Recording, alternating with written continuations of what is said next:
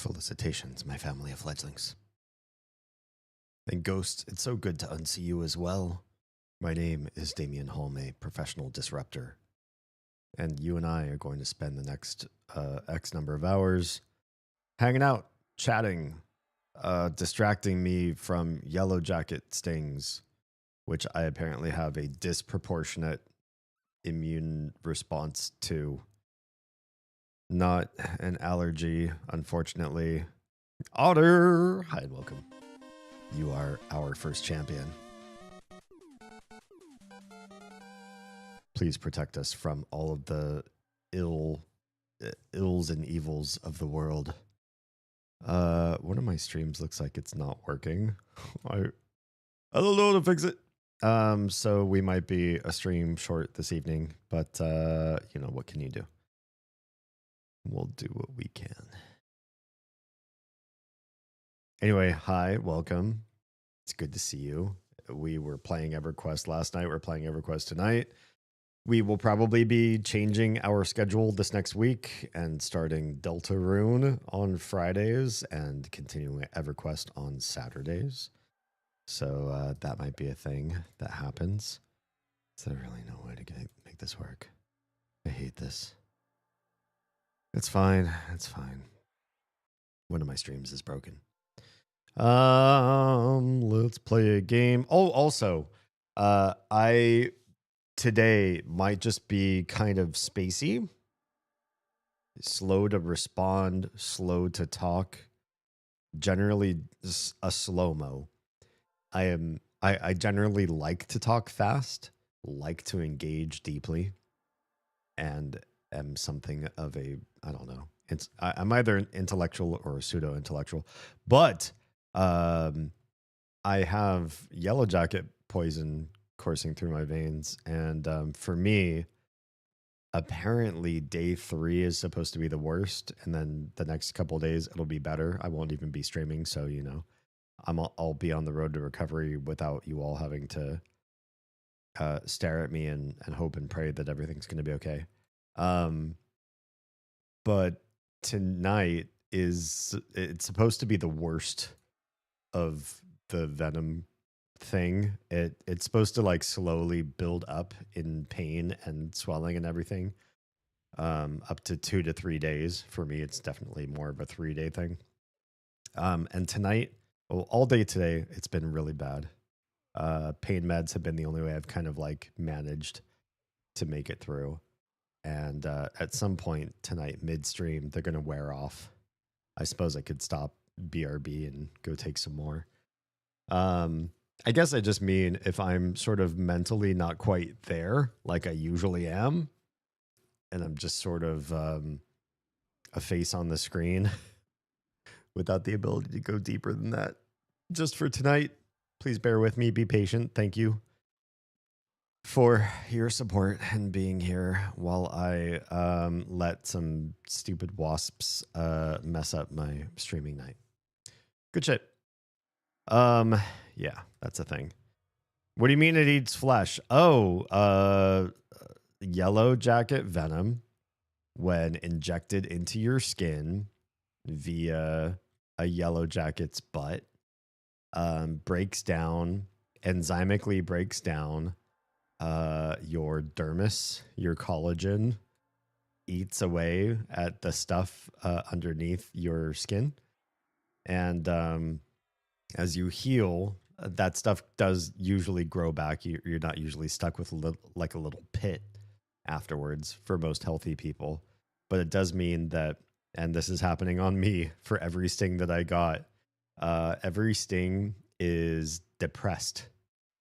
It's not because the area around is so inflamed that there's a divot where it's not inflamed. The inflammation has gone down, but the places where I've been stung are depressed down because the venom has chewed up part of my the stuff underneath my skin, and it has to grow back. Yeah, it actually has been eating my flesh. Deltarune, the Mother Like Fridays. Yes, it is happening. It'll be happening this next Friday. I asked you all yesterday if we should wait until Deltarune finishes, and you all said no. Start it now. Start it now and hit a dead end, which kind of sucks. But I mean, it's fine. I don't mind. I don't mind doing part of a story and then waiting for everything else to come out, everything else to finish. We're gonna pop in. We're already in EverQuest Legends, so let's transition here. And we're at the entrance to Lower Guck, which has a lot of people hanging out here. I can make my own instance of Lower Guck, so I don't have to deal with all of these yucksters. But we're going to see how live Lower Guck is first, just hanging out with other people. Maybe it won't be so bad. I do have a feeling, because I think the next thing I want from down here is an incredibly, what's the word I'm looking for? An incredibly popular item that we may want to go to a personal instance, which is possible. That's a thing that can happen. But first, I just want to see what it looks like with a bunch of other people. Last night, we went for an item that was apparently fairly popular because a bunch of people kept looking in on my room. But when they saw me there, they left it alone. And nobody went... I mean, they kept like coming back. So it means they also were not going into their own personal instance. It's kind of weird. Holy crap, that used up more than half my mana bar, or just about half my mana bar. That's some intense mana usage. Okay. Well, that's a thing. Do you want to save? Oh, no. I don't want to save. I want to load the travel bar. Yeah, the Mother-like games have been so good. Even Yume Nikki, which was kind of... I feel like it was a little bit Sigma cringe lord sort of game, but it was still a good game. It had a lot of heart behind it, even if it ended in a very like, now that you've played this game, here I want to show you this thing kind of ending. We want Invis versus Undead, or we're straight up not gonna have a good time. That's a thing. Okay. That is happening. Now then, you know, I know I just cast that on me. Just let me check and see if Instagram's doing the right thing. Can I do that on my own, from my own account? And will it work? Will I be able to see if I am live? It feels like maybe I can't.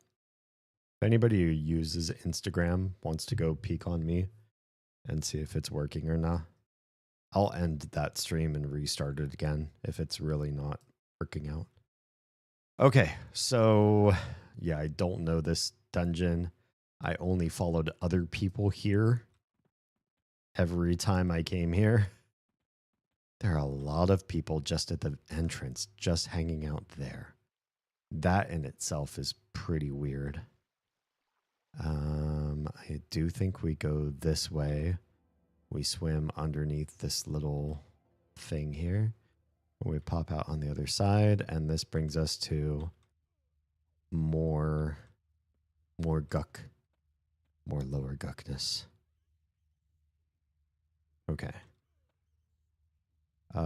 There's a dude fighting. See, this is why I kind of don't want to do the instance, because it's nice watching other people fight and like running into folks and meeting the world. These guys can't see me. Good. Here's another guy fighting. There's just, it feels more inclusive. Like I am a part of a greater world when we're all together in the same dungeon, hanging out, doing stuff together. There's nobody up there. So I need to figure out how to get north of here. Pardon. Is there no... Gosh, there's a lot of bone people. Did somebody find me? Are you guys fighting me? Oh, crap. Oh, I'm fighting. Okay. Well, we're going to fight. Apparently, yeah, my Invis versus Undead failed. Failed me. So we're going to fight these. They're pretty low level. One is 5 levels lower than me. The other one is my level. Being at my level, not a good look. That means you're probably going to take a lot of damage from me. I don't even have my full combat kit on right now because I have my hide and move fast kit on. And yet, I will probably decimate this particular fight. Oh, yes, the MMO is better when it's an MMO. I agree. I always found that it was a weird scenario to instance yourself away from the rest of the world just so you didn't have competition, just so you could get the loot you wanted and win the fights you wanted to fight. And to me, I don't know, it felt selfish. Be in a world with a bunch of other people, know the world with others. It makes more sense to me. If you're going to play a multiplayer game, experience the game with other people. Okay, so I don't know how to get to that area. Do we have to go over this way and then over that way?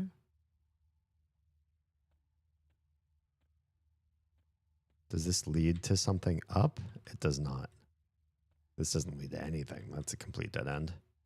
So trying to get to a new area of the dungeon where the flowing black silk sash lives. And that is a part of the game that I was led to before, but never got to of my own volition. Other people led me there. And I'm not sure how one gets to that part of the world. I don't think it's this way. Should we filter Z and try to find the way up there? No, if I filter Z, like I can't see how you would even get there in the first place. If you had to find an MMO that I care to play, I wish like Universe was still around. Oh, I never played that, but it seems like it would be a lot of fun. Everything Lego has always had so much love poured into it. People work so hard to make sure that those games were great, were outstanding. Maybe because the Lego name was on the line. I don't feel like this is going the right way. Maybe it is. Maybe it is. Maybe this is the right way. Spiders. Pardon me. There are certain IP that are surprising. You think like the people involved with this, they probably jumped into this genre or this world build. Oh yeah. We're back in the same room, but we're much higher up. Much higher up. I can see you down below where we used to be. This must be the way into the higher echelon of, I don't know, whatever fortress we're trying to break into. Maybe. Maybe not. Where the heck am I trying to go? This way? It's a gargoyle. That's different.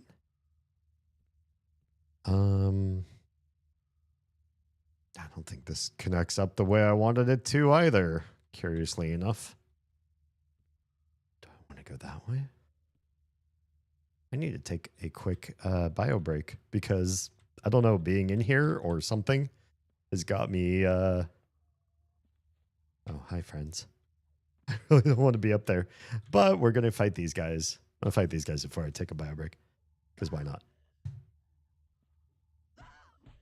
But surprisingly, there's certain... Oh, am I fighting everybody now? Why can't I... You must be standing? Oh, am I ducking because of this ladder? I don't love that. All right. I don't have my full combat kit, but I should be able to fight 2 yellows, which are higher level than me, and a blue, which is lower level than me.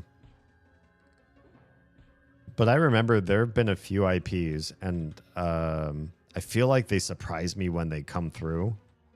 But like Lego, everything Lego has ever done as far as video games has been fantastic.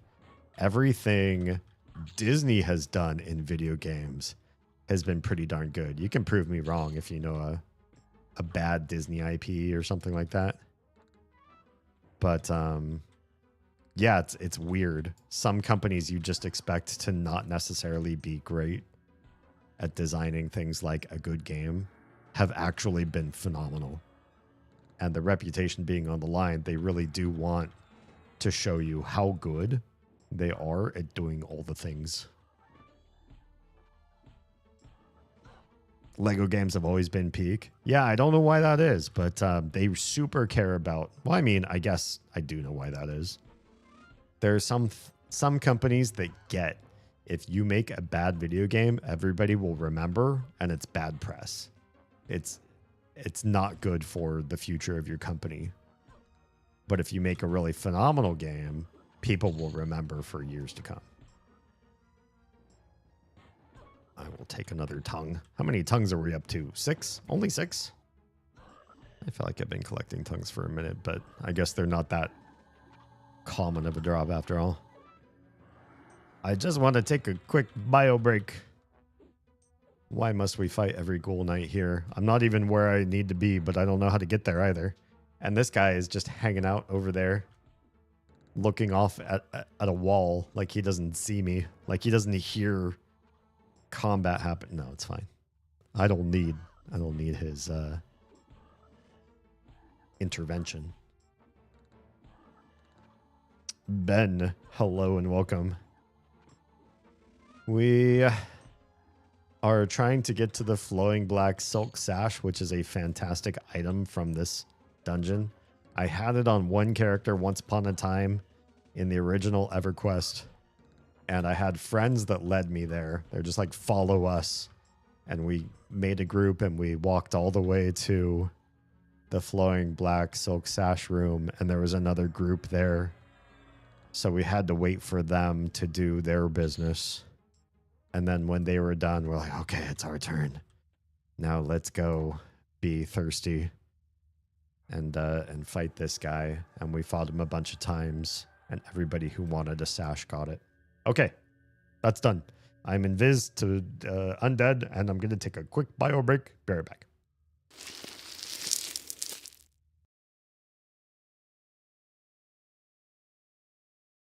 The night, that's like, you know, they're enriching themselves in some way. It's like they're also giving up sleep. Yeah, they're also harming themselves in their personal development. It's not great.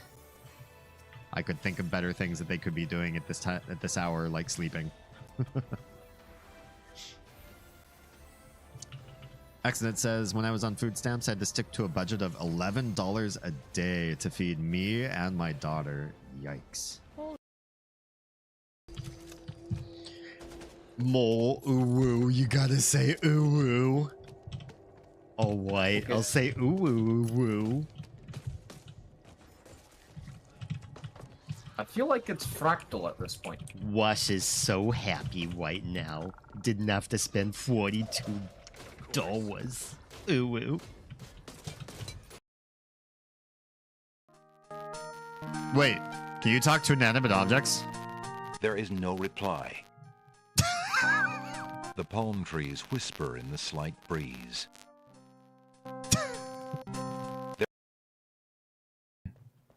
And you should vote for him because he's so great. What? Did I forgot my water? Hang on. I'm going to get my proper water because it's been a long time and I haven't had it on stream. So let's go to a BRB screen and let me properly hydrate.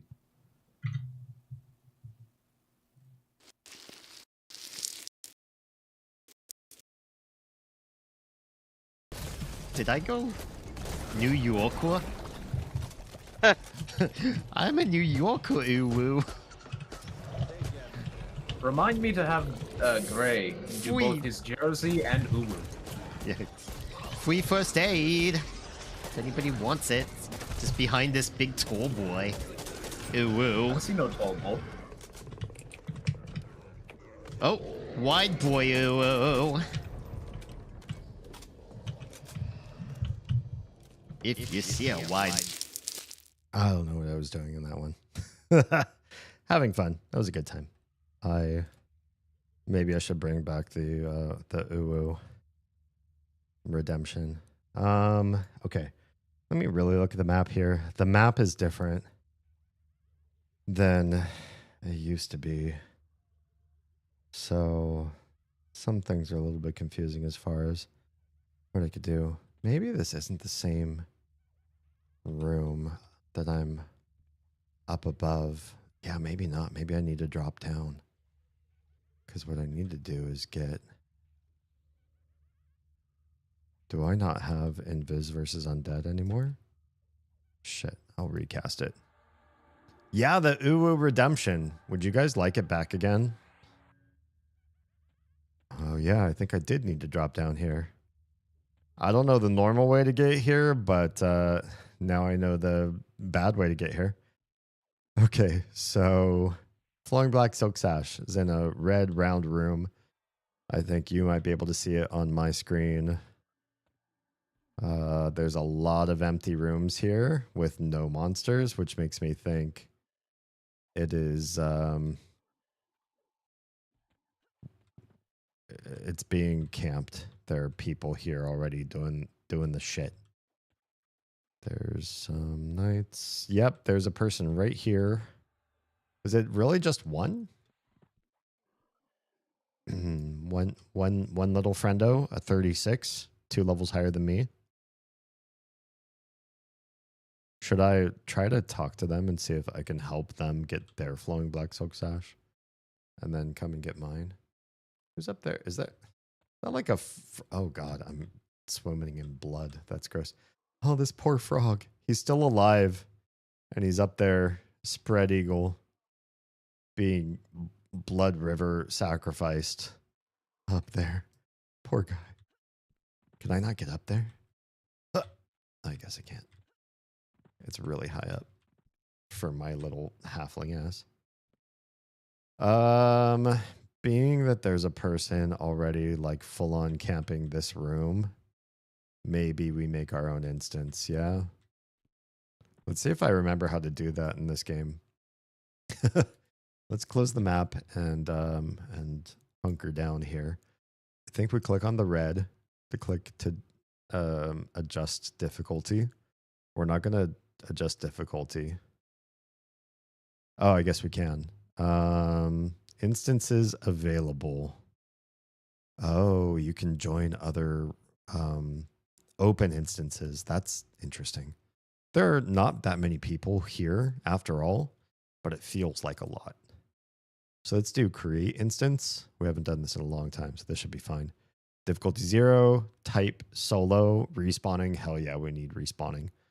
We have 2 charges. Let's hit create. Boop. Are you sure you want to create a solo instance? Hell yeah, we do. Because we don't want to fight with Menely. It's like Melanie, but misspelled. And hopefully it just teleports us in. The Ruins of Old Guck is, which is bad grammar, now available to you. Should be are now available. Ruins are, not ruins is. Yeah, I don't see... I feel like Instagram's doing weird shit. So let me quit that stream and start it over again. I don't know why it's being so weird. Do not discard. Oh, it was actually working this whole time. It was. Don't cancel. Hang tight. We're just gonna restart it again And apologies to all those people that can't hear me say apologies. But oh, it looks like we're starting right back at the very beginning. But we're also completely alone. So that's a thing. Instagram requires a new stream key every single time you stream. So I need to hit that. Start a new one. It was working.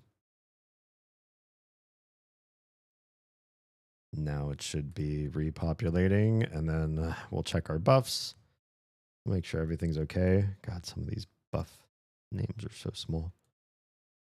It's hard to see if everything's still doing okay. Looks like it is.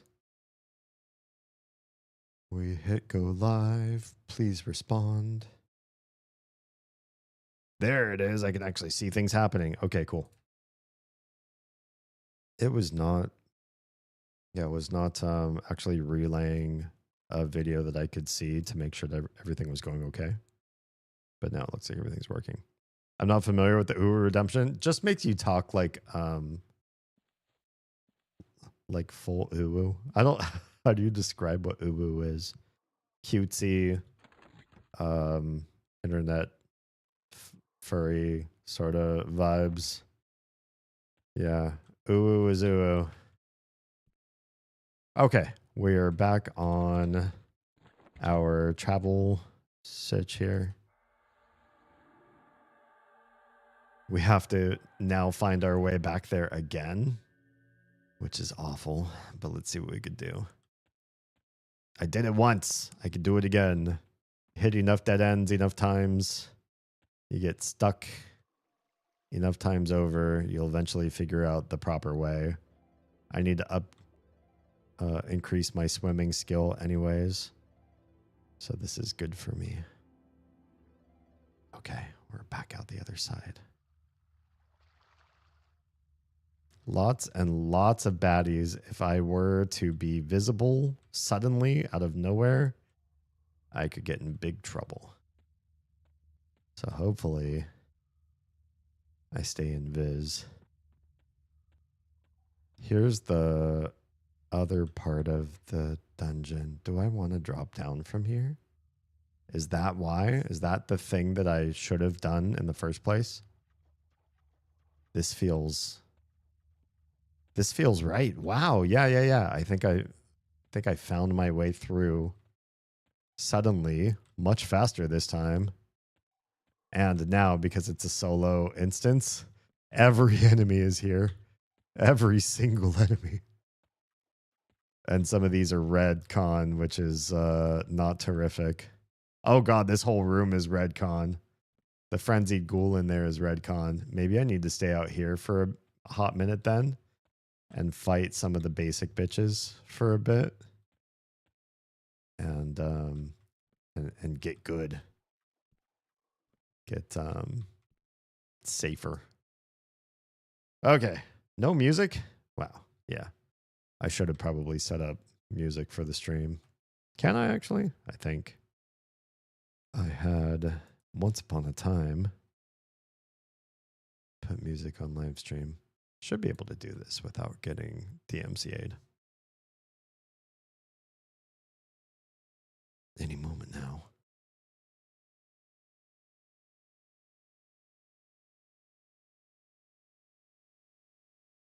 Let's try. Jesus. Why? That's so loud in my ears, and it's not coming through in any of y'all's ears. The worst. All right, listen, friendos. I'm probably going to get visible to undead here in a hot minute, but at the same time, music is not going to where it needs to. I rose to it for a while.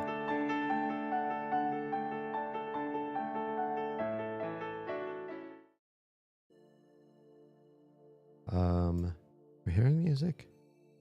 I think I'm hearing music. It's quiet in my ears, but it's there.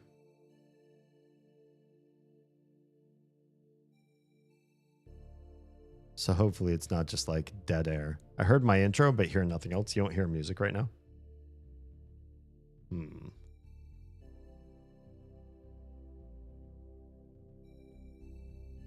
I'll get music to come through.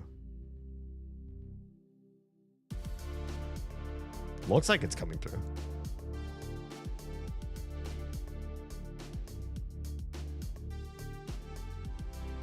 I'm all the way up. Now I hear it. Okay, great. I'm going to turn it down just a skosh. Seems a little bit on the loud side. It's soft.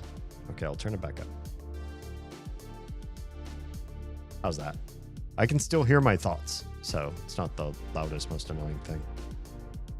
Oh, music. Music is here. Great. I'm just using some DMCA free music right now because I forget how my music is routed. And I super don't want to fuck this up and get demonetized. That's a lot of enemies in one room. Oh, I should probably turn off my travel spells and go to combat. It's just below my mic? Okay, great. Great. It's a little bit louder than that in my ears, which means I could probably do something different with the monitor. But I have to remind myself like how the hell to do that in the first place. But to start, yeah. As long as you all can hear me well over the music, then we're doing a good job. Oh, here, great. Are you? Oh, okay. No, never mind. Can we? How much higher level is that Ghoul Knight? Level 40, and I'm level 34, and he's a warrior. This is not ideal. But I do have Expel Undead. I added that to my hotbar because I figured fighting undead was that was probably a smart move. So let's see if I can instill one of these guys. Maybe then. Oh, he resisted. Okay. Well, hey, that's great. Hey, friendos, come with me to the corner over here, and I'll try to fight 3 of you at one time, and we'll see how the hell this works. The first guy, he's yellow, but he's only 2 levels higher than me. That shouldn't be too terrible. I do have some pretty good gear and AAs for higher level enemies. As long as I'm really just fighting 3, this shouldn't be the worst thing in the world. And I am cleric main, or cleric primary, I should say. So, I hope that means that what I am capable of is some really great healing while I fight a foursome now. Did not ask for 4, but 4 it is.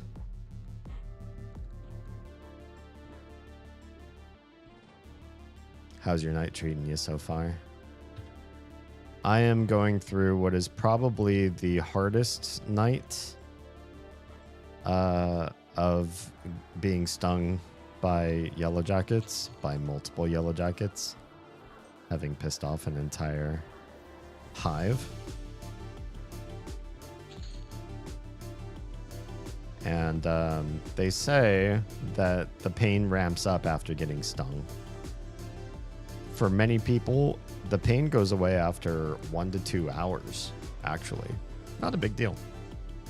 Some people, the pain and swelling and everything ramp up over the course of 24 to 48 hours, which is a lot. And then if you have large, what is it called? Large something response, LLR, you could be susceptible, similar to having an allergy, but not having the full anaphylactic shock and all of that, but just have a bad time, a worse time than most people. That can happen to you, and if that happens to you, you're in for maybe 72 hours of slow ramp up of pain. That's what happens to me. And the more times you get stung, the worse that gets, the worse the pain level. You might get a 4 out of 10 pain if you just get stung once, but multiple stings end up hurting more and more. And I got stung maybe 5, 6, 7 times, somewhere around there. It was not fun.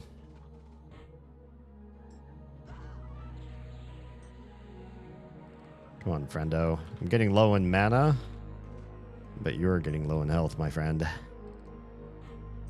This is a solo instance now that we're in. Should I turn off music in game if I have this music playing on the side? I feel like they're cacophonous to each other.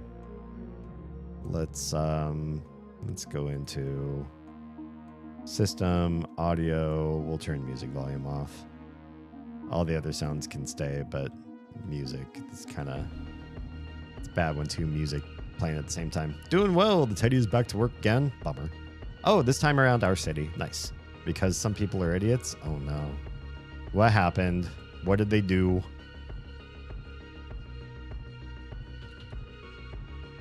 We should probably be able to fight this guy. I'm only at 75% health, or mana, sorry. But this guy's only 39. He's still yellow.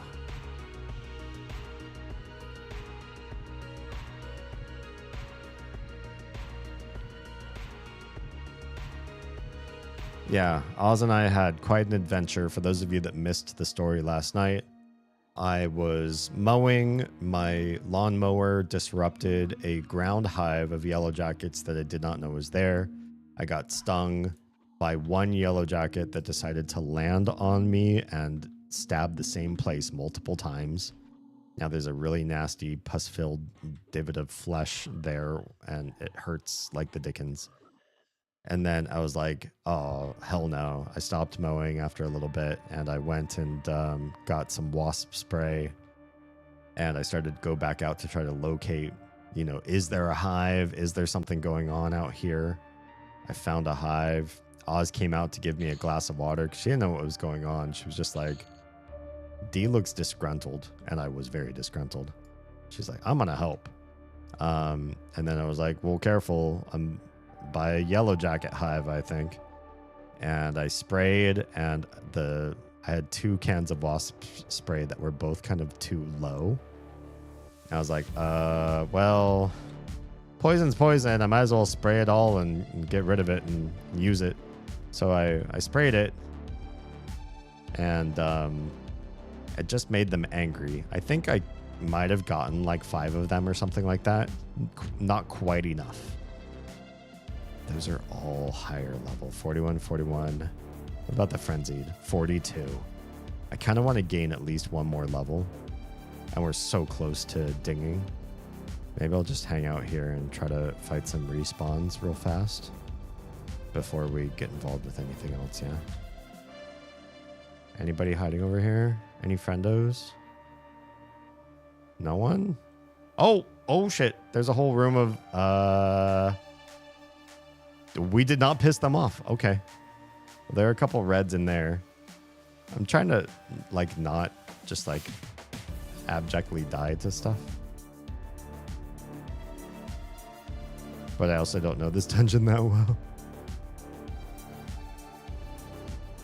well. Anyway, the remaining non-poisoned... Oh, shit. Non-poisoned, Yellowjackets got real mad, and they came at us, and I told Oz, run, run, run. She ran. Oh, shit. Of course. Of course you would be hiding a red around the corner from you. It's fine. It's just 2 for now. For now. Wizards, even though they're higher level than me, are generally going to be weaker. They're going to have a lot less health than I do, and I've got a lot of survivability built into this character. So do what you may. Fuck me. Now there's 3. All right. It's fine. It's fine. It's fine. We're going to do okay. We're going to get some really choice spells off here, and I'll be getting so much health. I'm in a solo instance, so nobody can help me.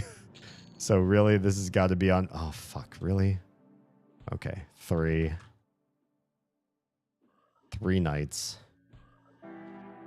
But I have a good amount of mana. Should be okay. Oz ran away like at light speed and fell because she tripped on the grass in the lawn, not because a Yellowjacket stung her. She fell and then just fell down and just stayed down. Maybe because she thought the Yellowjackets would leave her alone if she just stayed down, but also because I think she felt like she really hurt herself, which sucks. So she's down on the ground. She was really hurting because she fell on her arm wrong. And then I came over because she wasn't I was calling her name. She was not responding. I was like, oh, fuck, what's going on? Like, did she get stung 10 times and she's now unable to breathe? So I ran over to her and I was like, what's going on? And I think I brought some of the Yellowjackets with me that were pissed off from the hive. And one came over and stung her elbow. I did not level up, but I did get an AA point. So that really sucked that she got stung and really hurt her arm by falling down just wrong. I was like, oh crap, this really sucks. I'm sorry. But then I got stung a whole heck of a lot of times. And Oz apparently heals from Yellowjacket stings like normal. Like, it sucks. It's painful. It's annoying. But today, the stings don't bother her. So she's fine with it. But she really messed up her arm by falling on it. And me, I didn't fall, but a measly between 5 and 7 stings on me is wrecking me. The poison, the venom, sorry, is wrecking me. Yeah. Just people being stupid with their campfires. Oh, the Teddy has to manage people messing up just making a fire. That's so lame. Not smart in this dense of vegetation, so there's been scattered smaller fires all over the place. In summer too, it's like you gotta imagine it's a hot season. It's bad for uncontrolled fires. Just look up, just use your phone and look up how to do it. Make sure you make the right decisions before you take something like fire and everybody's livelihood into your own hands. Why can't I get up this? There we go. Huh. Oh, you're kidding me. I made it across before, no problem. So what is going on? Why can't... This is a very simple jump. Come on, Winnie.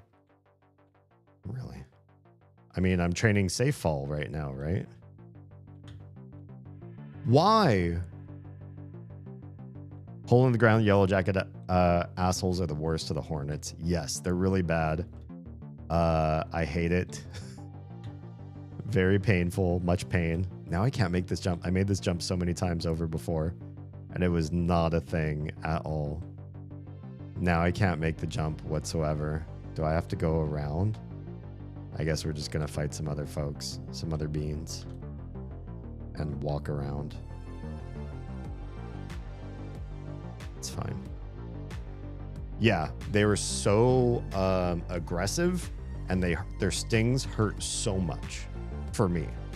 And I've been stung by other stuff. I've been stung by honeybees, carpenter bees, lots of different types of ants, fire ants in California, the Floridian red ants. I've had a lot of like nasty, horsefly bites. Like lots of nasty things have hurt me. Nasty insects. And it's like nothing has really compared to how much a Yellowjacket sting like lasts and lingers in my body. I'm just personally quite susceptible to that for some reason. I've been stung before. I'm one of those where it hurts like a bitch for a couple days, but that's about it. That's kind of what this is, but I'm on day 3, and for me, it seems like the Yellowjacket venom in particular is like a 3-day ramp up before it starts to cool down. So the next few days, I won't be streaming. Oh, there's the ding. Okay. Maybe we can go hop over to the... yeah, okay, this is a secret wall. Maybe we can hop over to the Flowing Black Silk Sash room now. The FBSS room. And see how it do. Everything's respawned back in, though. So we're going to have to do some fighting along the way just to make sure that we're safe. We're safe to get there. Don't do it. Whatever you're casting, don't cast it. I didn't want to cast Instill. Shit. Expel Undead. That's not it either. Force. That's the one. This wizard is 39, which means low hit point pool, but can really knock a wallop as they get spells off on you. He's local fire person instead. Yeah, I know it's part and parcel to what they do. I just I wish people were less dumb. Do we have another? I see another wizard back there. I feel like the answer is fight the 43. Why is there a 43 wizard in with my high 30s enemies? Must we? I got shit to do that does not involve fighting level 43 wizards.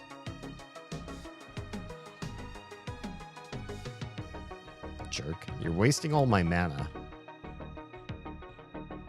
He's too far, slightly too far away to disarm too.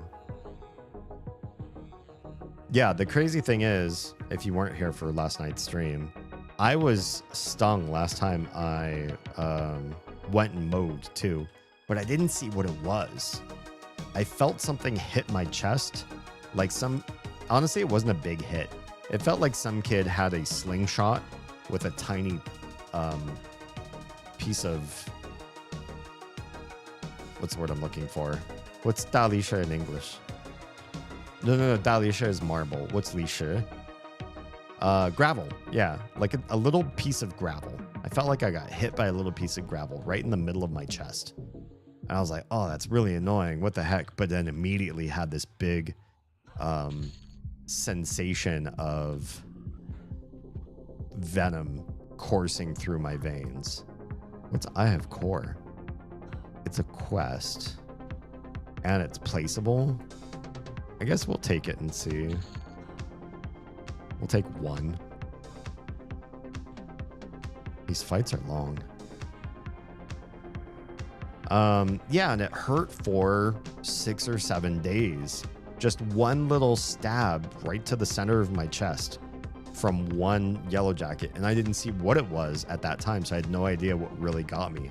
Was it a fire ant? Because we have fire ants in Georgia. They come from Florida. They're not indigenous.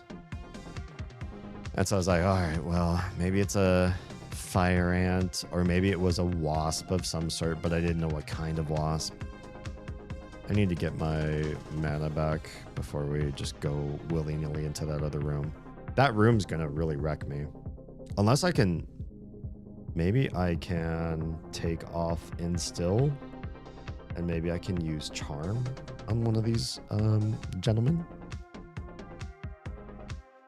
Or a BB from a BB gun. I have not personally been hit directly with a BB before, but I feel like you're right. Like it could have been the same sensation as a BB gun. That lowers aggro. Melody that charms the target, allowing you to command it. I think that's the one. Let's try this. I've never done Bardic charm before, but it's worth a shot to try. Let's see how well it does. Rod, hi and welcome. How's everything in your world? You doing the drown them in dishwater route? I want to. It was supposed to be last night and I missed the hole. That's so lame. So I was gonna try again tonight, but then we ran out of time before we had to start streaming, and yeah, now I don't know. Just got a new couch. I'm jealous. We were looking at couches and there's so many cool options. I really want to get a good nice couch. What did you get? What kind of couch? L shape, sectional? Yeah, good stuff. Good stuff. Can you take off the oh, I'm starting to lose buffs. can you take off the cushions and make a fort with it? That's a really important part of couches to me. I know that sounds silly, but I have lots of good memories of making couch forts. I have 4 brothers. I've definitely been shot with a BB gun. Oh no. And a pellet gun. Early reasoning for disliking guns. Super don't blame you for that. Modular. Perfect. Perfect. Making forts, pillow forts is the best. And especially like using pillows, not that great, but using the pillows off of couches, that's good stuff. Fort living room, hell yeah. I can't tell you how meaningful it is to me to be able to make forts in my living room. It's important. I spend a good amount of my college years doing that. Not in my own place, but at somebody else's house. Okay, can we do this room? We're level 35. That's a 41. That's a 42. That's a 41. We're going to get one of the bloodthirsty ghouls, and we're going to set it against the other bloodthirsty ghoul.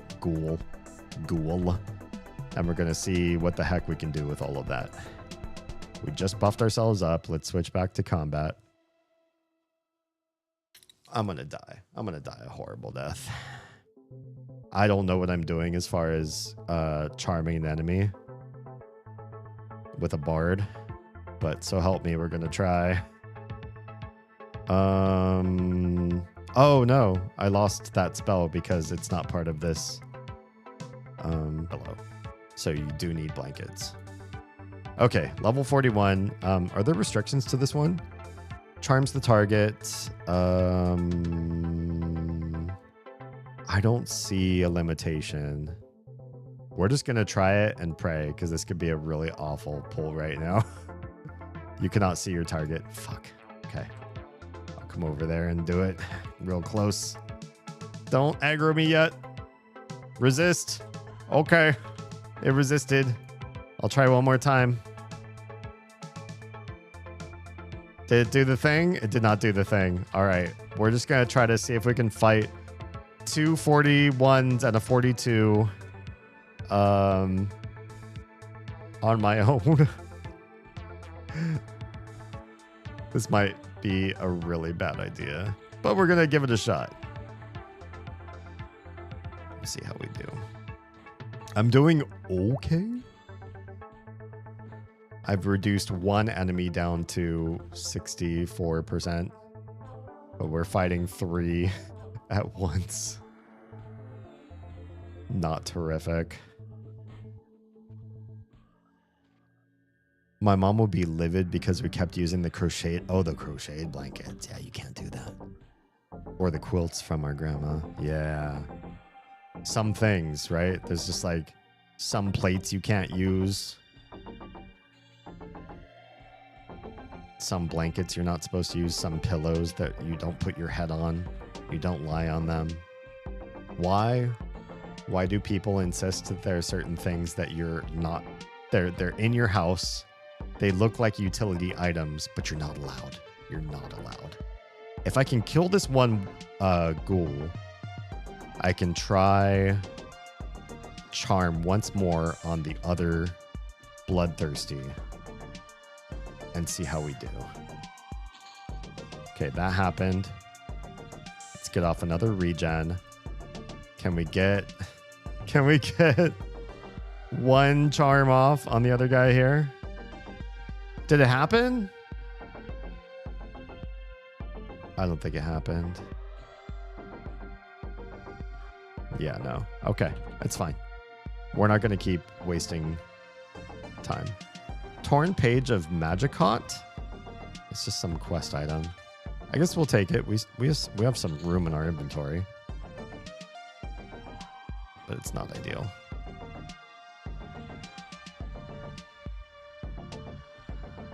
Yeah, one thing that really bothered me about Silent Gen and some older baby boomer gen is the sheer amount of items that they would acquire in their house that were non-utility. You were not allowed to extract utility from them. It is a pillow. It is a plate. It is an item, a tool, a something that you should be able to use, and you can't use it. You're not allowed. That's not for utility. That's for staring at. It's for prestige. I hate that. I really hate that idea, personally. I cannot believe we're surviving this. We are so tanky and so beefy and have so much survival built into this. Is that a Magicot page? Oh, it's the same page. We'll get rid of it. All right, it's just you and me, frenzied ghoul with the flowing black silk sash that I really want. We could probably stay and put this on camp and get some merge on this belt now. And also some good levels, because these guys are quite high level compared to me. We were too little to realize which were which. Whoops. So eventually she just gave us blankets for forts and hid the rest. That works. That's a good compromise, actually. That's a good parent. It's like, I see the need. I see what you guys want to do. And so we'll make it available for you to make your best fort, to live your best life, just not with the stuff that we care the most about.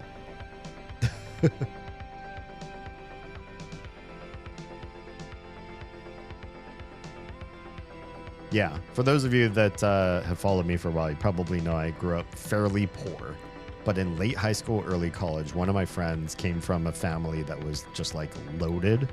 And we always felt kind of weird about hanging out at their house because it was fun and it was nice and we had a good time. Moonstone? I don't think I really want this. Extended range?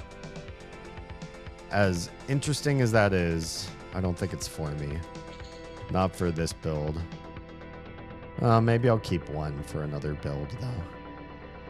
Can I save these slaves now? Oh, no. Did I kill that guy? Oh, shit. Sorry, little buddy. Maybe one of my bard spells did something, or I right-clicked him instead of the door. Yeah, I just lost Froglocks of Guck faction a little bit, but I'm getting so much positive faction with these guys. It's not a big deal, but still kind of sad. The idea of hanging out with some friend of yours, especially when you're early teen or late teens, early 20s, and their family is rich, it feels like you're exploiting, even if you're not. We were having a good time. We were all enjoying ourselves. And at the same time, in the back of our mind, it's like, how much time do you spend hanging out with a friend like this without them feeling like, oh, you're just here for my parents' money or whatever. And so it's an awkward balance to strike. We really did like this friend. I just wanted to make sure that they felt like they were liked for who they were. And not just because their parents had money to show us a good time. But they had this really big L-shaped sectional couch that you could pull all of the seat cushions out of and all of the back cushions out of. And you could make a whole world of pillow fort out of it. And we grabbed a couple like large sheet blanket sort of things. In addition to that, it was just... it was great times. We made our own little worlds out of those pillows.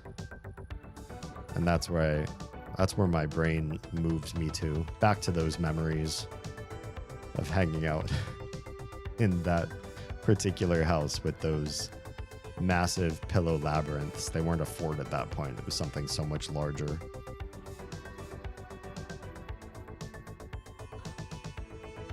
Yeah, it was good times. I'm still in touch with that friend, albeit more limited these days. Like a lot of people, when you were friends in high school and college, and then you start getting busy as an adult, you either have to really work to be friendly with each other, or you probably just let most of them drop off and out of your world at some point.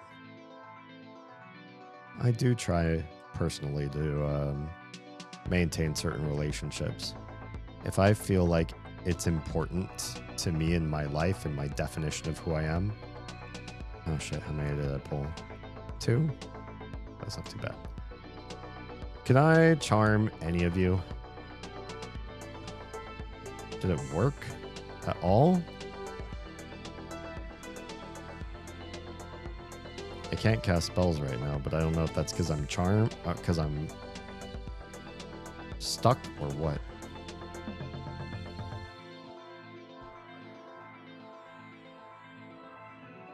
Gotta get some heals in. These guys are actually hurting me. Just 2. Just 2 little guys. 2 little friendos. Are there 3 of you? There are 3 of them. Bastards.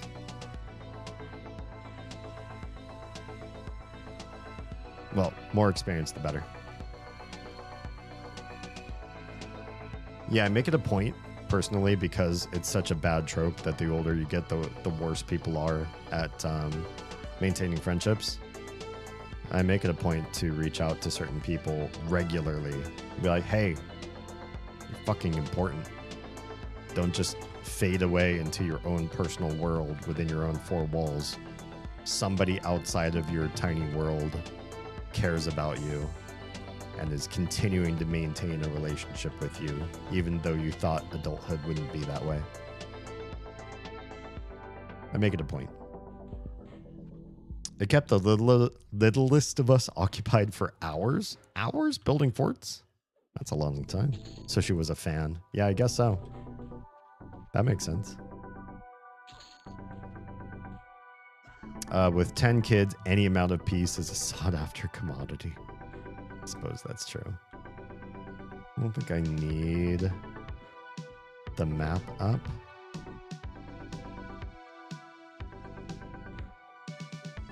But I am nervous about respawns. I should probably figure out what the respawn rate is in this dungeon. It's been 7 minutes everywhere I've been so far. Hereabouts, thereabouts. So maybe I should set a like a 6 3/4 minute timer or something. Make sure that I have a rough estimate as to when things are going to happen. Let's do that. Let me pull up my phone.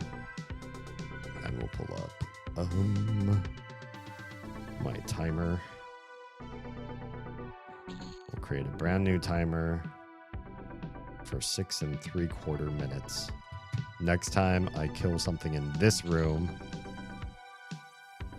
I will set the timer and see if it's fairly accurate or not.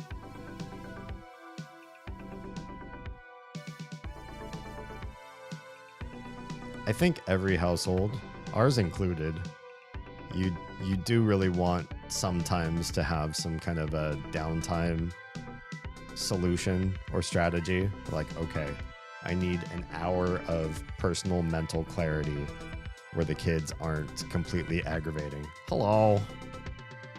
This is the respawn I was looking for. If I can fight and kill you and then set the timer, then I will know when this room starts to respawn. How dare you root me, jerk.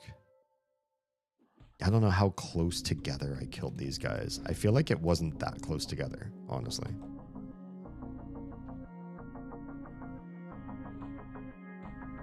But yeah, even with the crotch goblins, we have some tactics of things that we do for or with them to sort of give ourselves a little bit of downtime. But I think the majority of what we do is Oz and I step in for each other. If one of us is looking kind of haggard because the kids are really taking their toll, we usually can see that from afar or before it gets to be too much. And we're like, hey, why don't you go take a shower, lock the door, and make, hide in your own little world. Just use the shower as a place to like surf the internet and chill. Oh, right. My timer. The thing died. Set a timer. Boop. Timer set. And we'll see if it is 7 minutes in here too. Hi, friend. I'm gonna fight you because fighting one of you in the room alone is pretty fantastic.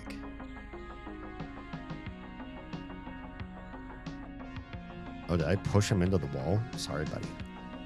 Didn't mean it. Yeah, we do a lot of trading out here.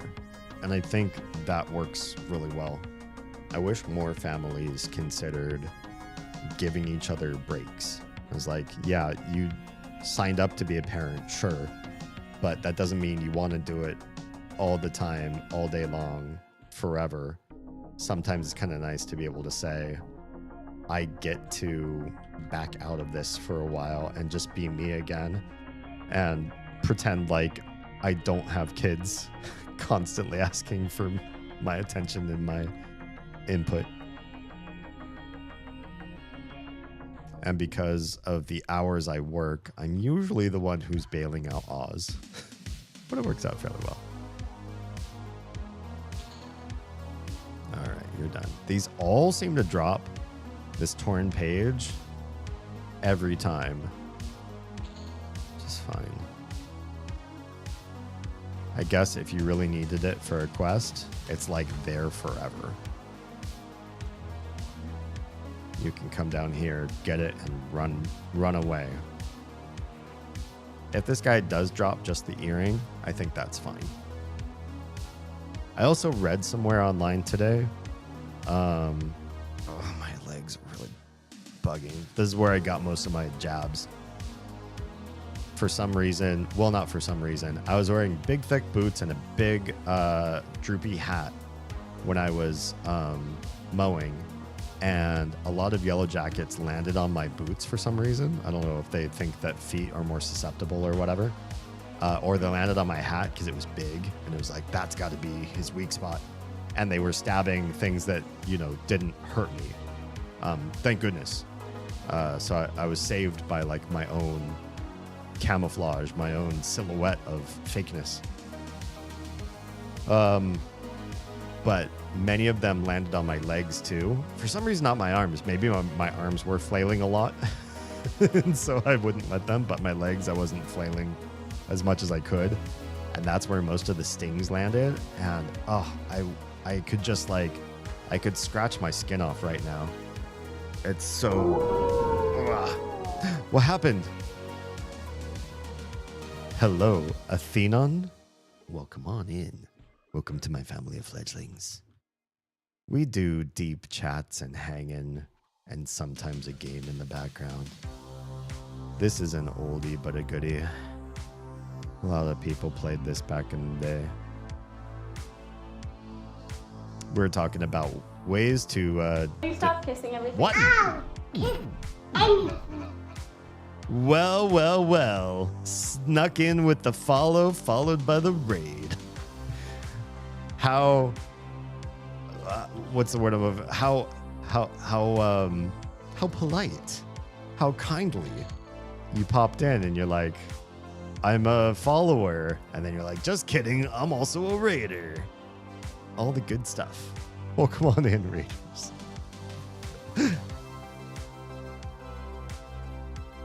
Howdy, man. How's it going? Got to level 20 tonight. Oh, good stuff. Yeah. Congratulations. These levels go fast. I can tell you that. They are very, very fast. Let's do a shout out. What are you playing? What's your race 3 classes? What you got going on so far? Let's do a quick shout out.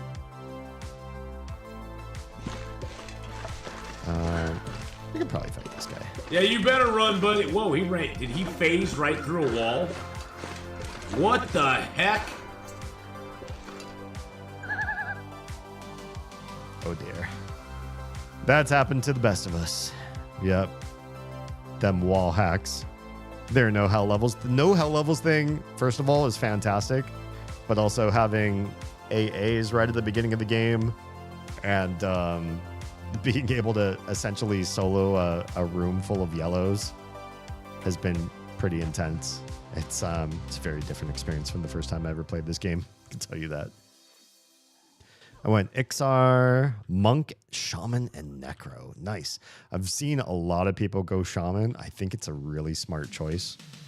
I don't know if it's going to be the next thing I do. I might try Caster Trio next. Maybe something like Mage, Wizard, and Enchanter just to see how the three pull together. But yeah, that sounds like a really great combo. Necro's got to be great too. The survivability built into that. I mean, nothing's going to really be able to stop you. Mainly went Necro because I Necroed an EQ back in the day. That's why I added Bard to mine. I was a Halfling Warrior at some point. I didn't get very high or like very far in the game with that warrior, but everybody knew me and loved me because I was tiny and a warrior. And I guess back in the day that I did that, nobody expected a halfling to ever be a warrior. Also, it's kind of a little bit of a mismatch of stats, but I didn't mind. I had fun doing it. What's my timer on the room? It says it should be maybe 30 seconds for the next spawns. Maybe I'll just hang out here until this guy comes up, if he does. So I remade the halfling warrior again, but then I added cleric because I don't know, I've never been cleric before. And then bard because I do know bard. I played a lot of the game as bard, actually. I have like 6 AAs banked right now. Got to figure out where those go. Get them in now, or spend them now, and reap the benefits of having them. Shaman is a great buffer and debuffer. Yes, I remember that. I don't think I ever played one to very high level, but I remember every time I ended up in a group with one, it was good stuff. In EQ1, I duoed with a Shaman friend and my Necro. We could solo loading before we should have. Shaman and Necro would be basically unstoppable. Just absolute, like, pure ruining the enemy so that they can't do anything at all. And then you just survive forever. It doesn't matter how bad they hurt. There's no way they'll do enough damage to you to beat you. Where you're at right now, this is Lower Guck. This is a dungeon that when I first played EverQuest, friends took me here to fight some stuff. But I don't really remember the dungeon. I just remember being walked through. Like, I followed other friends who knew the dungeon well. They took me to a room. We camped in the room. I got loot. And then we never came back here again. I didn't spend a lot of time leveling in here, so I don't really know the area that well. But I found this room thanks to maps and websites and everything, Project 1999. And there's supposed to be a really great haste belt here, which for all melee classes in the future, I'm going to want this belt. And I have the belt now, actually, but I'm going to stay and probably merge it with a few other belts.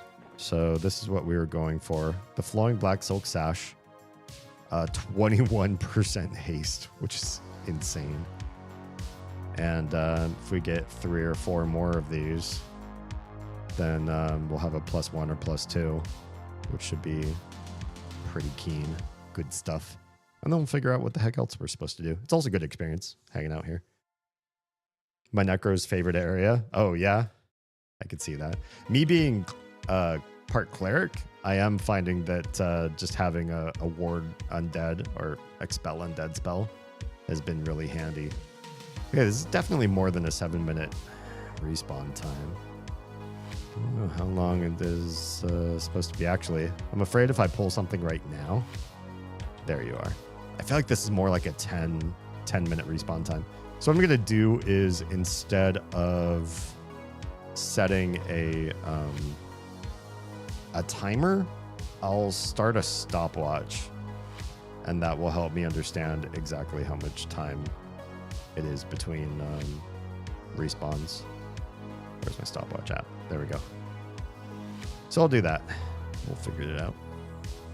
I could probably look this up somewhere online. I just don't know all the EverQuest Legends website resources right now. The merge thing is so awesome. It's been really nice. I haven't spent a lot of time farming the same item multiple times, but recently, like in the last 5 levels or so, I have found the enemy, camped them, and then stayed for maybe 2 or 3 or 4 more spawns just to get that little bit extra merge, and I might come back if something's really gonna like stick around for level 50. I might come back to those spawns and get more merge. Merge is really nice. That flowing black silk sash is so OP. I tend to get it from my monk. Hell yeah. Have a great night. Have a blast. Thanks so much. I appreciate the raid. Thanks for trusting me with your followers, as misaligned as that is to send them my way. But yeah, for all of you that are watching, I am Damian Holme. I'm a variety streamer. We generally chat more than we play games. And please follow, lurk, do whatever you got to do. But if you've been online for a significant amount of time, go take some self-care, make a sandwich, take a shower, take your meds, do whatever the thing is you need to do to make yourself more human. It's a harsh world out there if you don't. And all of your support everywhere is greatly appreciated. I'm on almost every social medium. I stream on 5.5 different platforms live. So if you found me on one platform, you could probably find me just about everywhere else. And we are doing this professionally. My wife and I both do this for a living. So any and all support you can render helps keep the lights on and the kids fed. So thanks for popping in. All right. I think it's probably going to be a 10-minute spawn. So we'll get the next spawn of the Frenzied, and then we'll figure out what the heck we're supposed to do. Did my stopwatch not work? Oh, I hate this. Brutal.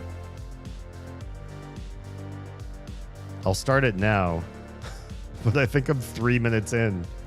I swore I went to my stopwatch app and I swore I hit start. And now when I look at it, it was just stopped.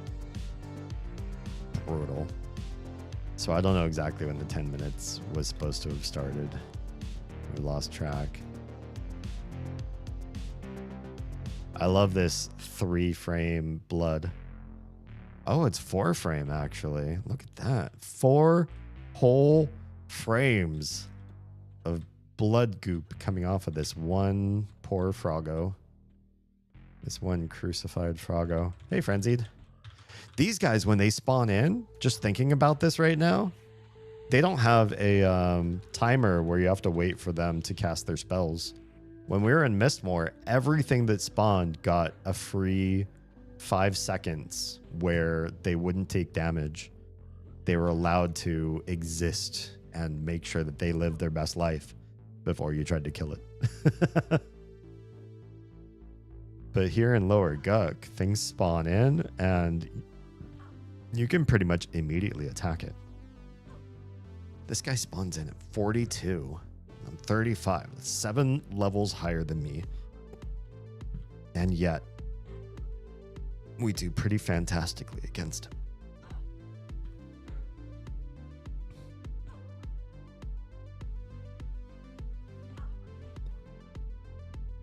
You're not really making me cast a lot of spells, so maybe I should be expelling undead on you and getting rid of you as fast as I can. Clerics are the wizards of the undead world, after all. Can you come out here and not inside of that cage? Yeah, I feel like the more expel undeads I do, the faster this guy goes down, as opposed to my puny one-hand sword attack. We're going to go ahead and loot the Moonstone Ring this time. It's not great for my current build, but when we do the triple caster build at some point, it might be much more up my alley. Let's see who we can pull in this room. have more fun with more friends. Did you bring any friends with you? You did. You did. There's a wizard. Should we fight the wizard first?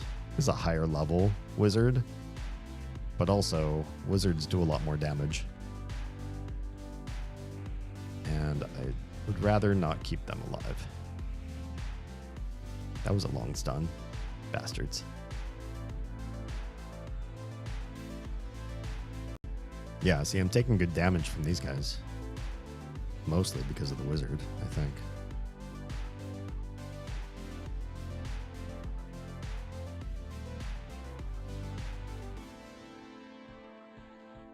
Oh, wizard. Why must we do it this way? You're using up so much of my mana.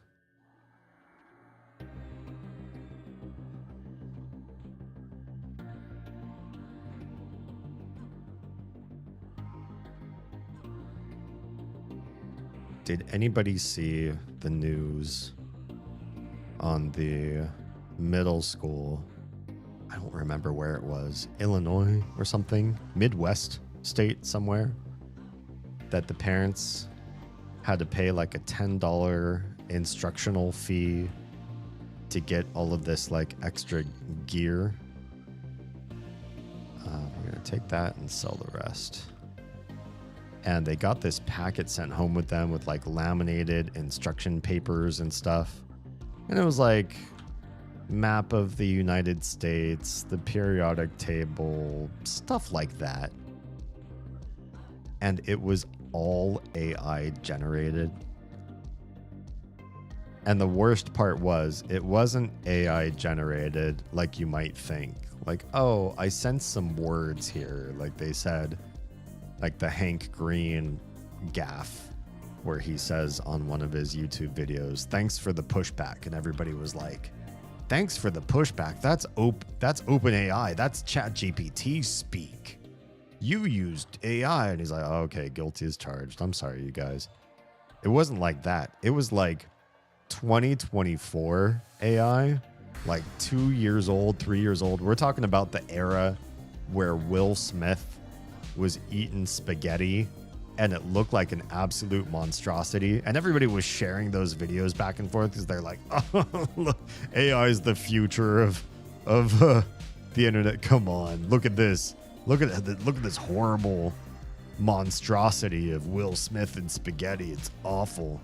And then people started making compilations of here's Will Smith in 2025, here's Will Smith in 2026.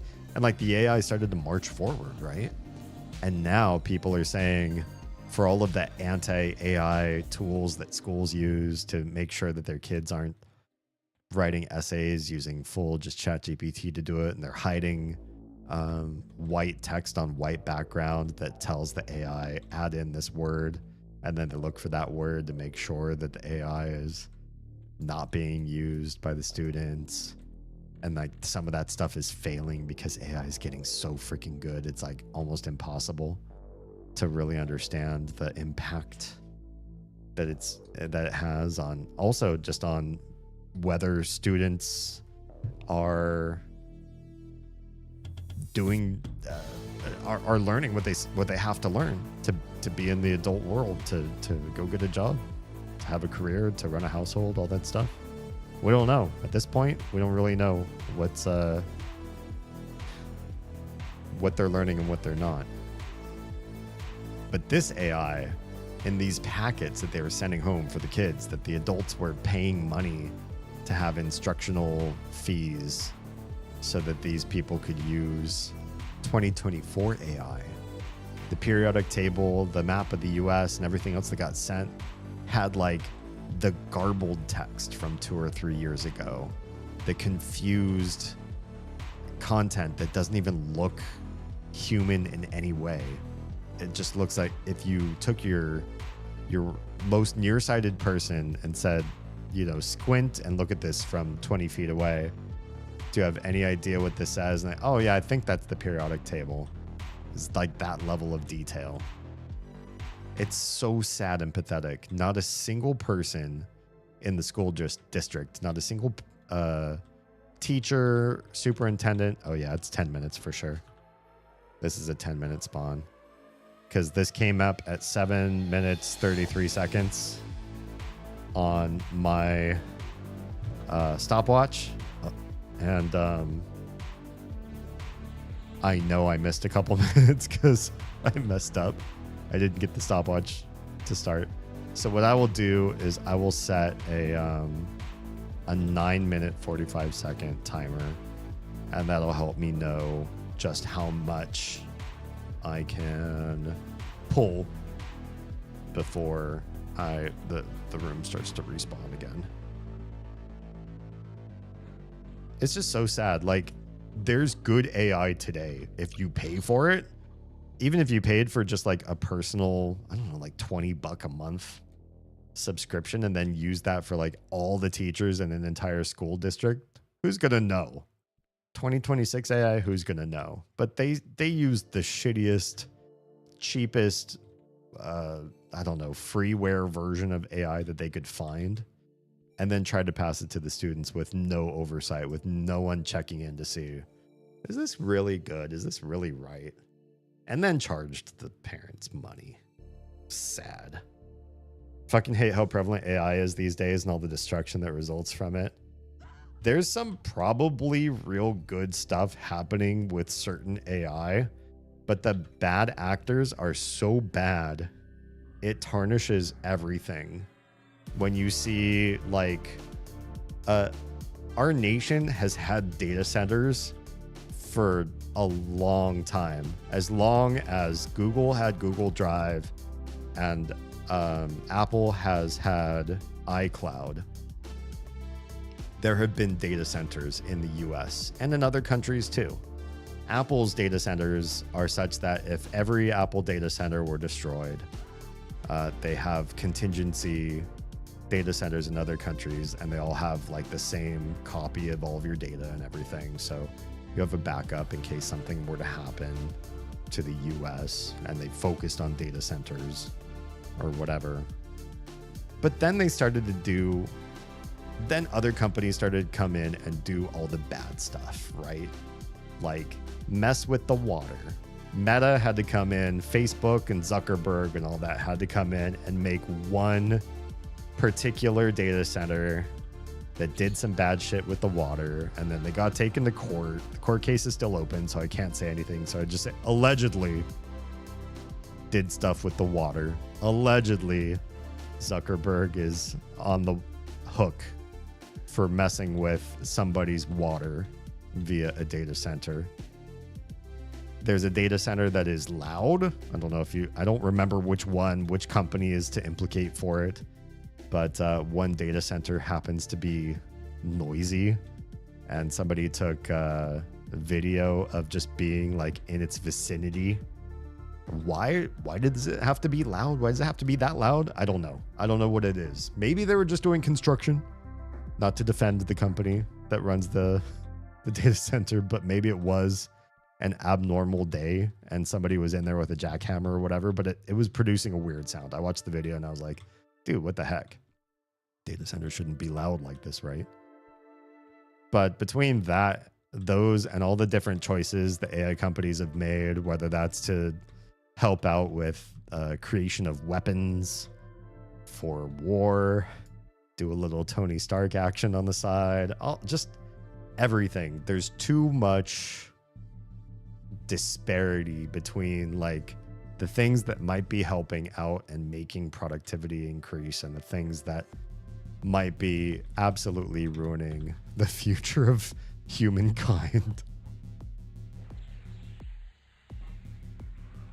If we could only make the world of computations and big data a little bit more sure that the stuff that we were getting out of this deal was all good and not this mixed bag of tricks.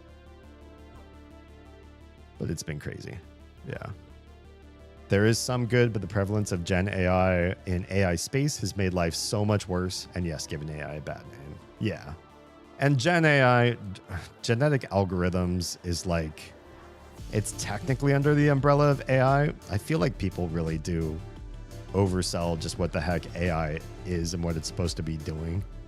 But generative genetic algorithms and large language models, while under the overall umbrella of AI, is probably not doing nearly as much as people think it really is, as far as advancing humankind and like growing and thinking in ways that we can't, and solving problems we didn't know existed, and coming up with novel solutions and inventions.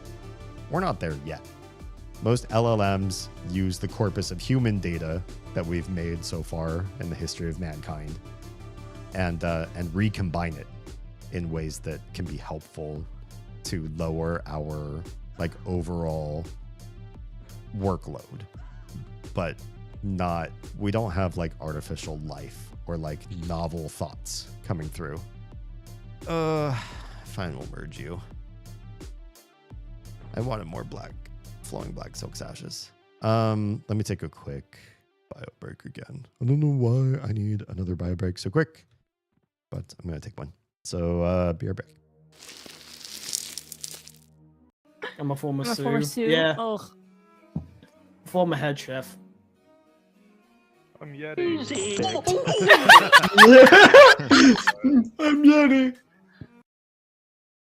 Let's give that guy those things and teleport back to the very first city that we discovered in the game. Just kidding. It is pronounced Onet. I did check the Japanese pronunciation. And in Japanese, when you go to this first town, they pronounce it Onetto. Onetto. So, Onet. Who is this guy? Fuck. So I think she was into me, butthead. Oh, shit. Yeah. It's a Big literal fuck you, Beavis and Beavis. Butthead role Come playing.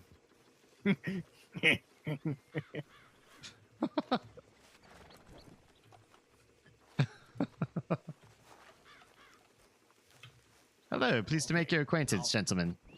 Go inside. This wagon rules. Oh my god. Whoa! I'm in This the is cockpit. awesome. You said cock. Fuck. Whoa! This rules. I had no idea anybody would ever try this in the game. Where is he going?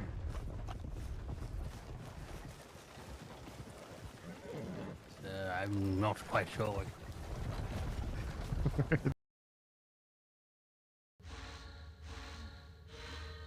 There it is. You have succeeded. Oh my god. I can feel the ancestors' wisdom at work. I can feel more than that. Pay attention, for you will never see this revelation again. Okay. Let's pay attention, everybody. Pay attention. Pay attention. Oh, hi. Can we take a picture of that? Can we take a picture of that? What just happened? No, no, no, no, no, no. No, no, no. I didn't see it. All right, I'm back. That was an awful moment. That game has a... Oh, do you just walk in here? Wow. Bold. That game had a feature where you could take pictures of the content that you were engaged in. And it was like, yeah, if you really need to see something for a later puzzle, then you need to have either a little notebook on the side that you are working off of, or the game needs to provide you tools to remember all the things. And so I was like, okay, that's fine. The in-game camera served me well and solved a lot of puzzles with me. And then when you get to that cutscene and they show you this really important thing that you need for later, I think you needed it for later anyways, they disabled your ability to use the camera. You bastards. Okay, how are we on timer? 1 more minute. Okay, we'll probably just hang. Minute and 15 seconds, I guess. Yeah. Data centers are also taking land from agriculture. Are they though? I think it depends on the area. Some of the data centers I know that landed in Georgia. They got some really sweet tax rebate deals, so they're definitely like living off the people and the land for cheap, at least for the interim. They're all set to expire at some point, but then as a result, there was a big anti-corruption investigation, and a lot of the governments that were bringing in data centers were sort of held to higher accountability than they were. There it is. Yeah, I think it was a 10-minute, basically a 10-minute timer. Oh, no. Cancel. I'm not ready to start you again. But a number of those places, it wasn't agriculture per se, as it was just like defunct land. Or if it was originally agriculture, it was like places that were sort of abandoned or not producing stuff that was necessarily like food-based agriculture. The QTS data center that happened outside of Georgia that got a lot of news for a number of reasons. They had like a mini documentary on them. I looked into this because I was just kind of curious. They were built on a tree nursery. So was it agricultural land? Yeah, it was. Was it like useful land? They weren't selling those trees anymore. Like I think the company stopped or abandoned the trees, and it was just a bunch of trees planted to sell that they then stopped selling. And so the land wasn't really being used for anything. But I can't say that about every data center as far as the utility of the land that they ended up taking over. Polluting the water for the remaining farms. So the Meta data center was definitely accused and has allegedly been affecting the water, pending court case. So, you know, the courts will tell us exactly what happened there. But data centers are not above the law as far as what they're able to do with local water. And so if they have wastewater that has to be released out in some sort of way, they're subject to all the same rules and regulations that other businesses are too. There's no sweetheart deals that can protect them from Environmental Protection Act and that sort of thing. They've got to play by the rules. That's not part of the sweetheart exemptions that they're part of. Most of those exemptions are for property taxes and that kind of thing to incentivize them, you know, come to my state sort of thing. Not to mention the now de-spining and pulping of books en masse. I looked into that one too. We are trying to build our own like library in a fourth of our house, so books are very near and dear to us. They mean a whole heck of a lot. Oh crap, I'm missing almost all my buffs. Shit, I better rebuff before we fight the big guy. Well, I don't know if I can. The one company, was it who does Claude? That's the one that was accused of doing a lot of the pulping of books. Anthropic, is that their name? They're the ones that got put under the coals, and they have a court case as well for their project Pegasus or whatever it's called. And their idea was grab a bunch of books, scan them in, and then destroy the books. And I think the fear is when you destroy a bunch of books, you remove people's access to those books, to that knowledge in the first place. And so there was an investigation done with this particular company to say, you know, are they in here destroying books that are limited of resource? Is this like a limited print? There's only 5 books in the world. Anthropic bought one, and now they trashed the book, and now the access to that information is even more limited than it already was before. And to their credit as a company, the scanning procedure of scanning and then destroying the book afterwards is actually a standard in the industry. They're not doing anything particularly new and shiesty. But the real question is, were they destroying books that are incredibly hard to replace and therefore developing a monopoly on the world's information and how we have access to it? And could they manipulate information because they're one of the sole resources to that information? And they generally had just been buying, not generally, I should say, they've been exclusively buying books that were in mass publication.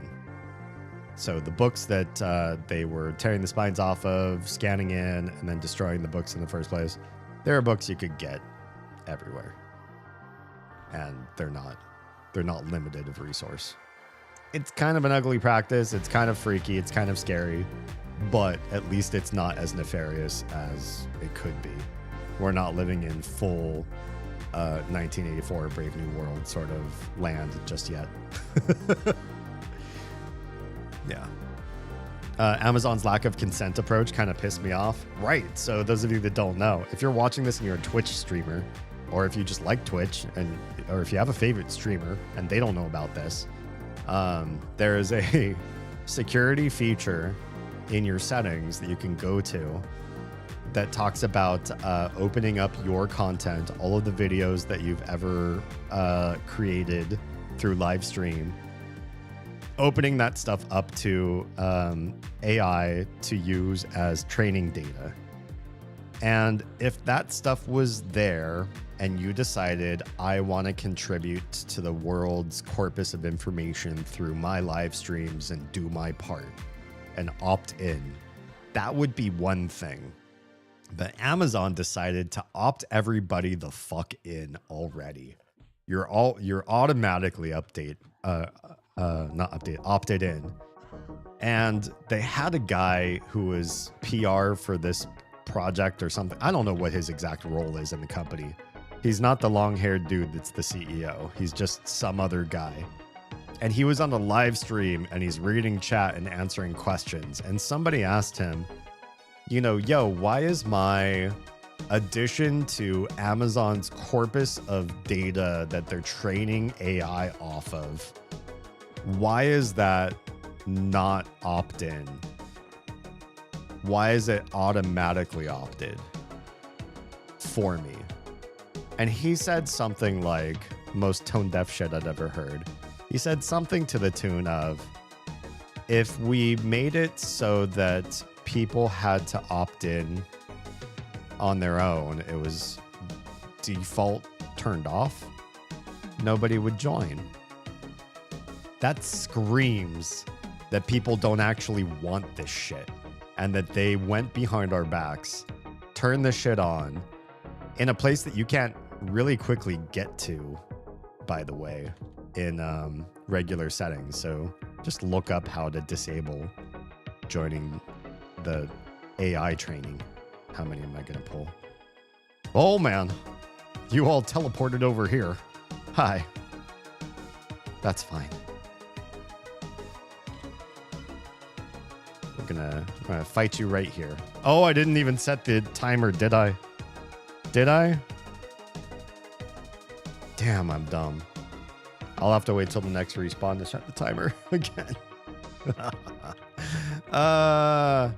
Yeah, Tro has the steps. Yeah, if you could link them, that'd be great. If anybody's watching, you know, they'd have a quick resource as to how to make sure that they can opt out. But the fact that they know that if you didn't have it on, you wouldn't join. They know shit. They know it's unpopular. They know, regardless of what you think about AI, you probably wouldn't be the one to opt in if given the choice. Say they don't give you they give you the choice to opt out. I was going to say they don't give you the choice. They do give you a choice. But the choice is, we've put you in, you can take you out if you want.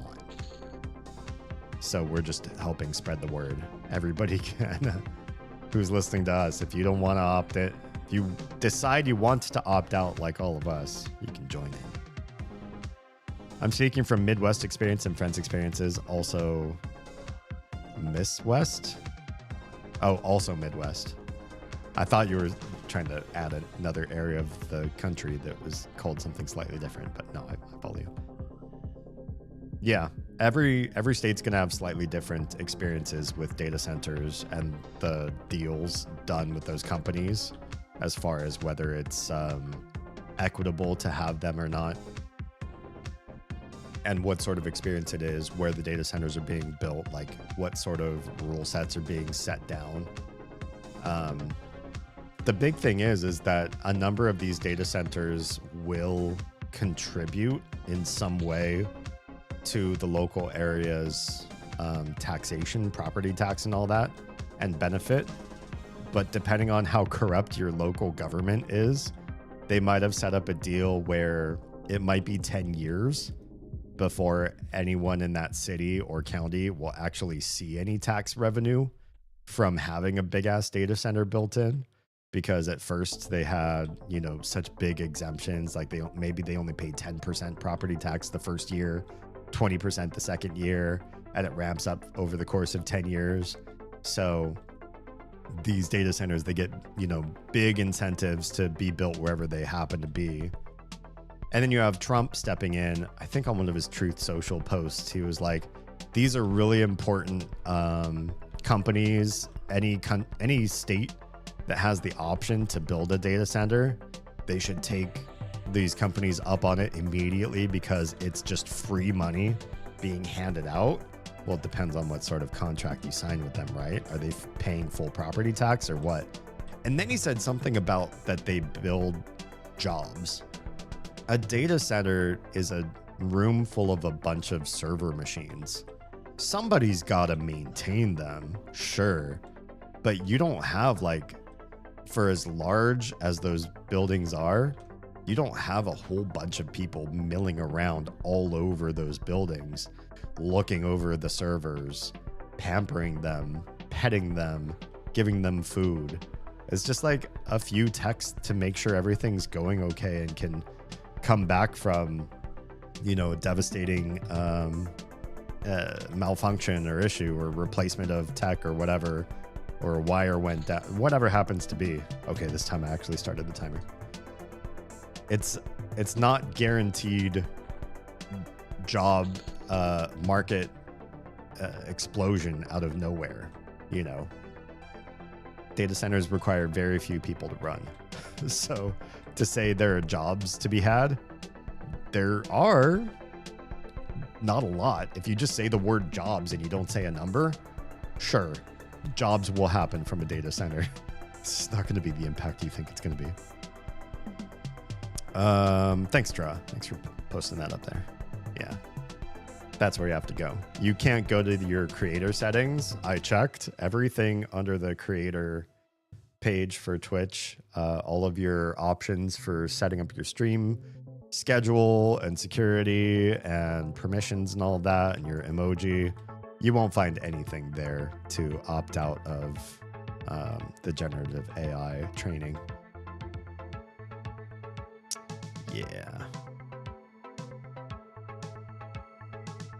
I feel like I have a pretty good what's the word I'm looking, not disparity, just the separation that I built between these spawns is pretty nice.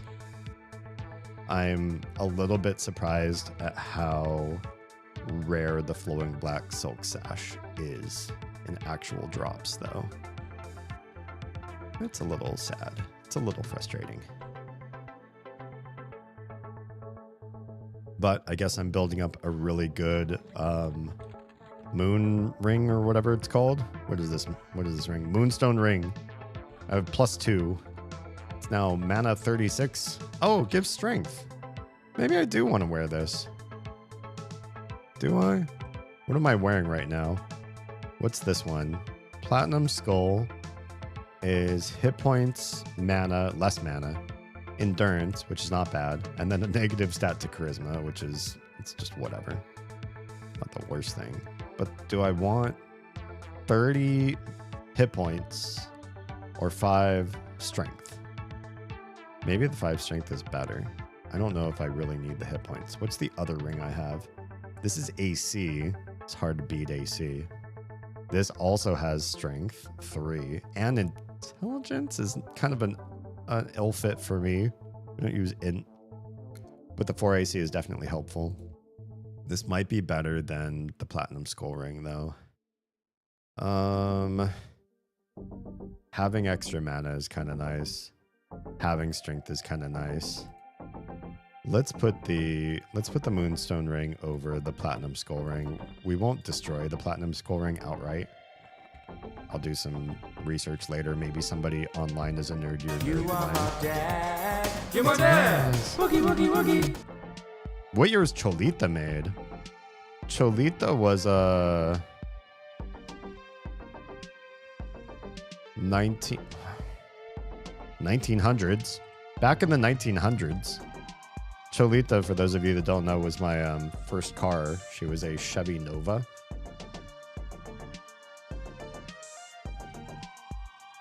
God, I don't know. I don't think it was an 80s vehicle. I kind of want to say 90s. Maybe 95 if I had to take a guess. But I'm kind of bereft of the whole. Yeah, I don't know if I really remember. I don't even know if I have paperwork on her anymore. Not that I would need to keep it. But yeah, my best guess, I'm just going to guess at 95 or something like that. Yeah, it was a secondhand vehicle. Some dude who passed away, his wife didn't want the car anymore, and she sold it for like $500, just like a whatever amount. Like, just get this. I'm not going to use it. Just get it away kind of money. Tro says the way they're acting about it wouldn't surprise me if they made it a condition of becoming partner. Imagine that. Join our partner program. All you have to do is be part of our AI corpus. Crazy. I feel like that could happen, though. That's not so far off from our timeline, our current timeline.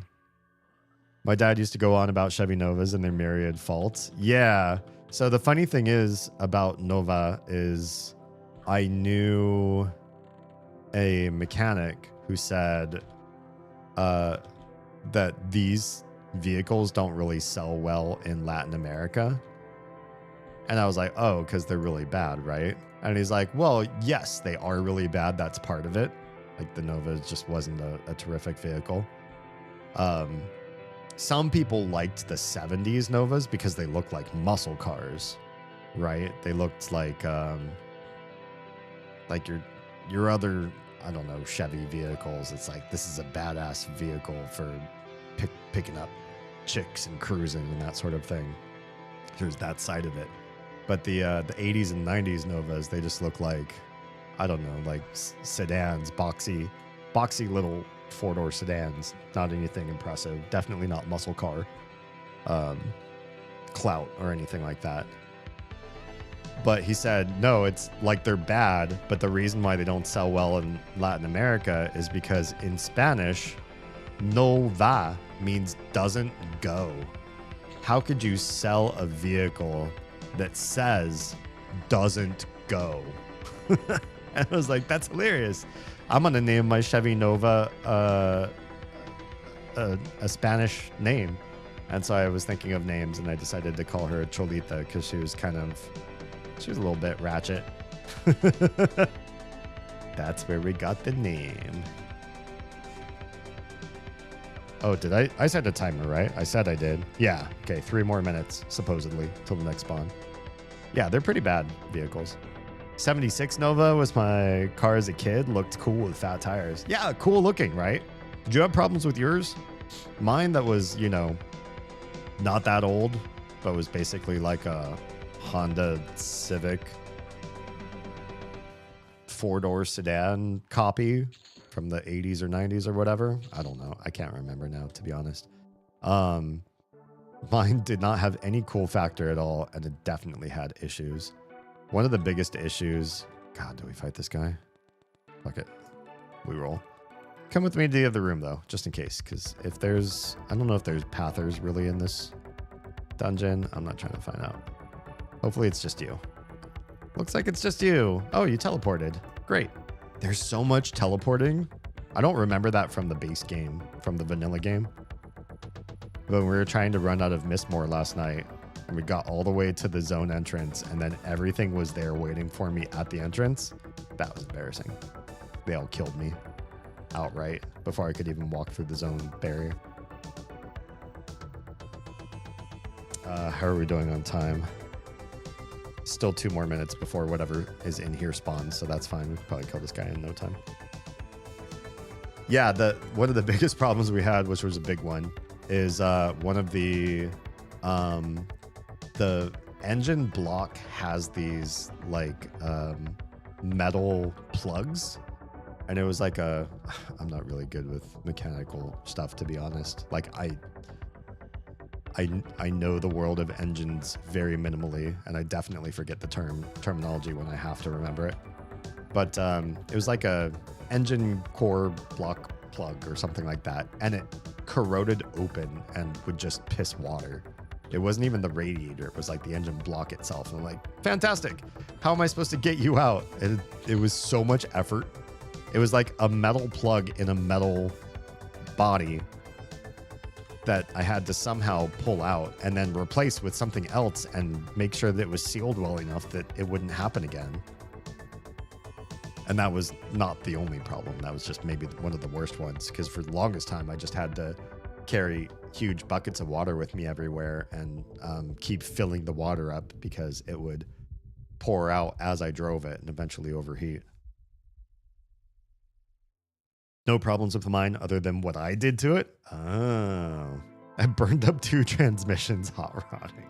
Nice. Good stuff. Okay.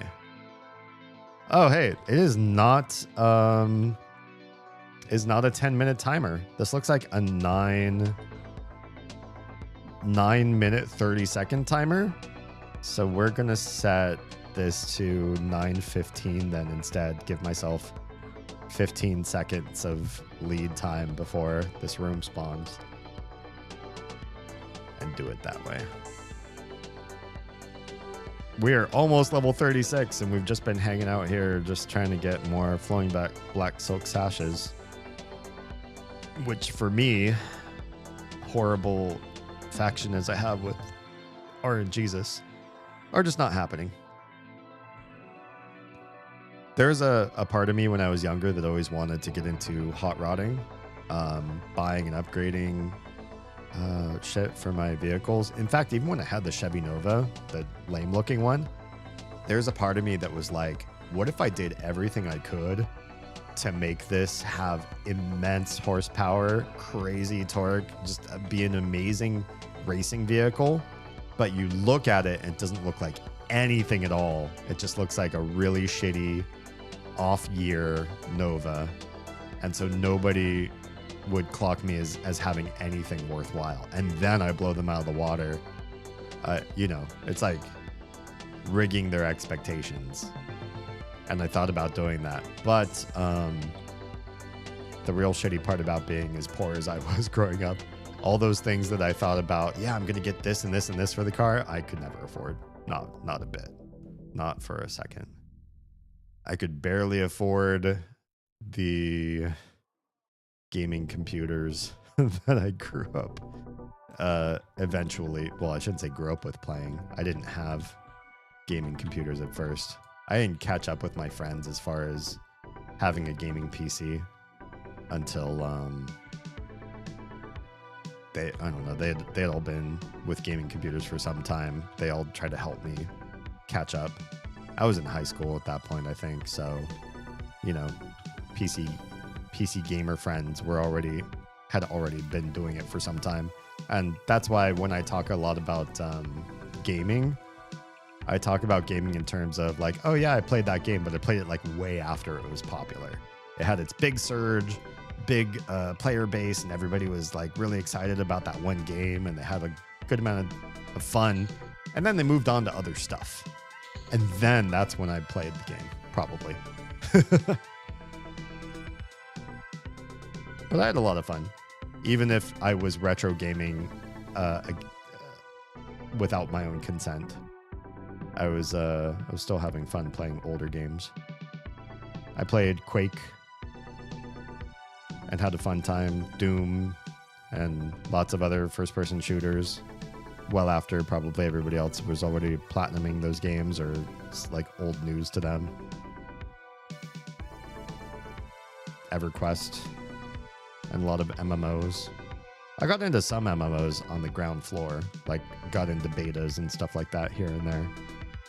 But some of them I slept on for quite some time. I played so many years of Final Fantasy XIV. You might have expected I played back in beta, but I didn't join Final Fantasy XIV until their third expansion was old. They hadn't released their fourth expansion yet, but the third expansion was not new anymore. And then they were giving people free trial up to level 20 or something like that on Steam. And I was like, I guess it's free. I'll give it a shot. And then I ended up playing that one for years, but initially I slept on that for the first few years of its release. Older games are peak. Some are. I was initially very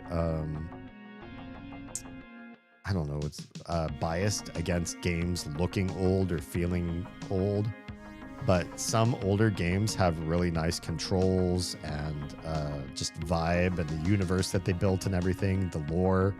This game was just released last month, so it's not old, but it's based on the 1999 like old version of EverQuest. And wait, what did we fight just now?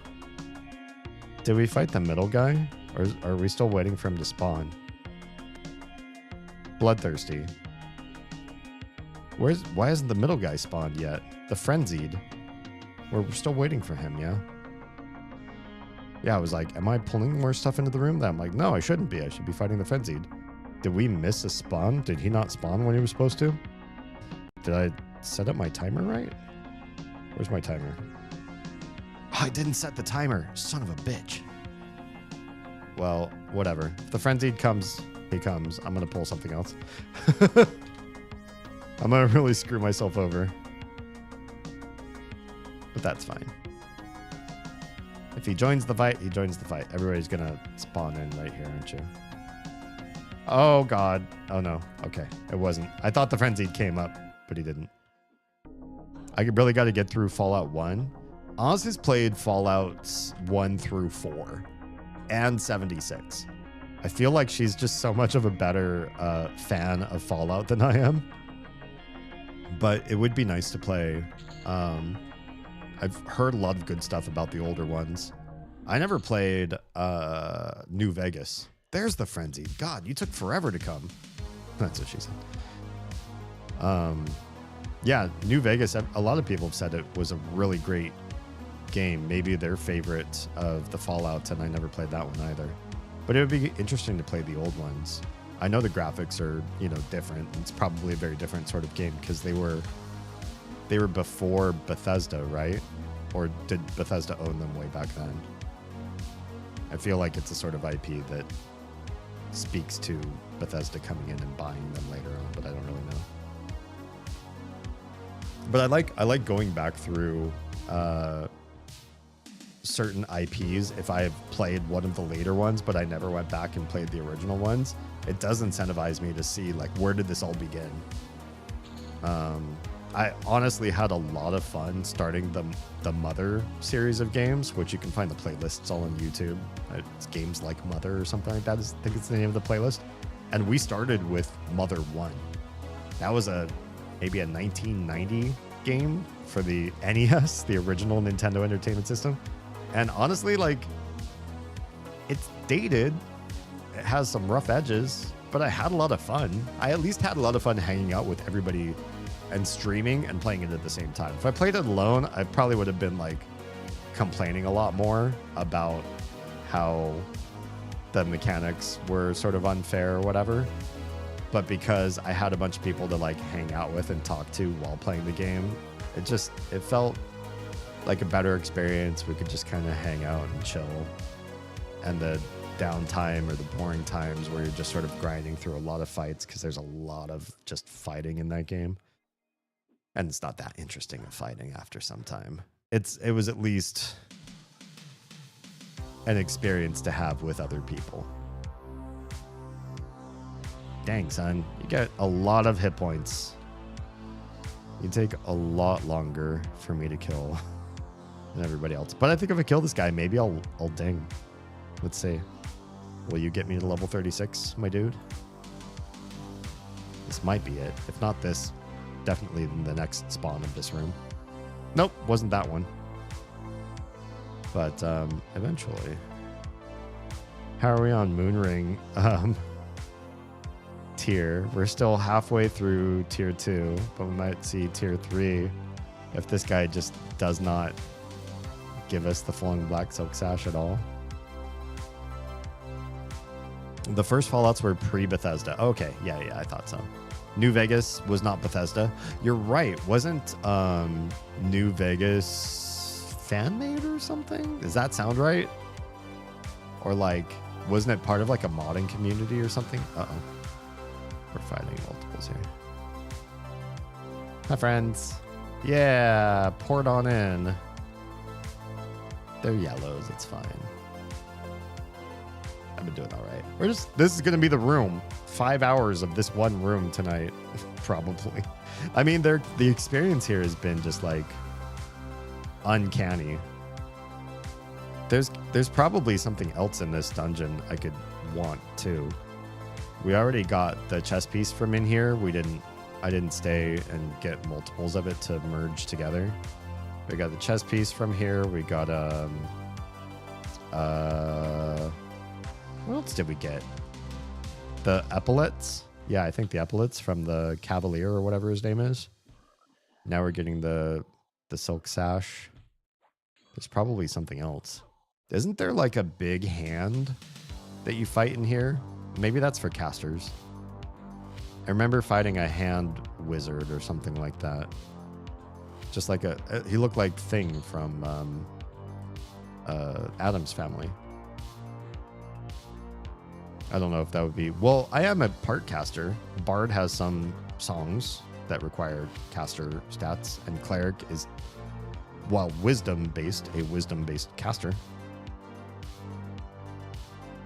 New Vegas was made by Obsidian? Who's Obsidian? The name sounds like I should know them. It sounds just like such a generic gaming company's name. But if you ask me what Obsidian made, I can't think of anything off the top of my head. Like, oh yeah, the company that did this. Okay, there's the Bloodthirsty Ghoul. There's the first spawn of this room. Oh, and there's a ding. Beauteous. All right, we kill this guy. I set the 9 minute 15 second timer.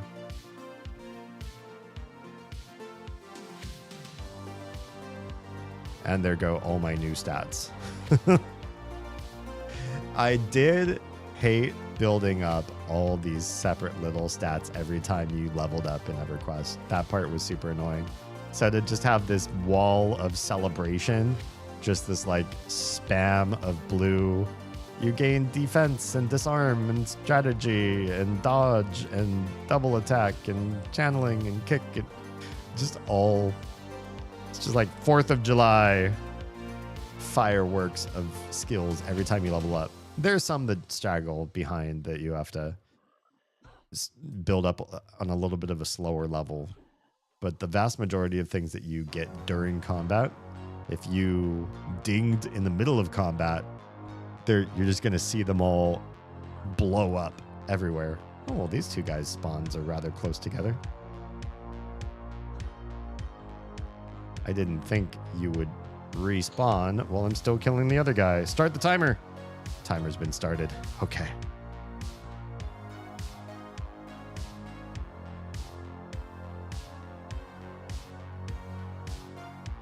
Can you please let me have regen? There's regen. I'll also cast this slightly expensive timed heal as well.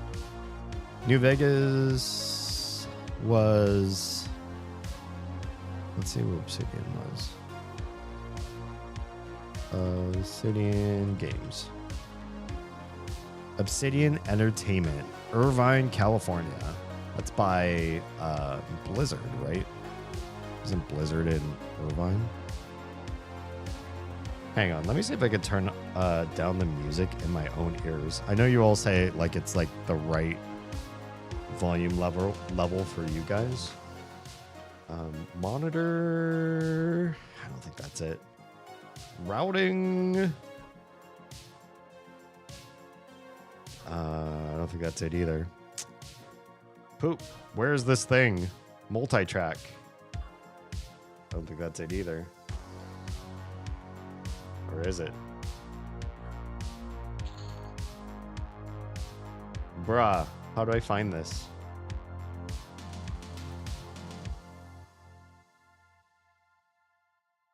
USB 1. Where do I send to you guys? USB 1? I do. Oh, okay. Here's where this is. Can we turn this up by like this much? I've got a strategy. And then turn it down. Tell me, is my voice still over top of the music by a comfortable level where you can hear me and you can hear that there is music, but I'm the star. I'm the star of this show, not the music. That's my ultimate goal, is to make sure that there's something that sort of breaks up the silence, because this area just doesn't have really great music to it. But the music was also too loud in my ears. So what I did is I turned up the disparity between. Hold on, is there nobody else out here? I'm in an instance all by myself. I changed the disparity between what I pump out to OBS and what I hear in my own ears. You're more vocal than the music, but it's about equal level of volume. Is the where I was before or where I am now better as far as the music volume? So I can turn the music down more and it honestly won't bother me. Are there friends down here? There's a friend. Hey, friend. Oh, son of a bitch. How dare you? He walked away from me. I don't want to, like, have to jump over that to go again. I don't know when the frenzied guy's supposed to come back. Oh, hey, yeah. Boop. Come with me if you want to live. I'm just kidding. I'm going to kill you. Music should be turned down. Let's turn it down a little bit more. Let me know how that is. I gave it another 3 or 4 clicks downwards. This is more engaging, but it's status, or it's just a touch too much. Yeah, I don't want it to be a touch too much. Dropping by to give a status report before bed. What's the status report, Chaos? Tell us.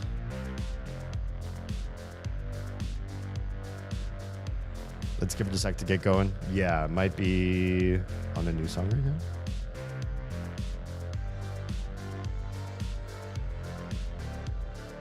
Oh, bathroom's mostly primed and ready to paint. Oh, man. We're so far behind. We still haven't primered the East bedroom, but we still haven't, like, spackled and sanded everywhere that we need to either. It's so hard to cut out that kind of time in our current schedule. All right, that guy's done. Where's the frenzied? This guy is off our spawn clock now. Tomorrow I take out and replace the toilet. Oh, I'm jealous. We have some pretty bad upstairs toilets, to be honest. Then 2 or 4 more rounds of paint. Nice, nice, nice. I'm done with hot mud for now. Hot mud is so much easier and faster than pre-made rubbery shit. I have to pick your brain on all that kind of stuff. These are things that we need to do. We can't afford to pay anybody else.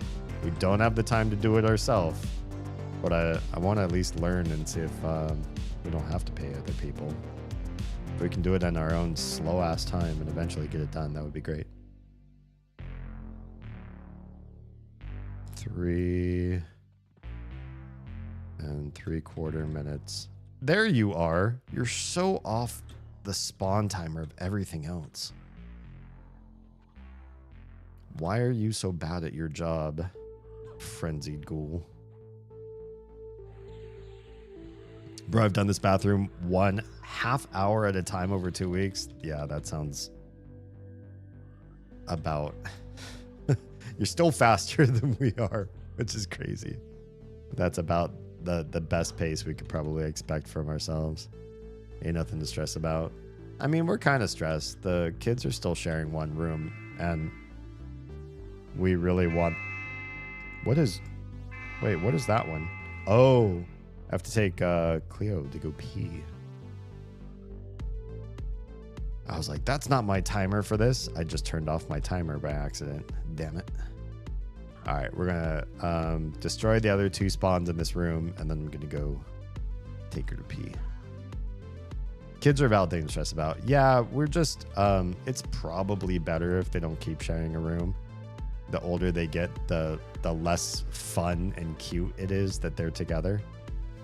And so it'd be nice for all parties involved if they had their own space, their own rooms, their own place to put everything they want, their own responsibility for cleaning it too, instead of like trying to convince them to clean up each other's messes and stuff like that. It's just, yeah. There are plenty of reasons they gotta have their own rooms. But to do that, we gotta do paint prep, and then primer, and then paint, and all of the coats and sanding and everything in between. Another flowing black silk sash. Thank you very much. Okay, so that brings us to a +1. The haste went up by 1%. I don't know. I don't parse this game or anything. You know, there's probably a nerd out there that knows for each 1% of haste how much damage that ends up being and your survivability rate and all that kind of stuff. We might fight him a few more times, maybe, but maybe we just find the next area to go to after this though too. I don't know. The thing is that the enemies around here are kind of like at level though too. So if I start trying to find the next boss in the chain of command in Lower Guck, I might eventually hit stuff I can't really survive because I got too impatient being in the same room. And this really is a game. Like you find your area, you stay there, and you milk the sweet experience and benefits of where you are while you're there. Anyway, I got written a chapter of a memory turned dream turned story. Oh, hell yeah. That sounds awesome. The garage now has an 8-foot workbench and can be kind of organized around the trailer full of other people's shit. The world is coming together. Man, I'm so happy for you. Not just that Chaos recently received a degree, but also is pulling his life together, beating back the chaos, the random entropy and destruction of the world, and forging a path for yourself. Some good shit. We have, in some ways, started to move in that direction. And I'm hoping the remainder of this year we'll really see a lot of that come to fruition. But I'll let you know. There you are. There's the bloodthirsty ghoul. I know there's 3 of you here in one room. That's fun. Well, I'm going to fight this bloodthirsty ghoul and the other bloodthirsty ghoul in this room. Once they're both down, I know I got like 6 minutes before the frenzied comes back up, because for some reason his spawn timer is so different. And I'll go take Cleo to go pee. Hopefully that degree will give me a decent gooberment job here soon. Get that gooberment money. And especially the gooberment retirement. Damn, everybody I know who works for some sort of public job, when I talked with them about like their pension and everything else, like all their perks of retirement, I don't know why you would work in the private sector. Private sector doesn't do shit for you anymore. Not as far as protecting and preserving your future when you're done with the company. They don't care who you are after you're done working with them. I've been referred again, but I'm not holding my breath until I hit interviews. Yeah, I don't blame you there. There's the other bloodthirsty ghoul. What? How did you spawn red? I thought we were done with red bloodthirsty ghouls. I thought we got you all down to yellow at best. I won't say anything to jinx you. I'll just say good skill. You'll get there eventually. Just keep my fingers crossed. No, we didn't lose music. How is music now, everybody?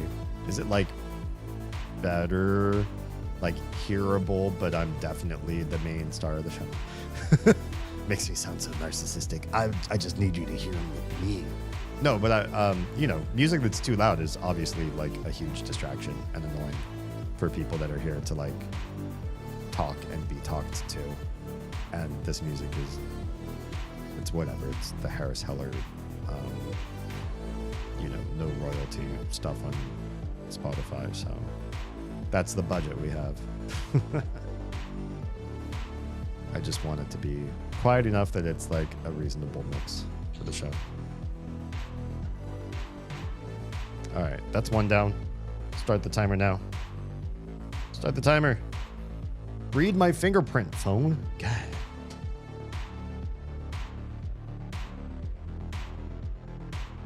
It's still at a good level. Oh, thank you. Listen through it through a few songs. Cool. Yeah, most of these songs are pretty much of the same volume level. I might have to tweak the volumes a little bit because I can't, when I'm talking, I can't hear that there is music going. So I look over and I have to like open the Spotify window and check, like, is it still playing? Is something happening? Or I have to stop talking and like listen really carefully. And I don't want it to be that quiet.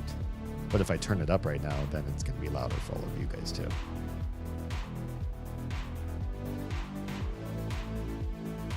In fact, maybe I should mess with that now and not wait. Output, routing to you guys, lower volume, a skosh, maybe like that, and then go back here and raise it a bit. Okay, well I can't check it right now because I got to go take the tiny.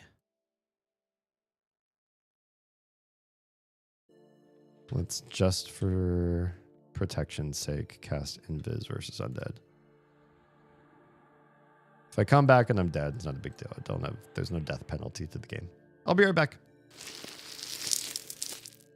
I guess we can make him pumped. There's no reason to do this. But Easy. ugh, I can't even quit this cutscene too. Is he turning red?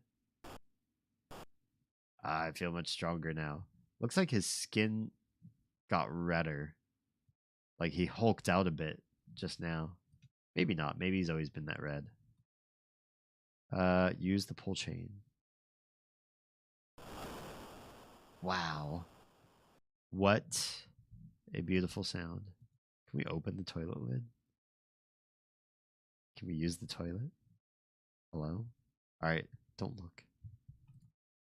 That doesn't seem to work. Oh, not use toilet lid. Use toilet. I'd like a little more privacy for that. Losing out on resources, like your people who are going to help you out, were slowly like dying off and leaving, or getting, you know, ushered out, and that felt really panicky and bad for a game that didn't really like rely on that mechanic.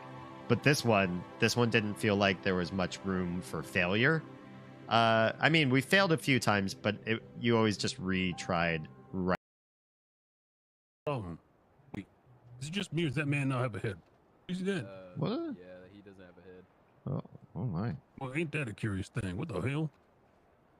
I'll be damned. These city folks, I don't know. I can't keep up with the fashion. I seen a lost something. Y'all seen my head? Weren't you the fellow that was on the train? All right, jaw. I feel like it's a little bit broader. Oh, this is pretty good. That's pretty good. Again, we're not just going to sit here and micromanage. We just need it a little bit wider in the jaw hinge bone. Oh, Mary broke Gus Gus? Oh, Mary. I will sign this petition. What? Jeez. Ears? I don't think ears are going to matter too much.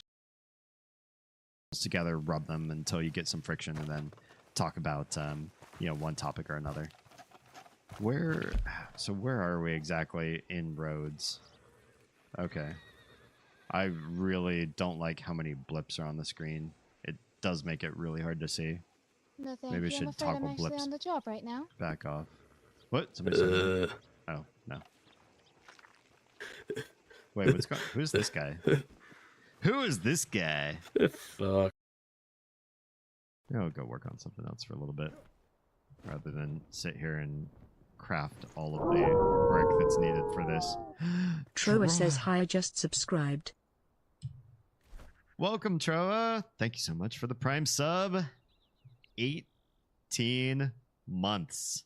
Crazy. Also, welcome. Troa is also not going to miss out on his watch streak.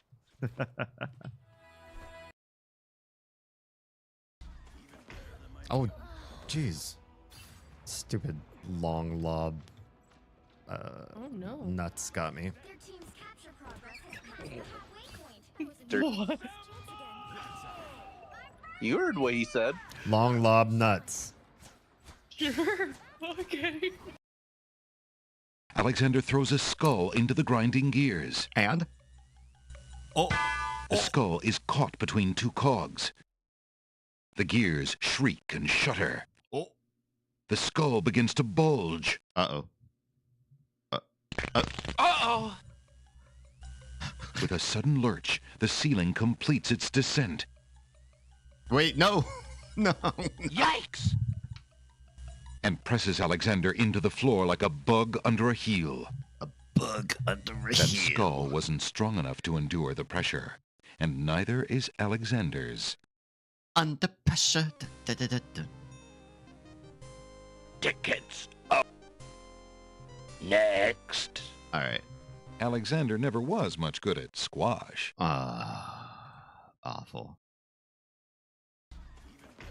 Oh, jeez. Stupid long lob. Oh no. Nuts got me. What? You heard what he said. Long lob nuts. Sure. Okay. And then when we are in the kitchen, we also procreated twice recently, and so those like little toddler sort of things, they like to fight, they like to get underfoot, they like to cause the biggest problems when we're making food, because that's when our hands are dirty and it's hard to deal with them. Hero, you have to reject sweetheart. Uh-oh. That sounds like a dangerous gesture. It's time, hero.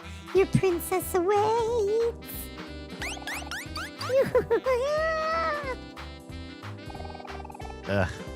I don't think she's gonna listen to me.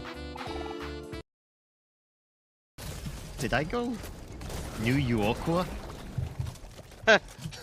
I'm a New Yorker, ooh-woo. Remind me to have Gray do both his jersey and uwu. Yeah. Free first aid. If anybody wants it, just behind this big. Did I come back dead? I didn't come back dead. Whew. Okay. I can hear the music at a very subtle level. How about you all? Is it reasonable? Is it loud? Is it quiet? I could adjust now on your guys' end. Much better. Still good? Great. It's barely a suggestion to me, which is right about where I want it. Yeah. Got a random surge of energy and cleaned the floors thoroughly since Buddy lost his coat. Oh boy. It looks so much better and will for about 3 days. Oh, that's being a fur parent. Yeah. Things only look so good for so long. And then you get back to the reality of, with life in your house. Oh, where did you come from? A Zol Ghoul Knight. You're not part of the spawns in here, are you? Who knows where that guy came from? Maybe he's a pather. Whoops, not what I wanted to do. I wanted Celestial Echo. Excuse, I wanted Celestial Echo, please. I honestly love cleaning. I just don't get a lot of time to do it. Or I would, if I could just be paid to clean my own house, I would do that all the time. Not that I feel like, oh god, there's the bloodthirsty.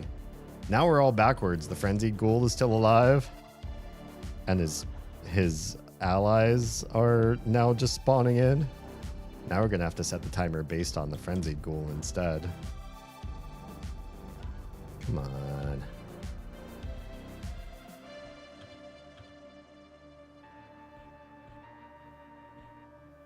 Not ideal, but we'll make it work. Oh, I have combat turned off. Son of a bitch. No wonder this guy is not dying. With the music off in the game, I don't hear the combat music turn on and off. And if I don't see the tiny red flashing thing around my face, my nameplate, then I can easily miss that I'm not actually swinging my sword.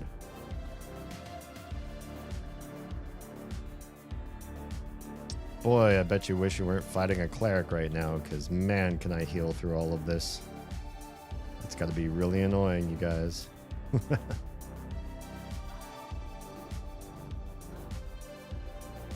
Oh, there goes the other bloodthirsty ghoul now.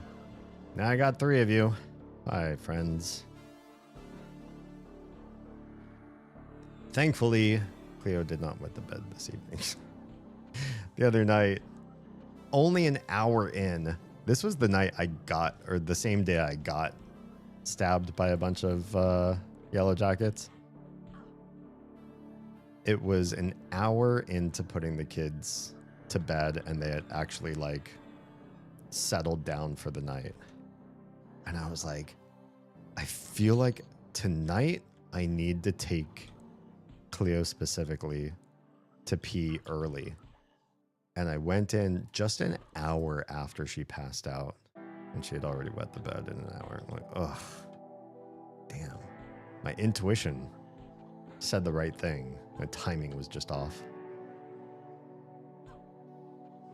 Yeah, and I'm keeping this ghoul night alive for an inordinate amount of time, but I really want to get the spawns in this room properly timed to each other. And so it's meaningful to me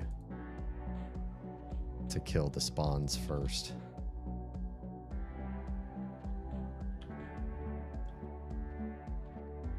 Sure, it'd be nice if I had a little bit more health, though. Getting lower than 50% isn't my jam.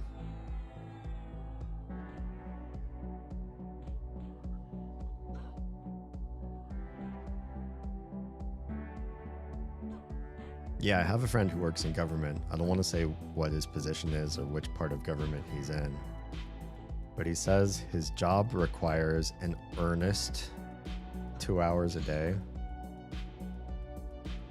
And then the rest of the workday is kind of, it's his to do as he pleases. And like one day a week, he's kind of got to do something a little bit heavier, like a bigger sprint or focus on things a little bit deeper. Oh, these things were so hard to kill because all my buffs are gone. No wonder I had to spend so much on healing myself. I'm missing all the goodies. And I'm thinking, if you work at a job where nobody's really watching you and you only really have to work hard for 2 hours a week or whatever, or 2 hours, not a week, 2 hours a day, like, yeah, it sounds pretty posh, but you probably don't get paid a whole heck of a lot because they're not really paying attention to whoever you are and your value and all of that sort of thing. I feel like you get paid better for jobs where you're integrated more and you're giving reports and you're showing your worth and all that. So you're proving that you're a person that they should be tossing all this money to. And then he told me what he gets paid, and I was like, oh, damn, that's a lot of money for nobody watching you and for how little you actually work. every week. I hate this. And then he mentioned all of the oh no, not save. He mentioned all of the retirement benefits that he gets because he works for government, including 60% of his pay for the rest of his life. I was just like, you son of a bitch. I will be working past max retirement age, almost guaranteed, just to take care of the requirements of the household and everything, paying off mortgage and all that kind of stuff. I don't think there's any way that I can retire at any of the set retirement ages in the United States. The music has lots of low points where it was inaudible before. Now you can hear the full song, but it's below you. I think you found your sweet spot. Good. I hope I don't have to mess with this anymore, because it's really annoying. The audio is as normal as it can be in all apps, and so it's all being controlled just by the Rodecaster, which means this should be perfect. And I hope I don't have to mess with it again. I guess it's not a big deal to ask you all for help getting things set up just right. It's just a distraction from what I'd rather be spending the time doing. See, when I pulled you, you came alone. Oh, I said you came alone, and instantly somebody teleported in. How good of you to bring a friend. Lovely. Oh yeah, I'm taking significantly less damage now that I have all my beautiful clerical buffs.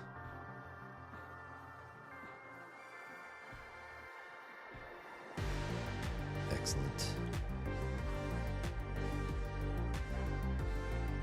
Yeah, almost makes me want to work for the government. I just feel like I have more I want to do with my life than what a government job would allow me to do. What is this? What did I... Oh. I didn't know I had a reverse camera button. That's kind of neat. Suppose if you're running and you want to see what's behind you. For shiggles. Oh, you're a white. I didn't realize I had another level 36 in here I was fighting. We're about 3 minutes until this room respawns. And it's going to start with a frenzied this time. That should be interesting.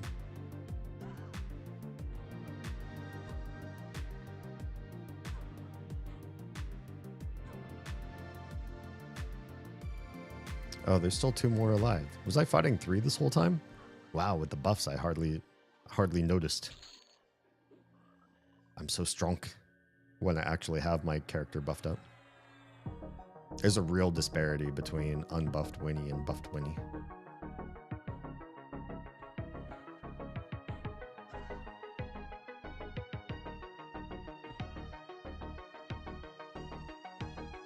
Oh yeah, I was looking up Obsidian Games. It's funny. I just did a search and it says famous games, Fallout New Vegas. And then it doesn't say anything else. There's a show more button underneath that. That's kind of funny. Like before you hit show more, they only want you to know about that one game. The Outer Worlds, I think I've heard of it, but never played it. Pillars of Eternity, never heard of. Grounded, never heard of. South Park, The Stick of Truth. I think I might have heard of it, never played it. Star Wars, Knights of the Old Republic 2. Did they not do 1? Okay. So they've made games. I just don't know the games they've made. I have a lot of tongues. I wonder where we turn these tongues in. I wonder if it's in Guck. Like, do we go up to the living part and talk to those Fuagos, and will they help us out? Frog Slave judges you amiably. Wasn't this Frog Slave dubious before, and now it's amiable? Have we really received that much faction since we've been here? It's just been adjustments by 5 for each one that I've killed so far. It's pretty good though.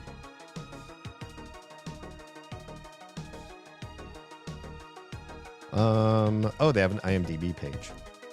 For those of you that don't know, if you don't properly cyberstalk me, I have one too, but I can tell you IMDb is a little bit of a, what's the word I'm looking for? It's a minor scam.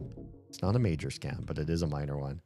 IMDb does require you to pay for an account before you can just submit stuff that you yourself have done.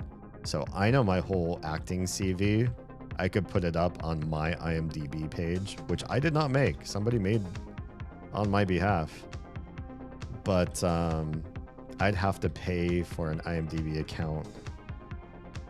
Oh, there's the alarm. This should be... Frenzied should be coming up right now. Right about here. Hello? There you are. Perfect. The timing is right. So the only things that are on my IMDb page are if I worked for somebody and they have an IMDb account that they have purchased and they decided to credit me after I worked for them. That's generally how it works. There might be some other reporting opportunities if like other third-party people say, hey, I know for a fact this celebrity did this, and they might submit like a change or an amendment to your account. You can amend your own account. And if you're not the producer, director, lead creative on some project, you can't just add yourself to somebody else's project like that. So my CV on IMDb is 1, old, and 2, I don't know, it's like maybe 5% of my career. It's got something. It shows that I indeed worked in Hollywood, but it's not a whole heck of a lot. Oh boy, the bloodthirsties are spawning in before I'm even finished with the frenzied ghoul. It's fine.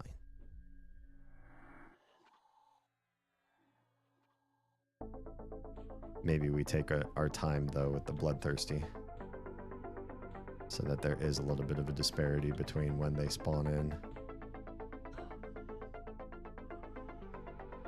Come on, frenzied.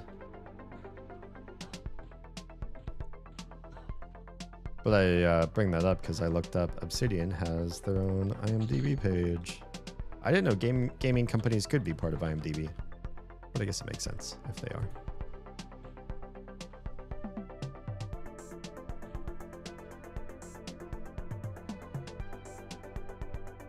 So let's see. Knight of the Old Republic 2. Did they not? Yeah, I guess they didn't do 1. Neverwinter Nights 2. Did they not do 1 on that one either? Neverwinter Nights 2 Mask of the Betrayer. Is that like an expansion? Neverwinter Nights 2 Mysteries of Westgate. These must be expansions or like separate campaigns or whatever. Alpha Protocol, Fallout New Vegas, Dungeon Siege. I've heard of Dungeon Siege. Might have played one of those, like at a friend's house though, like not myself. Dungeon Siege 3, South Park, Pillars of Eternity. A couple expansions to that, it looks like. Tyranny, never heard of. Some expansion to Tyranny. More Pillars of Eternity stuff. The Outer Worlds extra stuff. Grounded. Pentiment. Avowed. Outer Worlds too. That's it. They seem to get a lot of sequels from other companies, it seems. Like somebody's IP demands that there is more to be added to the world of whatever. And Obsidian was like, that's us. Whether that's the Fallout world or otherwise. That's us. We're doing more stuff. Knights of the Old Republic 1 was done by BioWare, if I remember correctly. Okay, cool.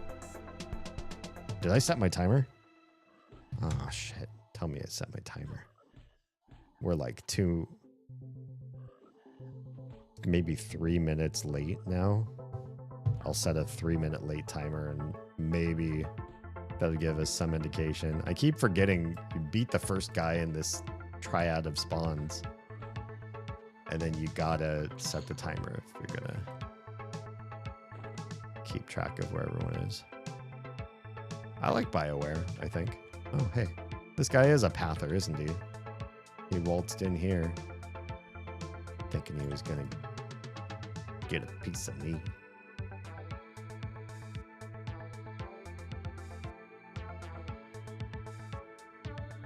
Yeah, pretty good experience in here. I'm already 2/5 of the way through 36 without even really trying. Just hanging out with you all. I have these motion tracker lights outside of this room, and sometimes like a spider web gets caught inside of the motion tracker part, or like we get cockroaches in Georgia. No matter what you do, try to get rid of them. They just exist. You can have a completely clean kitchen, believe me, I know, and have cockroaches just chilling there, hanging out. And so sometimes the motion tracker lights will turn on their own, but past couple nights, they've just been on randomly all the time. And I cleaned them, and I got rid of any cobwebs or dust, or like, you know, looked at the room to make sure nothing was creepy crawly or whatever.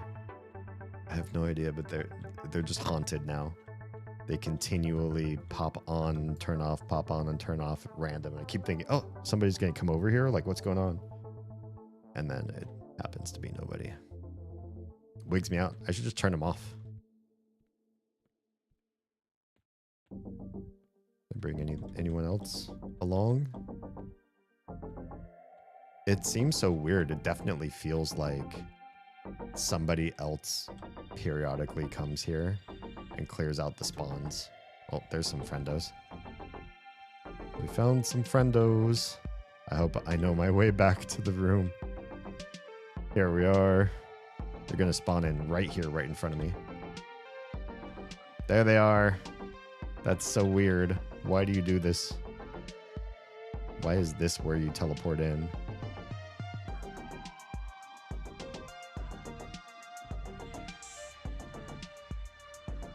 Honestly, I should be fighting the wizard first, not the warrior. I don't care if the wizard is higher level.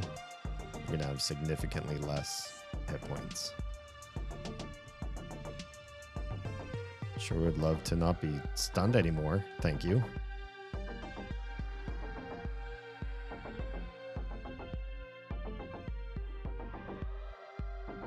Night med time. Do your drugs, people. Thanks for the reminder for everybody. Yeah, if you're not properly drugged up, now's your time. Now's your chance. What is this? Silver amulet? Anything? Nothing. Nothing really. Just sell all that. What happened to my camera? Why did it go inside of the crotch of that dead frog? How dare you?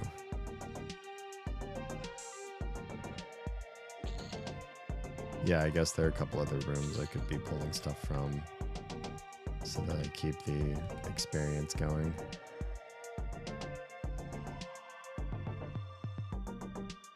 Hey, friend.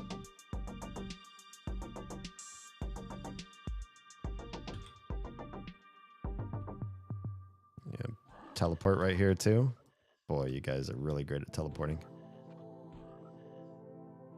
Stand at just the right spot and things really love to come right where the frenzied guy's spawn point is. Got about 2 minutes before frenzied, assuming I guessed right as to how much time passed before or after I really should have started my timer. Just before I started stream, I took a bit of a drive, clear my head, breathe some fresh, well, some really humid, hot, humid air. Even at nighttime, Georgia's air is pretty hot and humid. You have to stay indoors and use AC at night if you want like a cool nighttime experience, not like living in the desert where it's hot during the day but cool at night. Well, I don't know. When I last lived in California, I feel like the nights didn't cool down nearly as much as they should have or used to back in when I first moved to California. It just feels like all the benefits of desert nighttime were not present when I wanted them to be. But the interesting part, it had rained later on in the evening and all the streets were wet, but it was so hot and humid and just a thick stillness to the air that as I was driving, the roads I was driving on were steaming, misting upward, not steaming, not misting, but steaming upwards because they were so wet and so hot at the same time. It was just this weird, unreal sort of feeling that every road you drove down was off gassing, off steaming, all of this wetness. Like it's too hot to even be wet. And of course, it makes it a little bit eerie to drive through the roads and a little bit dangerous. But it was nice. It's kind of like a nice dark ambiance to kick off my night before I started stream. Okay, so I didn't set the timer properly, but Frenzied should be here soon, soon-ish. We'll just hang here. Nobody comes along. I've spent most of today at a wasp venom pain level of somewhere around 7 out of 10. I don't know that I've ever had a 10 out of 10. I'm kind of reserving 10 for there might be a point in my life where I experience pain that is so agonizing, like I writhe on the floor, like biblical proportions of I can't control my body. I'm just mewling and crying and screaming in agony. That to me is like probably what a 10 would be. So I haven't had that at any point in my life. I don't want to say I've ever had 10 pain, but I feel like I've had 9 pain before. And Yellowjacket venom, for somebody who has large localized response to said venom, is hard, but it's not 9 level hard. One time I had 9. There you are. Let me get my timer ready so that when we get rid of this guy, we make sure that we're tracking time properly. I imagine 10 is the pain level that causes people to pass out. Oh, maybe.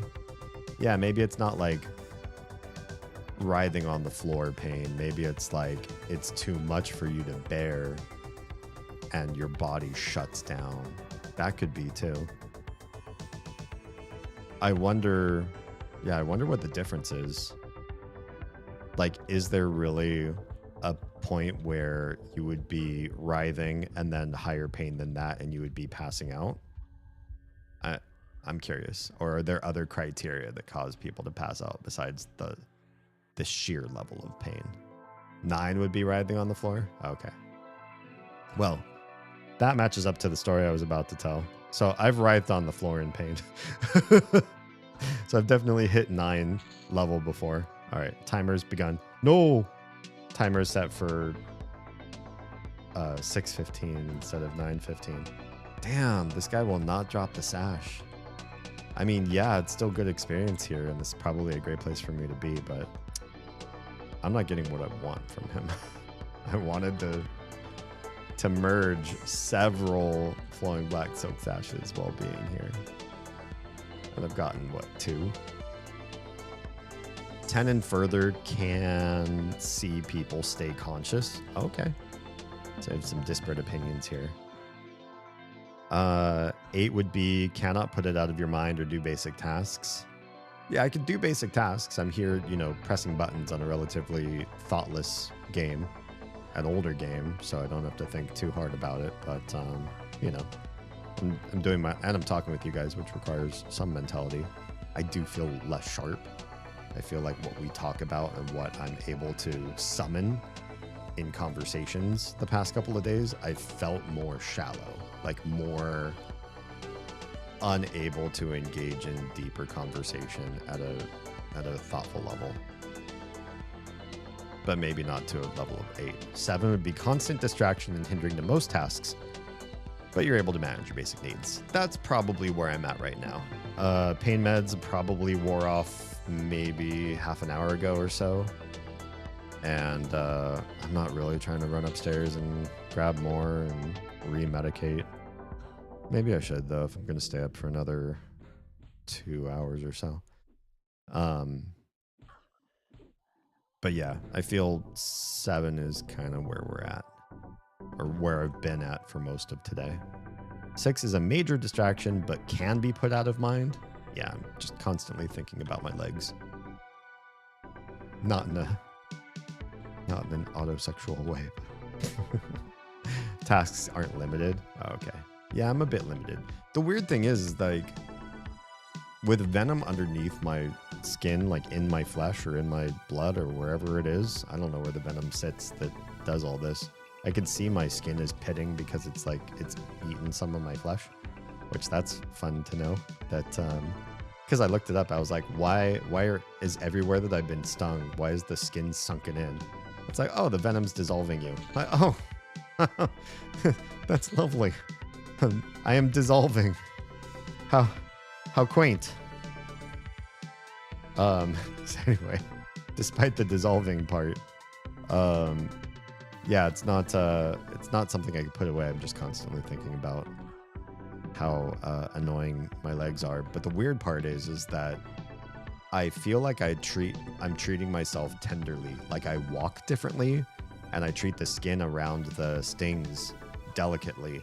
But I don't need to walk different. I don't need to take care of the skin. I'm fine on the outside. I can smack the areas where I was stung. It doesn't bother me. Everything that hurts is on the interior. It's the venom. It's not the wound of the stab. And yet I can't get it out of my mind that I'm treating myself more gingerly, more cautiously. You can't turn that part off of me.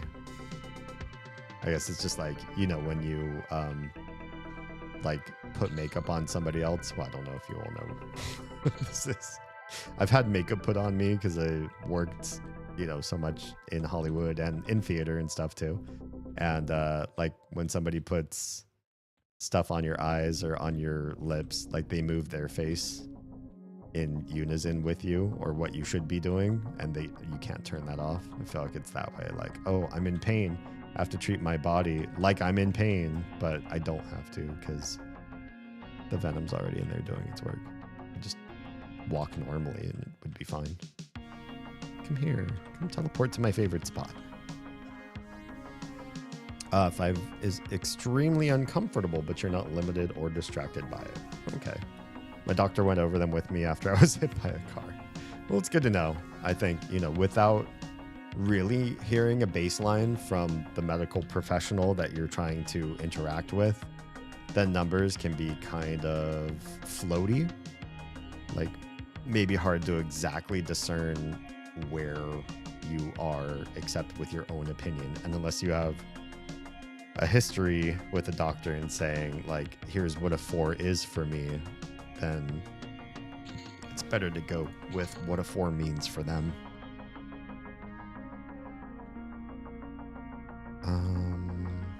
Oh, that number that popped up above my head, I thought it was an enemy or another friend.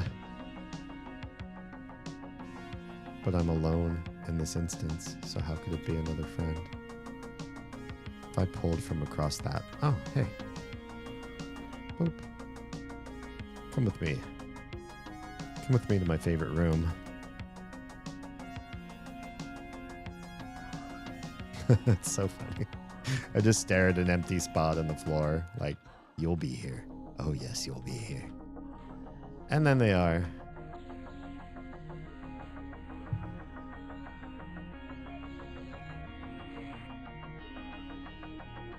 Yeah, one time I had a level 9.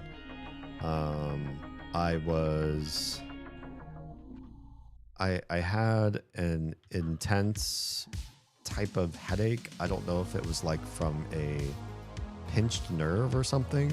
It wasn't just like, oh, I have caffeine withdrawals and my head really hurts, I should drink a coffee or something like that. It wasn't like a migraine. Migraines can be really awful, you know, for people. And you have to, you know, hide from sound and light and all that kind of stuff. It was something much higher level than both of those. And so my best guess is like a part of my nervous system was being crushed by my bones in some way or something like that. Like something was mechanically off, I imagine. And the pain level was like an 8. Could not put it out of my mind. I was in excruciating pain. and I could not do basic tasks. I could just kind of like lie there and whimper. And this was in the last couple years. We had kids and everything. We were here in Georgia. It's a relatively recent story. Oh, you jerk. Interrupted my regen. And, you know, it was bad. And then Cleo, the tiny, I was putting her to bed, and she decided she was going to do this gymnastics, handstand sort of thing. I didn't see because I was just sort of like curled up in a ball of pain and sobs. Minute 40. That should be fine. I should be able to pull you. Can I pull you through an invisible wall? Yes, I can. Did this weird handstand thing and then failed at it and like fell and flopped in such a way that the vast majority of her body weight came crashing down right on my neck, probably on that pinched nerve or whatever, landed just so, and the pain that was so excruciating that it was like an 8. Couldn't do almost anything with it. That pain exploded in exquisite, glassy shards of nerve screams all over my head and neck. I thought I was going to, I got immediately dizzy. I thought I was going to throw up. I yelled, I cried, I probably freaked the kids out, but I was in such intense, such immaculate, exquisite pain. I lost control of my body. I was just like writhing and beside myself. I had no control. And I thought if I experienced any higher pain than this, I might pass out. Yeah. And in fact, I stopped. Shit. My friendo Ghoul is about to come here. I'm sorry, Warrior. We got to end this little charade. Me and Frenzied have a date. There he is. Right on schedule. Yeah, it was scary. Oz, I left taking care of, my part of putting the girls to bed. And I went back to our room as soon as I could move. Like at first I couldn't move for a while. And I reached out to, not reached out with my hands, but like called out to Oz. And I was like, trying to explain like something really bad happened and I don't know what's going on. And like, I think I'm in trouble. But I didn't know I couldn't even put words together to say, like, how do you ask somebody for help? My head and neck really, really hurt. Help. So I like in my head, I'm at least thinking cognizant or cogent thoughts of, I can't ask you for anything right now. I think I just have to leave and maybe go shit myself or go puke or go huddle up in a ball and slowly die or something. I don't know. I don't know what it was I felt I needed to have happen, but something was, so immaculate, big pain. I eventually got to our room and then she was just like on watch that night. Like, whatever's happening to you, I'm just gonna monitor you for a while. And if we have to go to the ER, we have to go to the ER. Like, just don't die on me. Oh, your friend respawned too fast. Oh, there it is. Start the timer. Timer's begun. Man, this guy will just not give me more sashes, will he? Bastard. I'm getting lots and lots of Moonstone Ring merges, at least. There's that. Could have been a transient ischemic attack. What is that? Transient would mean moving, right? Ischemic. I don't know the root to that word. It's not one that I recognize. Unfamiliar. I don't want to kill you too fast. Your timing is slightly off. You come when I'm fighting Frenzied. And it's kind of annoying. Oh, and see, here's the other one of you. I'm not going to cast any more spells. We're just going to hang out. We'll slowly slice and dice you to bits. Yeah, could you fill me in on what that is? Might have happened. It never happened before, ever in my life. And I don't think it ever happened after. I think I would remember if it happened after because it was a pretty recent event. Only in the last couple of years. But it was, yeah, it was really scary. I was definitely thinking, you know, look out because we might have to get me into a car. I don't know how. We were upstairs. So I was like, how would we get me in a car if I need to leave? Or do we need to call an ambulance? Because I don't know what the heck how this is going to work. And at some point, I was able to speak enough to say, like, I think I just need to sleep. And then I lay down and didn't move at all. And maybe in an hour, my body let me sleep. Oh, I took a lot of pain meds too. Probably helped. I should probably have taken pain meds when I went to go take Cleo to pee. Damn. I was, you know, I was afraid I wasn't going to get back in time for this room to spawn. Let me take some meds right now. Let me do that. And then I'll come back and I'll read your chat. Let's do real quick though. Invis versus Undead. Just in case somebody else paths in here and screws this over for me. I'm just gonna grab something and run right back now. All right, be right back.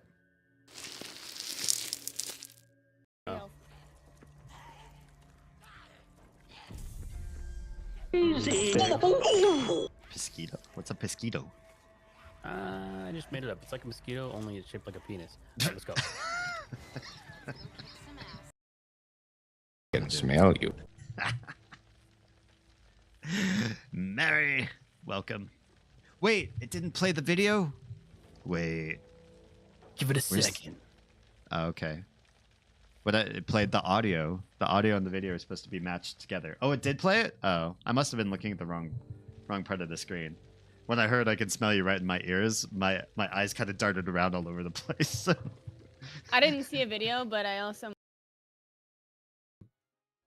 bath salts, things like that. Bath salts. Sorry, that just maps to something else in my brain.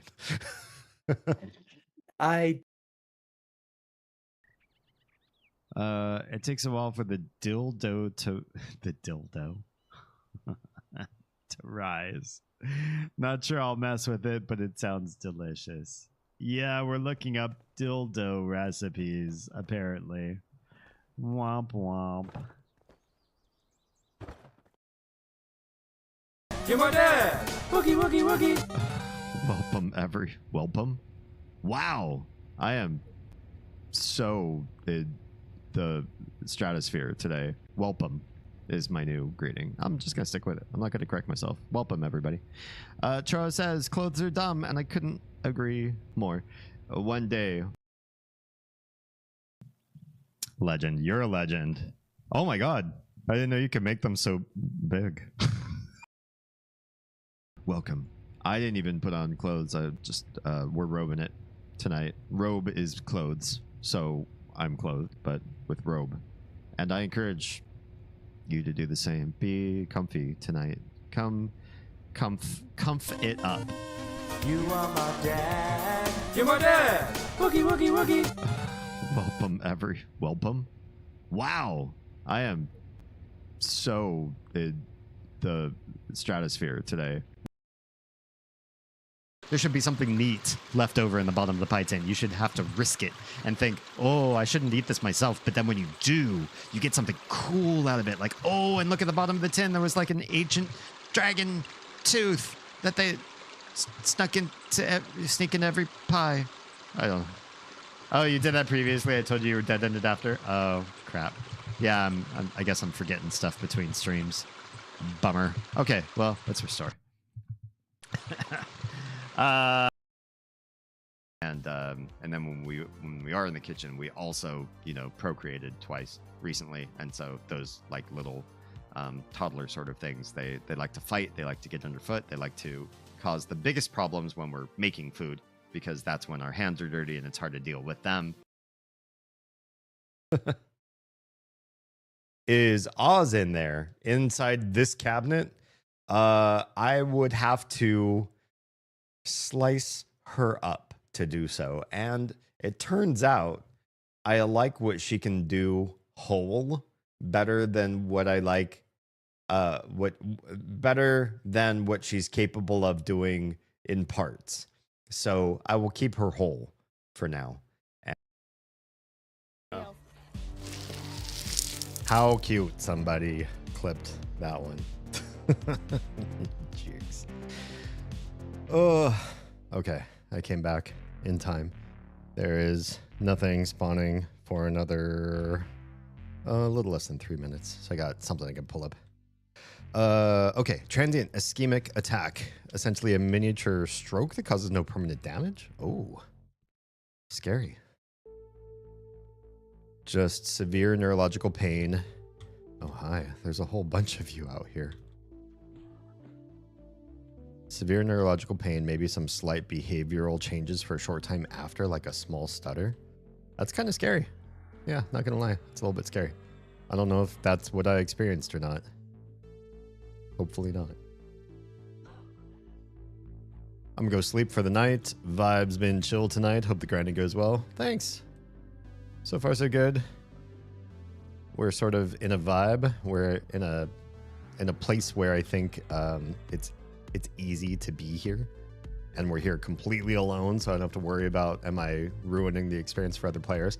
I feel like last night, the room that we were in, we were just on a vibe. We were having a good time. We did get stuck on the wall for a little bit, but being in that room and taking the Cavalier spawn every time it spawned, I felt like I was kind of hurting other people's experiences, even though in this game, they could make their own instance. There is nothing stopping anybody from going, oh, it's camped. This is the thing I really need. I'll just make my own private instance and I'll go camp it myself. And that's what I did tonight, because I didn't want to make anybody feel like they had to do it themselves, even though it's part of the game and everybody can do it. And I wasn't really denying anybody an experience that they couldn't figure out on their own, but I decided to be a little bit kinder tonight.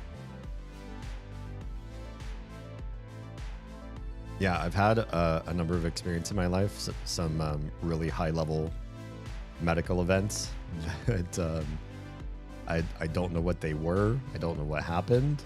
They happened.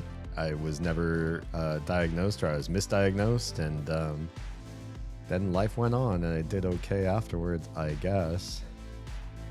One of them I did eventually find out was getting a blood clot. It was misdiagnosed by a bunch of different people, or at least 2 different people anyways. And can I get up here? Nah. Oh, don't tell me I'm stuck. Do not tell me I jumped up here and then got myself stuck. Wait, somebody told me about a command between last stream and this one. Hang on. Oh shit, there's the alarm.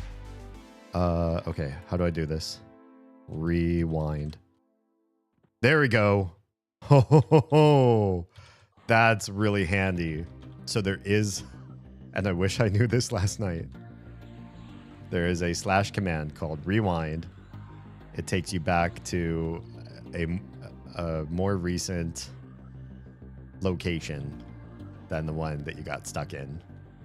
You can use it in case there are glitchy parts of the game. And guess what? There are glitchy parts of the game. So, yeah, it's definitely worthwhile.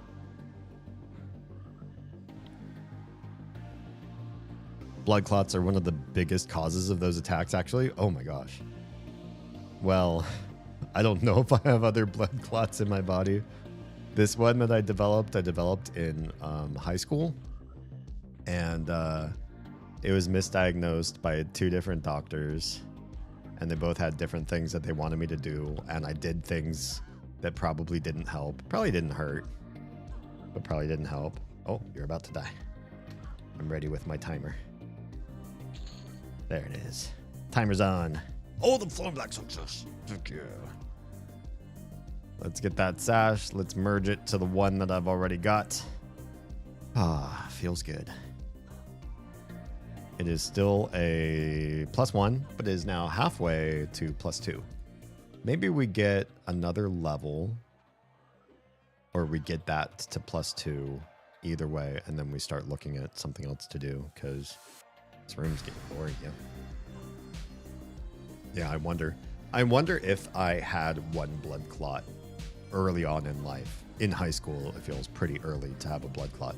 If that means I am susceptible to them, and that maybe I need to be concerned of other things that could stem from blood clots, because it's like a genetic prevalence or something. I do know that other people in my family have had vascular issues. I don't know specifically if blood clot is among them, but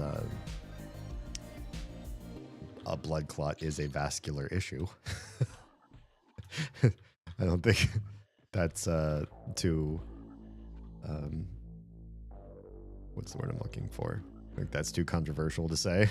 Blood clots are definitely an issue with your blood. So yeah, maybe there's something to that. So I try to be careful. I definitely don't do a lot of high impact stuff, just for the fear that I mess up the veins in my legs and whatnot. If you are more susceptible to them, minding high blood pressure is the biggest thing to watch for. Okay, good to know. Thank you. So far, I think my blood pressure has been pretty good.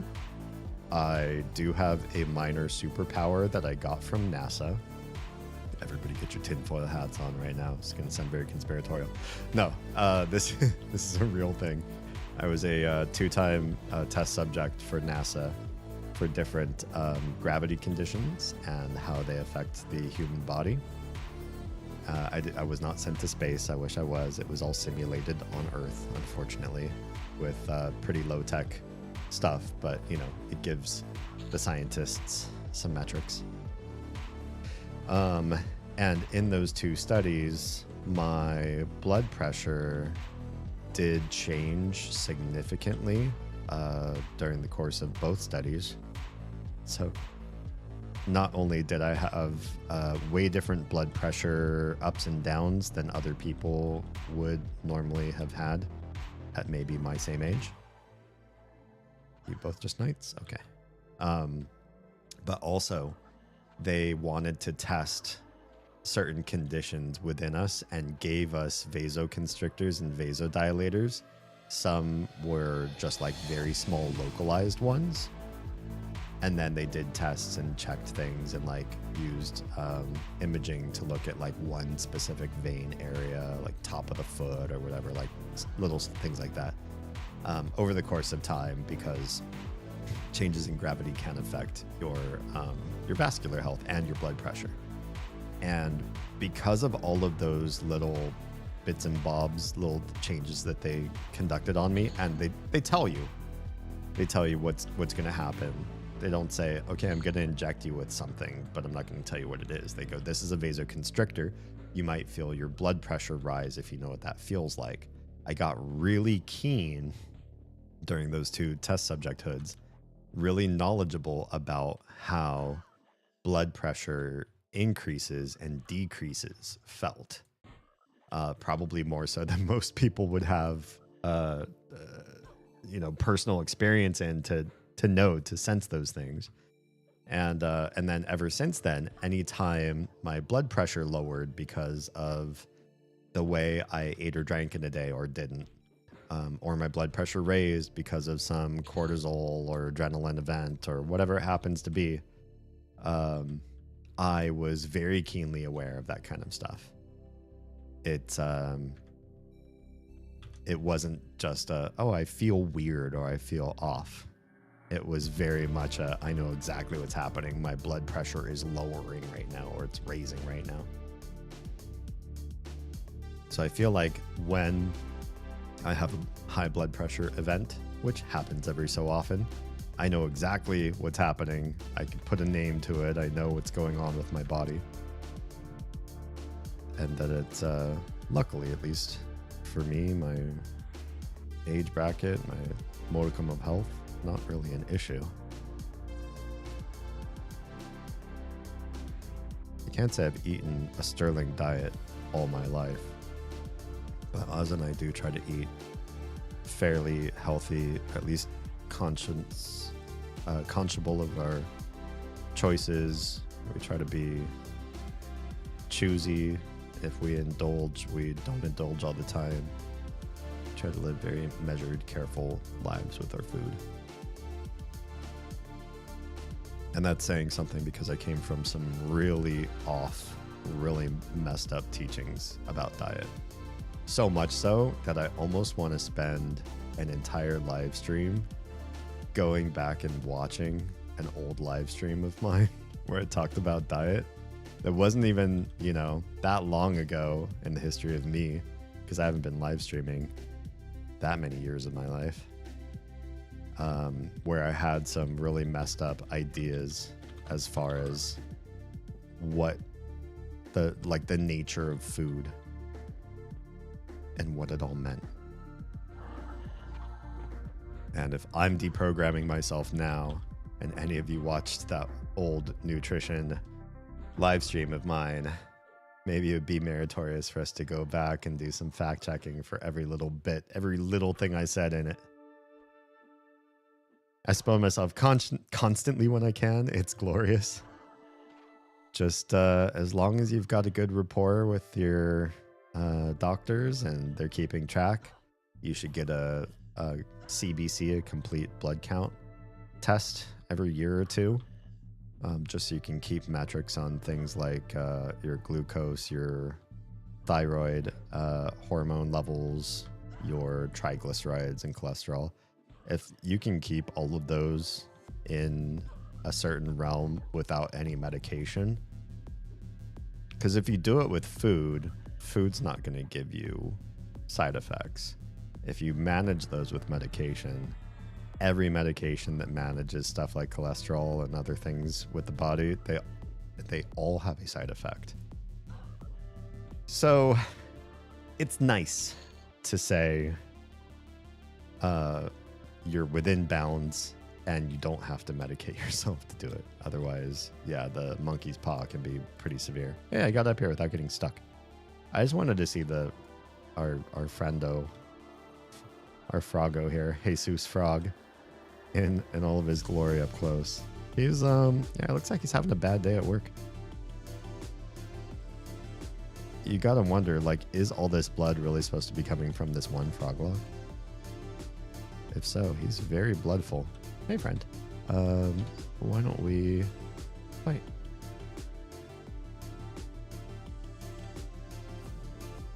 Oh, he could actually walk across the top of that fountain. Maybe they don't teleport.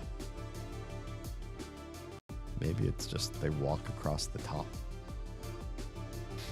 I get them every 3 months. Oh, then you really have a good finger to the pulse, proverbially and literally, on how your body's doing. Yeah, good stuff.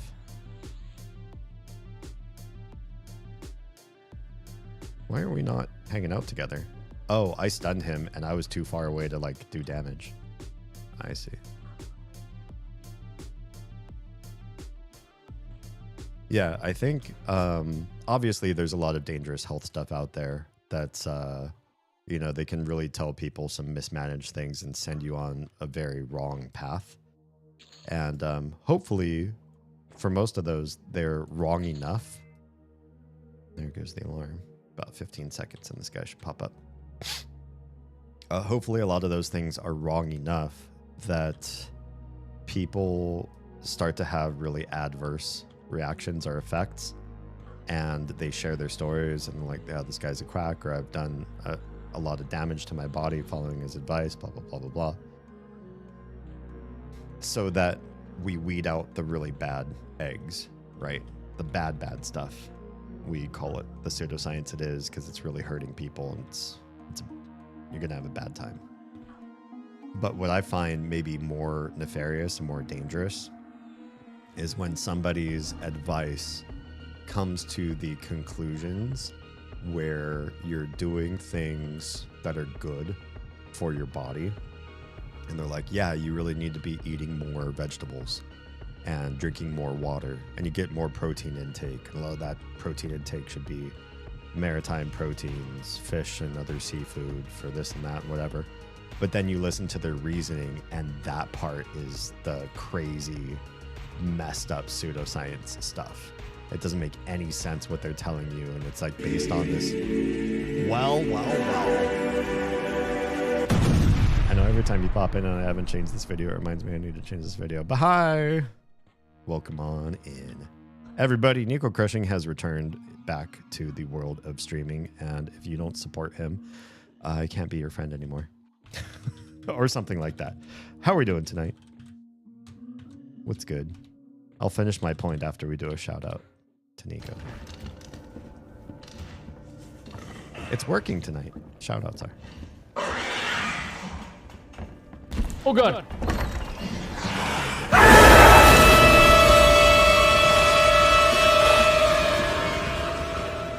Holy fucking jumps. Nico's Hi, audience. fangirl. That was good timing. That scared the shit out of me. Nico's audience hates him. Oh my god. Trolled so hard. Oh, Jesus. I have to calm down a second. Holy shit. Thank you. I waited for the best time to scare shit out of you. Yeah, you did. God damn. Amazing.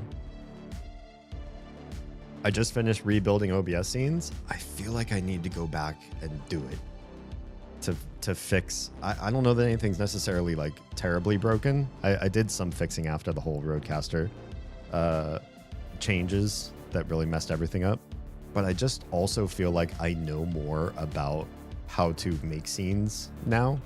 And I have other ideas that I haven't implemented. And like there's stuff I just want to do. And my OBS is kind of a mess. It's messy. It's a very disheveled closet at best right now. It took me 13 hours of troubleshooting and tinkering. Oof, that's the rub. Where do I get 13 hours? That takes a hot minute or 50. Yeah. Or 13 times 60. That's some bad mojo. What was I saying about the other day? Oh, yeah. Just the idea that there are some health gurus and leaders and professionals out there that they will tell you the right things to eat the right ways that we all know, like, to eat. Or maybe we don't, and, you know, they're legitimately teaching you new stuff.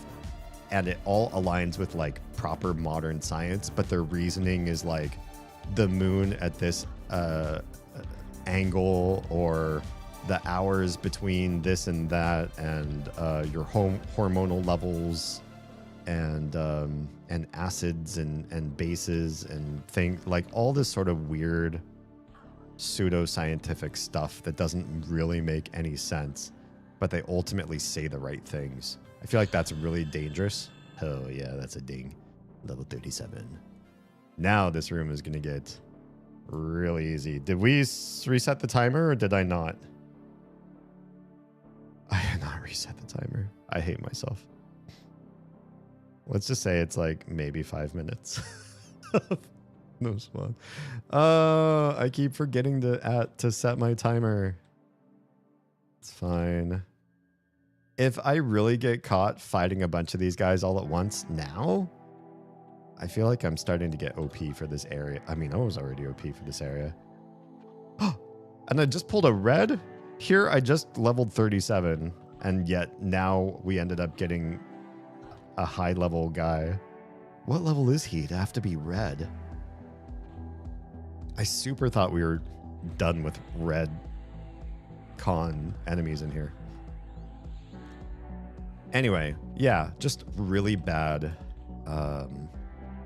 Really bad for the health futures of humankind to have people that can tell you the right answers and give you the wrong rationale behind it. You know what I mean? Because that's sure to make people have big mistakes and big problems down the line, to be basing things off of the wrong the wrong basis of knowledge. All right. This is level 43? I didn't know there were any level 43s down here. Not in this part of the dungeon anyways. Well, we'll probably beat him. It's just him and me. How could he possibly do enough damage to me, a cleric, while I can do immense damage to him with my ward undead spell? Nico says, I learned that I was doing things all wrong from the time I first connected the Roadcaster. Can we book a time to chat? Because I'm wondering if there's something that I did wrong that I can learn from you to do right, just in case. I'm not sure that because most of the stuff I fixed live on stream and asking people, can you hear that? Can you hear this now? Is this working? I don't think I took the time and the off-camera effort to make sure that everything was set up right, just so much as I was really trying to get the show to work. Willing to cut corners and just get to the part where you all can hear me and the game and everything just fine. Oh, did you root me in here? You bastard. I can't even see past this. Oh, there you are. Yeah, rooted for 20 seconds. Annoying.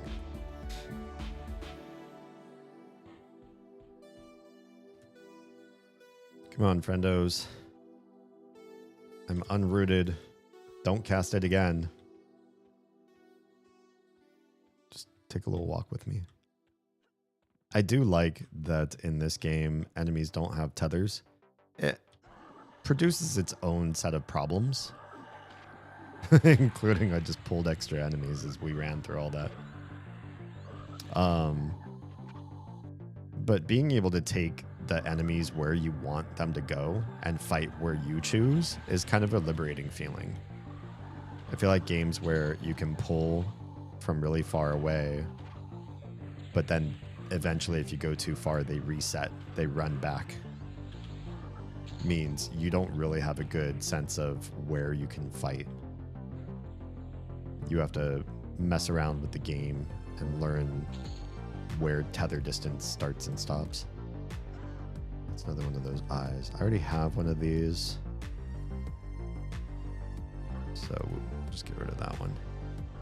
Quest items don't give you any money. Kind of lame.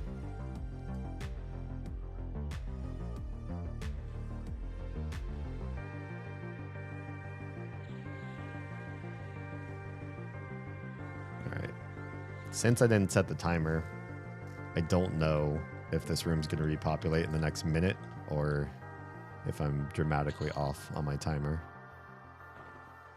So we'll probably hang out here until thing respawns. It's fine. Our buffs are doing okay as far as timers go. Hanging out here will give me a second to get my mana regen back again anyways. Yeah.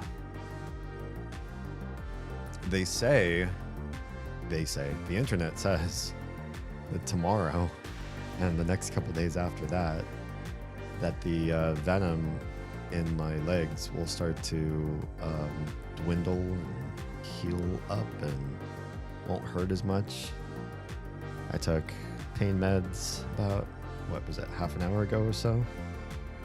And I feel like they might just start to be kicking in. The only problem with that is, like, I've been managing a pretty high level of pain for a couple days now. I know some of you with chronic pain probably know what that's all about, but you could probably manage it a lot better than I can since I'm a wuss when it comes to this sort of stuff.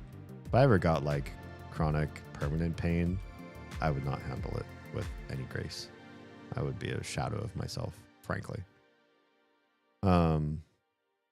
But 3 days of this level of pain, once I do take pain meds, and this happened earlier today whenever I did, I just passed out. My body is so tired of managing, like, it's like the feeling of being scrunched up, like somebody's gonna punch you or something or hurt you. or has already hurt you, and so you feel like you're scrunching, waiting for the other shoe to drop or something like that. I don't know. I feel like all of my nerves and muscles are in scrunch mode to sort of like bear the pain, like just clench and then it'll be fine. And then I take some pain relievers and I feel like I can unscrunch a little bit, and then I get sleepy. So I'm hoping I'm still cognizant, chatty, able to formulate thoughts, able to continue to engage with you all. Wow, I was way off on that timer. I must have given myself an extra minute or two of, I think they're gonna spawn in now. Where's there he is. As soon as I got curious about looking up skills and stuff, like, oh, I'm not max level on tracking. How do I get to that? I just recently leveled though too, so a lot of my skills are still moving up.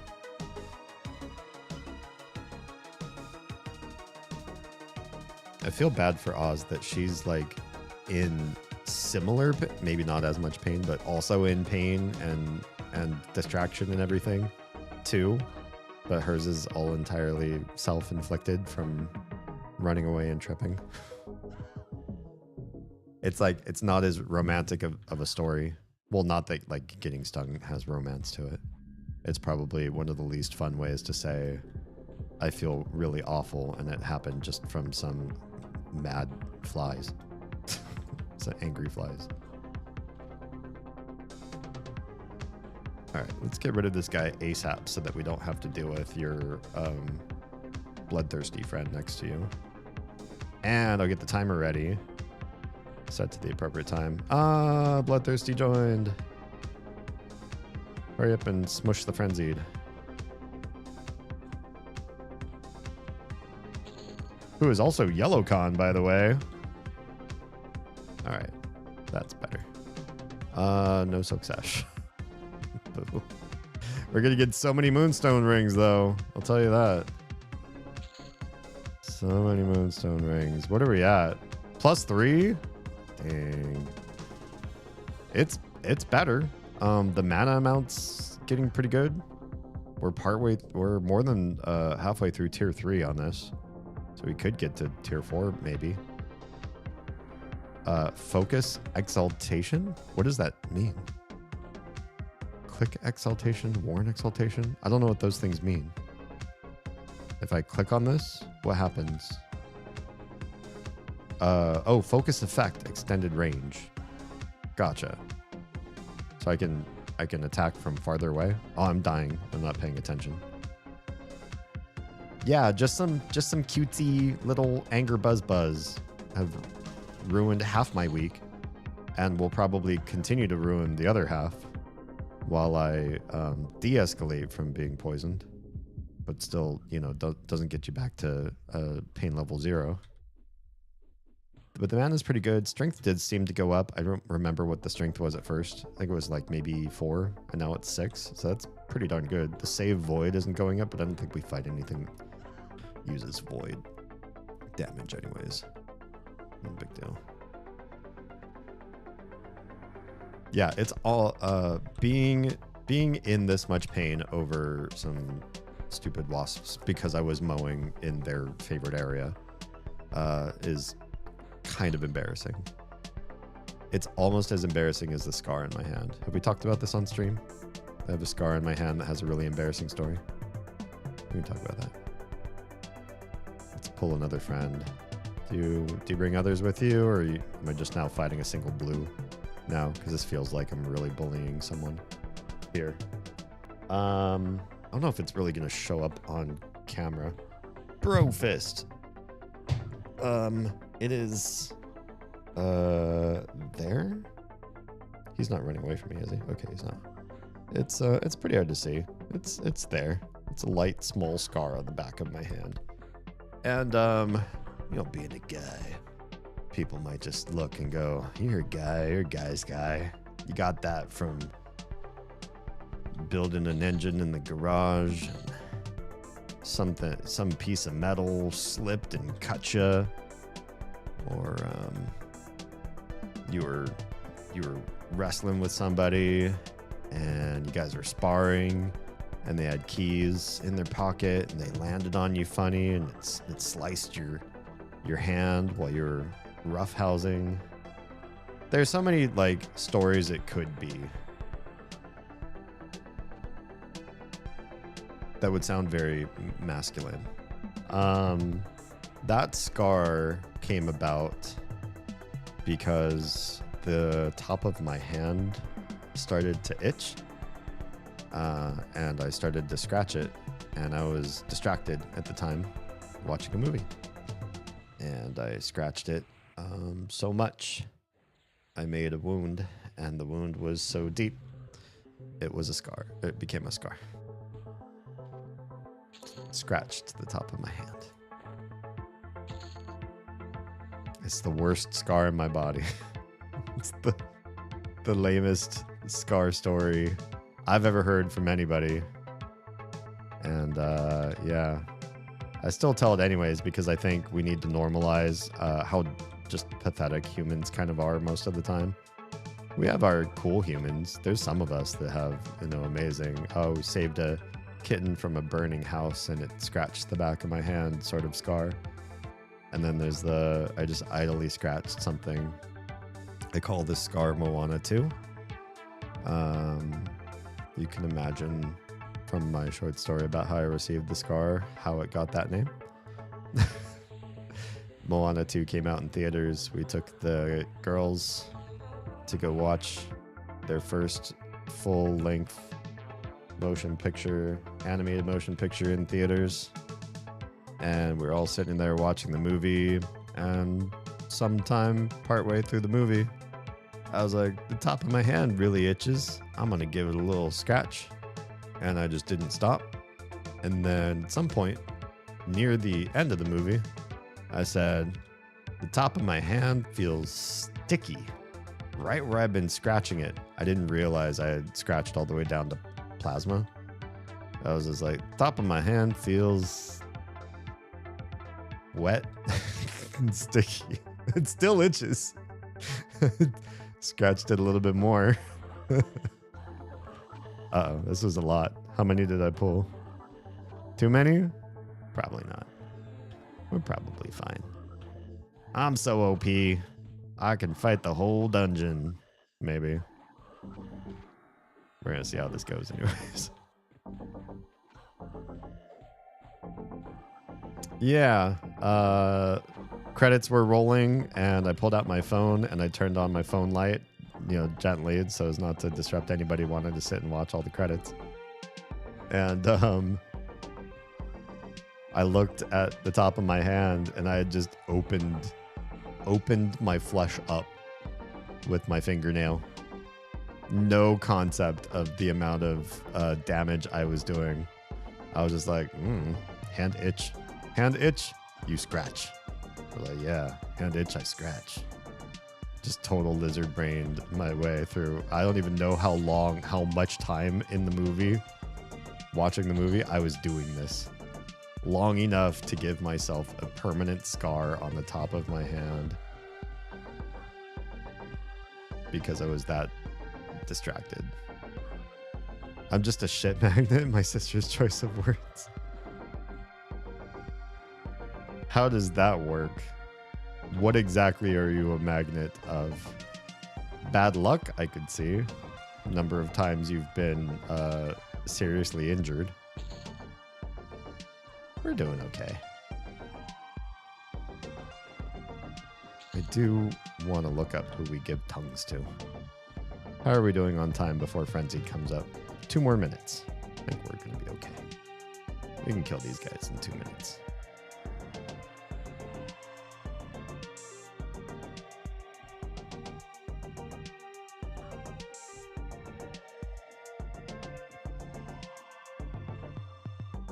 I also have a little scar on my forehead that has another ridiculous story to it. Oof, I'm getting low in mana here. It is here, and there's no way I can get close enough to the camera and also be healing my character. But it's like here, and it's basically invisible. I can just sort of feel where it still feels like there's a scar, or that there's scar tissue there, even if it's imperceivable by the eye.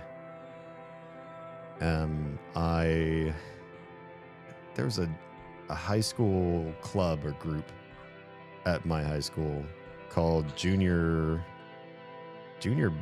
Business Leaders, JBL. Does that sound right? Future Business Leaders of America, FBLA. I can't remember. Is it FBLA? I'm trying to remember obviously I was not one of these kids. I was not them. But one of my friends was. And one thing that I was charismatic. I don't know how this happened, but I tended to find my way into every club or social group's activities by invite and sneaking in, and some teacher or coordinator looked at me and was like, what's the harm? It's just D. You can come with us. It's fine. So I was with this FBLA group, and we went ice skating. It was cool. It was nice. We got to go ice skating with a bunch of, they're my one friend who invited me, and I knew some of the other kids that were part of it too. Oh, hang on. That's the alarm. My mana halfway there. We should be fine. I'm only going to be fighting one enemy at a time right now. I'll just stay kind of mana light early on. So we're all ice skating, and then the kids of this club decided that ice skating itself was fun, but not fun enough. They wanted to do like a game on the ice. And we're all pretty good ice skaters. I think I was too at this point. It was pretty good ice skating.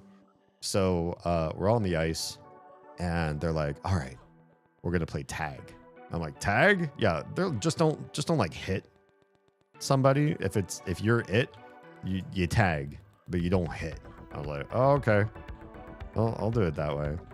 And the game mostly played like around me. The thing with ice skating rinks, you can't really like change direction or do too much like direct lines at somebody else, because you're probably going to mess up the whole flow. Everybody's kind of has to go in a counterclockwise circle. Them's the rules. Oh man, everything's spawning next to you. Now it's going to be messy. So the game mostly went by like around me, and I wasn't really like keeping up. So I was like, okay, well, it's kind of a lame game. Nobody's tagged me. I don't know who's it. I don't know what's going on. And the friend who invited me, he skated up right next to me and like kept pace with me. And I was like, yo, dude, who's it? And he looked over at me, and he gave me one of those like cringe lord side eye smile with the dark eyes sort of thing. Very Sigma, much wow. He looked at me. Awesome, bitch, this guy is it. He was just like, he cruised up next to me just for funsies. Let's merge that moonstone. Wait, what is this? That's a new thing. Steel knuckles? Oh, it's got no stats. They're only monk and beast lord, and there's no stats to them. Womp womp. Well, I'll just sell them. So yeah, he gave me that the cringe lord smile, and then he smacked me on the shoulder, not so that I would fall, just gave me a smack. I was like, oh, you bastard! And then he like started pumping, skate away from me as fast as he could, because he just tagged me. Now I'm it, and the game was not like no tag backs, so I could have immediately touched him right after that, but I was so caught unawares by his clever wiles. He got ahead of me, and I was like, oh, you jerk. So I did the thing that you're not really supposed to do on the skating rink, which is he was approaching the turn. He was on the straightaway, and he was approaching the turn. I cut in to the center because I was like, I'm gonna cut him off. I don't even care. I don't know most of the other kids well enough that I feel like I'm gonna try to hunt them down. I want to hunt him down and make him pay for tagging me. So I cut down the middle of the rink directly at him while he was coming around to the curve on the outside. And I skated as fast as I could. I'm not the best skater, but I skated fast as was safe without just like falling over. It was fast, and he was being fast because he was trying to keep away from me. He saw me suddenly emerging from the center of the rink, coming at him, and he freaked out. And I was going straight at him, and I'm like, I'm gonna tag this guy. And then in the last yard, I freaked out because I realized I didn't really have a strategy planned out, except that I was going to tag him, and now I'm coming full force at full speed at somebody else who's full force and full speed. And he was going sideways, and I was coming at him like a T. Like I was going to T-bone him, but in human form. And I was like, no matter what, this is going to end real bad because I don't have a way to stop in time. And he looked like he was panicking. And it did happen really bad, but you probably would imagine that we just collided into each other, and we didn't. Surprisingly and shockingly, instead we did something far stupider.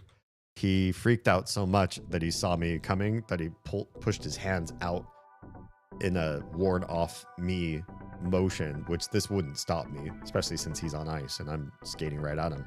He just put his hands out, and I panicked and I grabbed his hands. So now we were holding hands in this figure skating duo move. Don't know what the why did I grab his hand? I have no idea. What a great time for a raid. We'll finish the story as we shout out and say hi to these raiders. Hi Oz. Hi raiders, welcome on in. How goes the goblin army? How was tonight's stream? Let's do a shout out. Shout outs are working again. It was just the last night's tool was not functioning properly. Hey Haley, are you safe? Yeah. This Don't hit me. Ah! Fuck!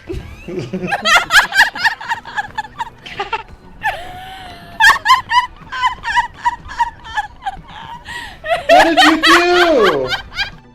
What a joik. Oh, I didn't reset the timer. I'm the joik. Boned myself. Yeah, welcome on in. We're talking about how I got the scar on my forehead. So I was skating directly at my friend. He put his hands up. I grabbed his hands in a really ill-decided move. And because of my momentum that was going to be a T-bone to him and his movement like horizontal. Oh, there's a wizard among you. There is. Let's get those wizard first. As I grabbed his hands, ill-advised, we grabbed and spun around each other. And we did a very unpleasant, uncontrolled circle around each other. It did not actually look like figure skating. It looked like two people that were about to be injured. And we were. So apparently his skates slid out from underneath him sideways, and he just went barreling off to the side and away from where I grabbed him, which would have been fine, but he slammed into somebody, and that person raised one leg in defense to like no, don't hit me, and you like cringe and put one knee up, and they were wearing ice skates, and their skate being up with their lifted knee, they their skate cut cut his ankle apparently as he slid into them. So that was bad news bears for him. Got a nasty ankle gash. And me, when he pulled away and I let go of his hands, my skates slid too, but they slid out behind me, and I face planted, and my hands and forehead just smashed into the ice flat, and I heard this loud coconut sound, and it felt like I hit my head harder than I think I ever did anywhere before in my life. And I was like, oh, I probably have like a really bad goose egg or whatever. But you know, some of the ice like came up and off. It stuck to my forehead. So it was like, oh, I've got like a free ice pack. So I stood up and I was like dazed, and my pride seriously hurt. I felt really sheepish. Like, oh, that was a dumb move on my part. But I guess I'm okay. You know, I hurt, but I'll keep skating. I probably won't play tag anymore, but you know, lesson learned. And the attendant who saw everything, there's a couple people monitoring all the ice skaters, came up to me and he said, "Are you okay, dude?" And I was like, "Yeah, just hurt my pride or whatever." And he said, "I think you should get off the ice." And I thought it was because I was a miscreant. Like I did something wrong, and he saw the whole thing and he's like, "I don't like people like you on my ice. I think you should get off the ice," he was saying very politely. And I was like, no, I think I can still skate. Trying to convince him, like, please let me continue to skate in this part. Don't tell me I'm a miscreant. And he corrected my thoughts. He said, "No, dude, you're bleeding." I was like, oh, okay. I guess that's a different story. So I felt in the middle of my forehead where it felt the most icy. And that's where I thought I had hit the hardest. I didn't know anything above the eyebrow. So I felt in the middle of my forehead, and I looked, and all I saw was like ice chips. I was like, I don't know. He says I'm bleeding, but I don't see it. It's probably like, you know, the tiniest little dot of red, but he has like a policy and procedure manual he's looking at, and he's like, if you see red, you gotta get him off the ice. Or, you know, if that were to touch the ice, then it freaks people out. So I was like, yeah, okay, fine. And then this girl is part of FBLA. She came over and she had one of those disposable tissue things in her purse, and came over and started dabbing my forehead, but like in an odd place, like off to the side. And I was like, okay. And she's like, hold this. I was like, oh, okay. So I held that for a few minutes, and we were just talking and stuff. I explained how it happened. And then I pulled the tissue away from my forehead, and it was red. The tissue was entirely red. I was like, oh. I actually split open my forehead. Now, it's just a small, like even a small little forehead gash turns into a whole heck of a lot of blood. So I don't think I had a concussion or anything. It wasn't like big.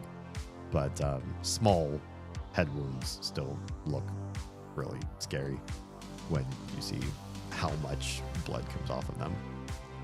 There we go. I will set the timer this time. I will. I'm telling myself I will. So it'll happen.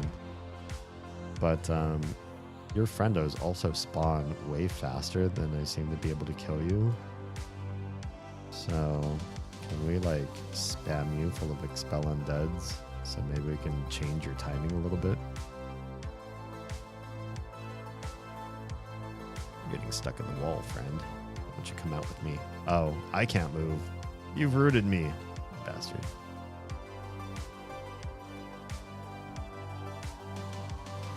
Yeah, and it ended up turning into like a little scabby straight line above my eyebrow. And teenage me was like, this is going to be a badass scar. So I picked at that scab and like rubbed at the area and like messed with it a whole bunch because I wanted an eyebrow scar. I was like, eyebrow scars look so cool. I'm going to look so badass. I'm going to have so many people saying my eyebrow looks cool.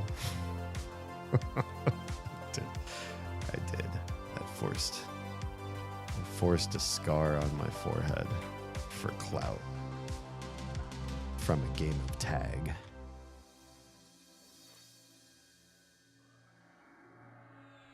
Anyway, anybody else have any embarrassing scar stories?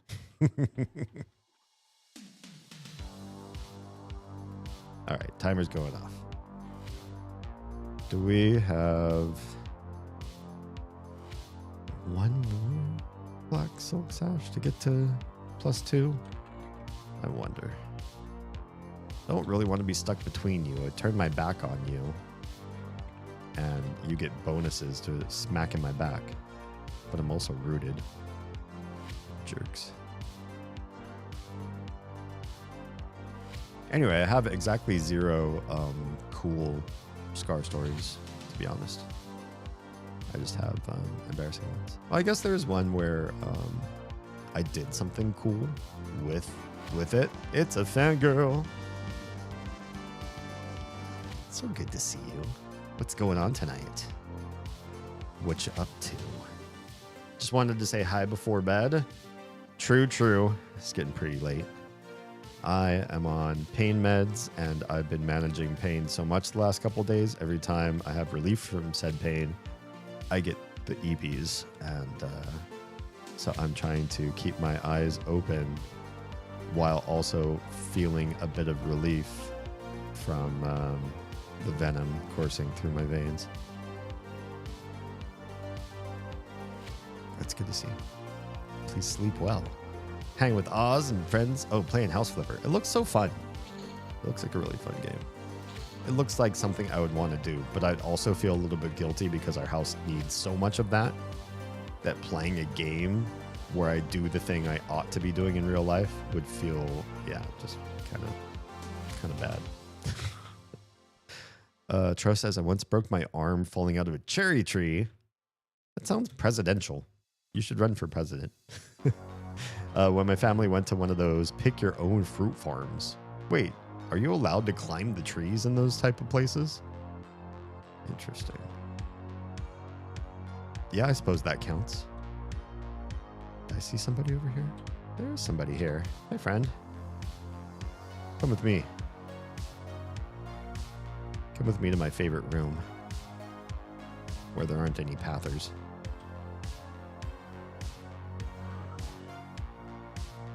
Oh, but you brought a friend. Of course you did. That was your first broken bone. Fun stuff. It just gives me ideas about my own home that I would want to do. Oh, I guess there's that. If you're shopping for ideas, I kind of know, I have a mental image of how I want each room. I don't know if that's common for gentlemen folk.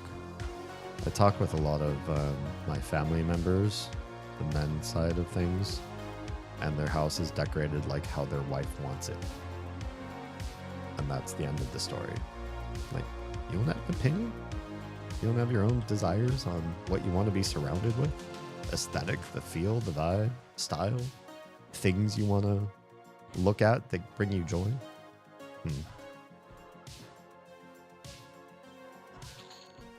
You were allowed to climb trees back then? Gotcha. Interesting. Maybe they changed that rule after people like Troa climbed the trees and broke their arms. Does this spell have a pushback? I feel like every time I cast it, I'm knocking them back. I don't see a flectable smoke. I'll struck. Oh yeah, push back 3. There it is. Push them back 3 feet, maybe, or something like that. Oh, that was a wizard. You're a wizard, Corgal Wizard. Do you have to have wizard in your name to be in Lower Guck? Oh, you brought friends. One friend? One friend. Still have 4 minutes till spawn.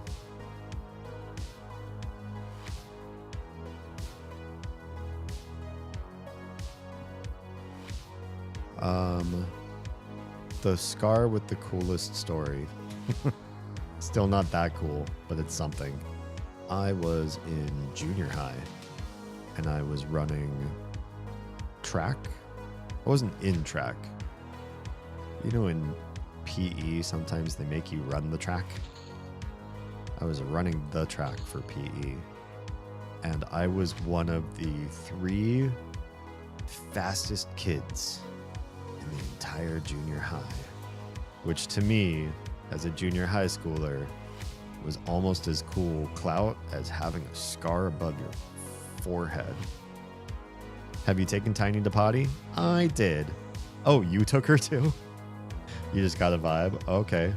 Well, guess what? She was able to go again. So maybe it was good that we both took her. Those kidneys, man, they can really fill the bladder up without you, you know, just turn away and look back and boom, just able to have a whole other pee session. Running track, one of the 3 fastest. Oh, yeah, and this particular day of PE, I don't know why it would be different than other days of PE, but the fastest kid was in my class, and the 3rd fastest kid was in my class. So it was fastest kid Andy, 2nd fastest me, and 3rd fastest kid Andy. Their names weren't actually Andy per se, or were they? Andy's just a placeholder name. So we're running the track, and fastest kid is actually doing a fantastic job at being fastest kid this day. He was beating the ever-loving crap out of everybody else on the field that day, or on the track. But 3rd fastest kid was ready to become 2nd fastest kid that day. He was giving so much more than I'd ever seen him give on any given day, and he was really tall and lanky for our age. And I could hear his plodding footsteps behind me, 2nd fastest kid. Like he's gonna do everything he can to catch me, to overtake me, and come around. But to come around to the outside of me, especially on the curve of a track, which I think we're at the curve of a track. A lot of things seem to happen to me at curves and not at straightaways. We're at the curve of the track, and I heard his plodding footsteps faster and faster coming up on my heels. And I'm thinking he's going to come around the outside and he's going to be in an outside lane to me. That means I'm going to have the inside track and I will be faster. So I picked up the pace so that he wouldn't catch up, because I wasn't about to lose 2nd fastest kid in the junior high title. I'll pause to read Tro's comment. My coolest looking scar is from a compound fracture. Troa. Wow. Your stories are all way better than mine. Or at least way more severe. Lower part of my leg when I was hit by a car while riding my bike in California. Oof. My goodness. Things about to spawn, but I'm also losing all my buffs right now. It's fine. I'll hang with the buffs I got. No, you know what? I don't have to. Here's what I'm going to do. I'm going to get Invis versus Undead on real quick. I don't care if the other 2 guys spawn. I can handle all of them. Oh no, I can't do it this way. As soon as I start casting the buffs, I'm going to lose Invis. I just got to fight him. I'm just going to do a bunch of expels. Try to beat this guy as fast as I can. Yeah, that sounds awful. Oof, compound injury. That's got to be a gnarly scar. When you're streaming till? Probably not even another full hour. I wanted to get one more flowing black silk sash from this guy. But, I don't know if it's going to happen tonight. And then I don't know if I have the oomph to find another guy to go fight after him. Yeah. Hey, there's my next flowing black silk sash. Did it do the thing? Did we get the +2? We did get the +2. It didn't do a whole lot. It just added 1 more % of haste. Yeah, I'm probably not going to stay here and keep farming this guy. I'm not even going to set the timer again. Yeah, not so much worth it. Well, good to know. You get little extra percents of haste every time you stack up that sash more and more. Okay, so third fastest kid coming around the corner, coming around the bend of the track with me. And I feel like he's going to come around the outside, and therefore I'm going to win because he's going to be on an outside track from me. So, you know, inside track goes faster. I win. Probably. I'm running upper for the first time. Interesting. I ran through upper to get down here. I've never actually done anything in upper Guck before, except run to lower Guck. I've gotten Ghoulbane to drop a single time so far. I fear trying to get a high level Flowing Black Silk Sash. You know, as long as you got something to do. Like, I'm chatting with you all. So the camp here has not been terrible. The Flowing Black Silk Sashes do not indeed flow. They come pretty rarely. But just chilling here in the room. If you're not even high enough level to really go out and gather other things, it'd probably be fine. As long as you're playing it safe. I haven't been pulling more than like 3 at a time. Thankfully, you can in this particular zone. Some zones, it's kind of... When we were doing Mistmore, there are just a number of times I kept pulling like 9 enemies. I wasn't trying. I wasn't doing anything, I think, wrong. I think that dungeon is just kind of wrong. Developed wrong. So third fastest kid doesn't come around the second most outside track from me. He stays in my track, and he tries to catch up to me in my lane. And one of his big ass feet on one of his long ass legs clips the back of my heel while we're both running because he's come up in my lane on me. And I tripped because he clipped my heel while I'm in full gate and he's in full gate. I tripped and I fell on my palms and my kneecaps onto the track, onto basically freshly graveled red clay track. And I think I skid for maybe a yard or more on my knees and palms. I got up, I looked at the damage, and it was all just like chipped beef. It was all just pretty scary looking. My flesh was just bumpy, like, I don't know, like, yeah, really gross. And a friend came up, stopped running, and he's like, whoa, let's go get you cleaned up. And he walked with me over to the drinking fountains.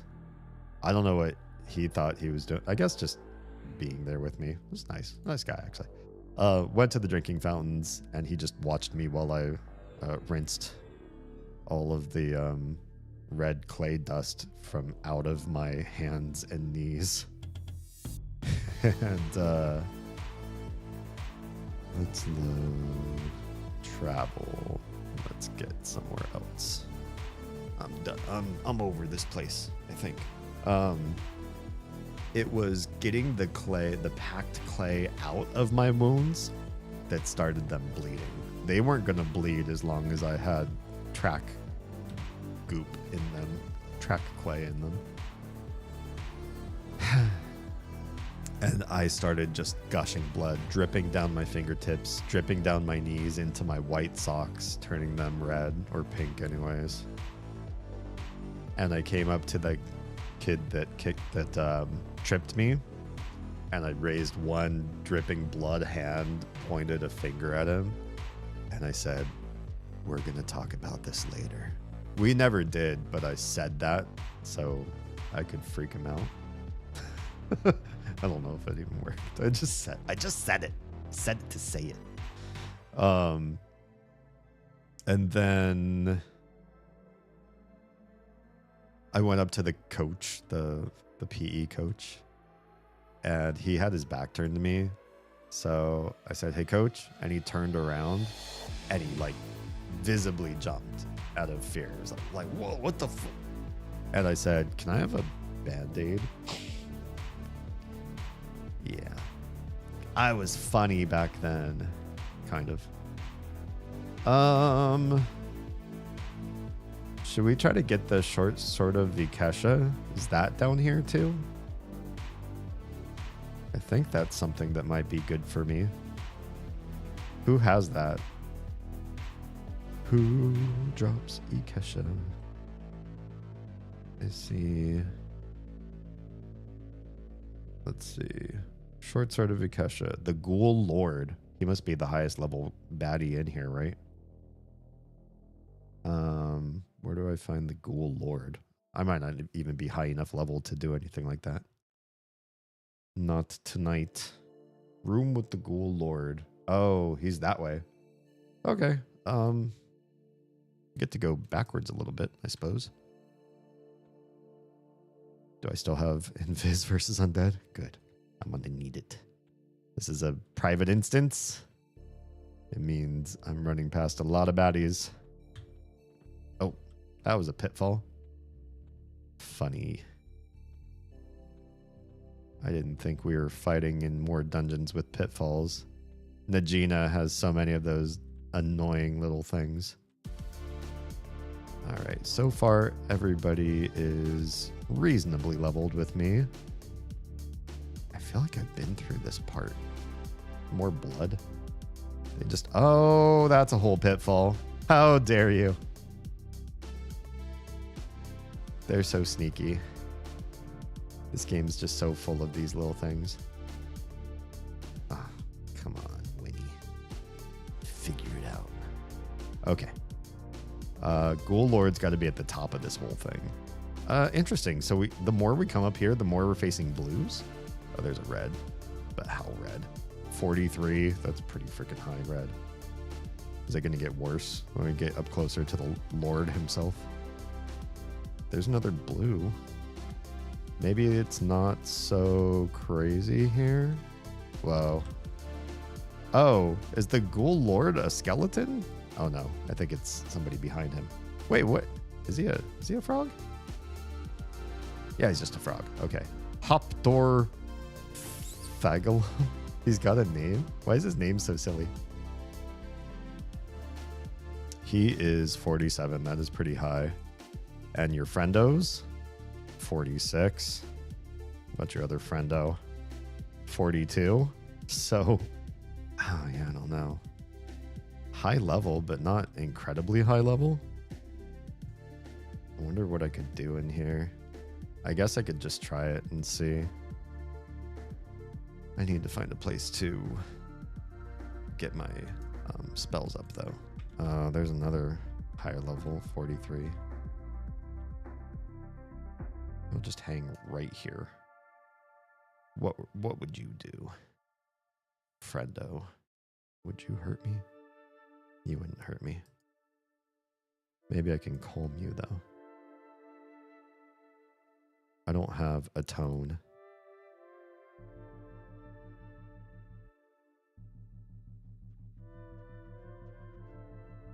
That's Lucid Lullaby. Calm? Calm goes all the way up to level 50. Do we not have a higher level of calm? Lull?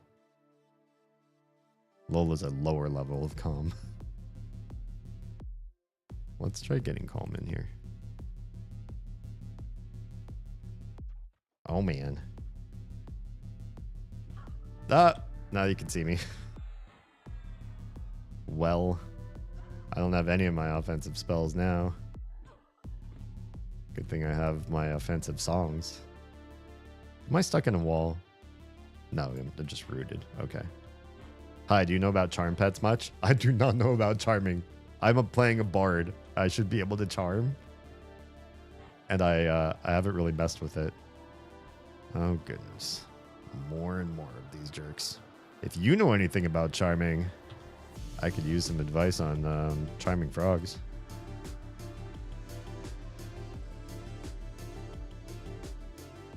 I don't know much about gear either, besides what you can just find online. Oh shit, I'm not even fine. I'm too streamer brained and sleepy. I gave my pet 2 negative magic resistance rings and a haste belt. Interesting. Why the negative magic resist? I imagine because he's your pet, you could therefore do magic damage to him later when you lose control of the pet, if it's a charm. But why the haste belt? Except to make him badass. We're doing okay. I'm just nervous about that room, especially if anything resists me. I assume he won't break charm as much. Oh, because of the negative magic resist? Oh, maybe. Yeah, that might be true.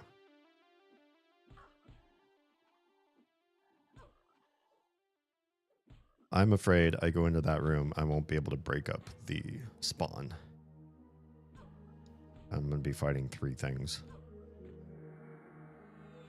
Unless I can calm the 2 ghoul knights and just fight the Lord himself.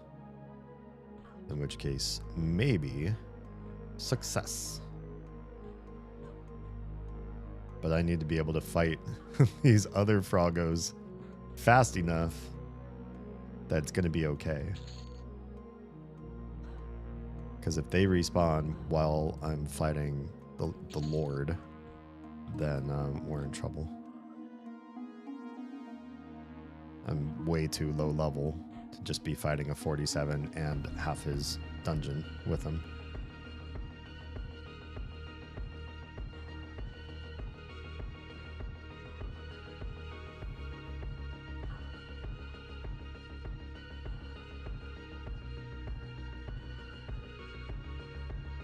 But I feel like if I can fight a 47 alone, I may have a chance. This is definitely not somebody I can just be on full farm mode with, though. Not yet. I'm too low level. I could just hang out here and kill Froggos until I get high enough level. Close enough to 38 almost. Alright. Let's get some of that good stuff going. What do we do? Let's get rid of Divine Barrier. I don't think it's going to be useful here. We'll try Calm. Should work against up to level 50. It might work on these guys. Or I'll just die a horrible death in here. If I do, I don't know if I might figure out something else to do besides lower Guk. So we've been here for a hot minute. You, 46, might be the one I want to calm first, just to be absolutely sure.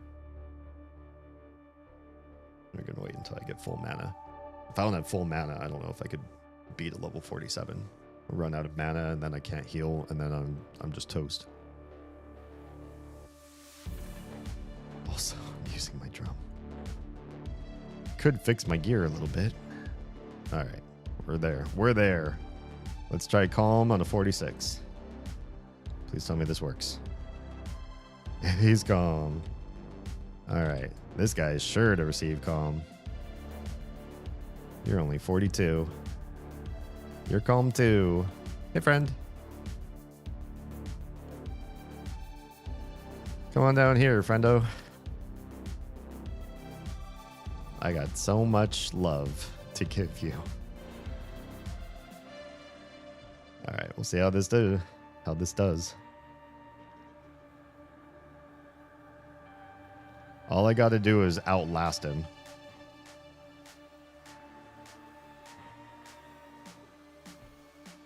What's your gear like? I just started. Mine's really bad. I did have the benefit of somebody coming through and twinking me at like level 10. And some of that gear is still on me. But yeah, I'm doing fairly well.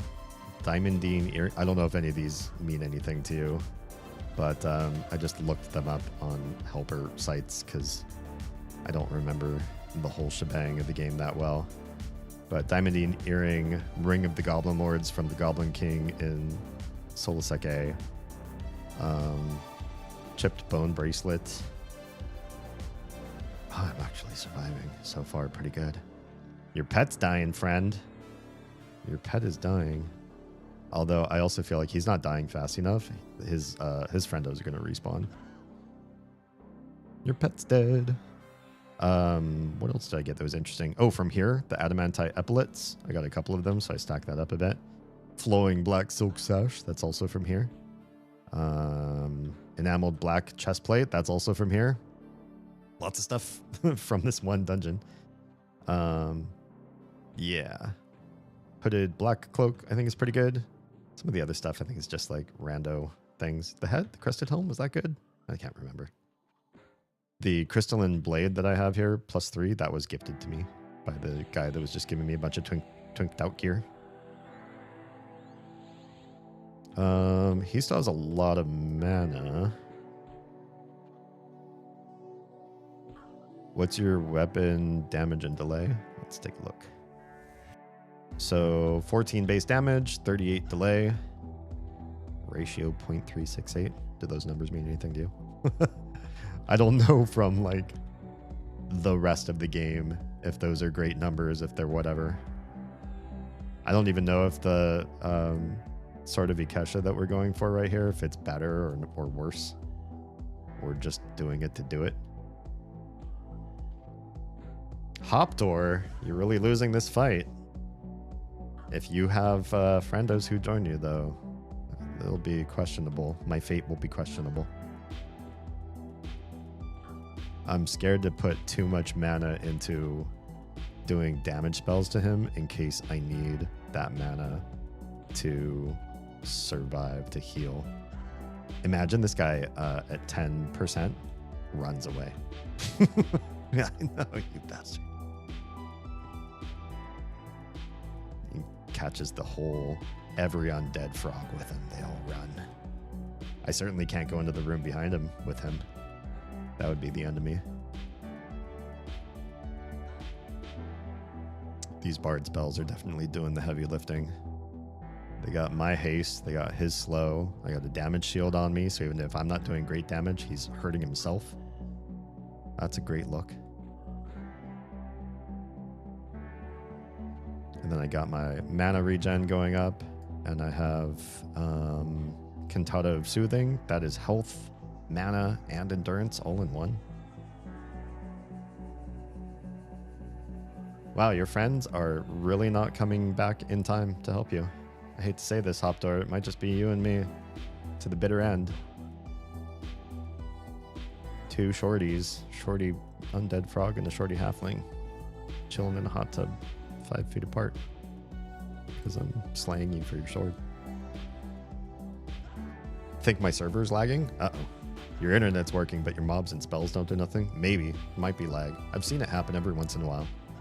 There's also, like, shortly after I log in, maybe like a minute after, the whole game hangs up for me for just a few seconds. Hell yeah. Got an AA point off of him too. Beautiful. We'll take that. We'll sell that. What is this? Scalp? I'm sure the scalp has got to be something. It's a head, it says. Okay, well, I'll give it to somebody probably. The skull-shaped barbute. It's probably worthwhile. Let's take a look. I came off with not that bad of health and mana down, honestly. Crested Helm's AC 10. Skull-shaped barbute's 13. I think I'm sold. Well, it doesn't have any strength. 6th strength down for 3 AC up, but 35 hit points too. I think everyone says that AC is the superior stat in this particular game. Maybe I'll give it a shot. Maybe I'll keep the Crested Helm around just in case.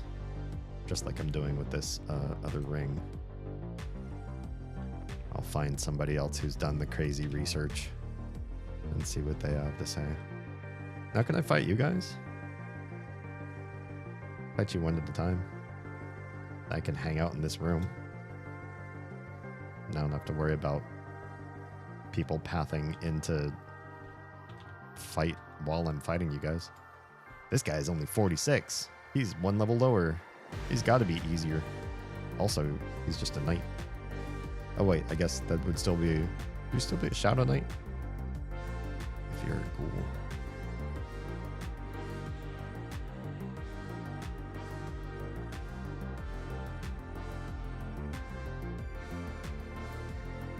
Yeah, I'm not so scared of this guy.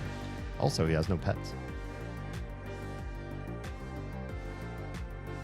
Let's do a few expels. How do you like your class combo? Very, very nicely. Wait, is that the other guy from the room? Whoa. Okay. Yeah, I started with Warrior, actually. Oh, fuck, now we got 3. I gotta get into that room. I started with Warrior, but I didn't so much care for the idea of everything I would play after these two, after this class combo was going to be Warrior derived. Yeah, come on in here, everybody. This is going to be way safer.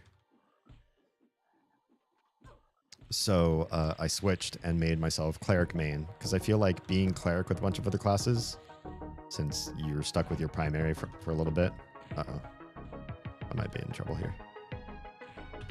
Hang on. No. Let me get this one off. Oh, you bastard.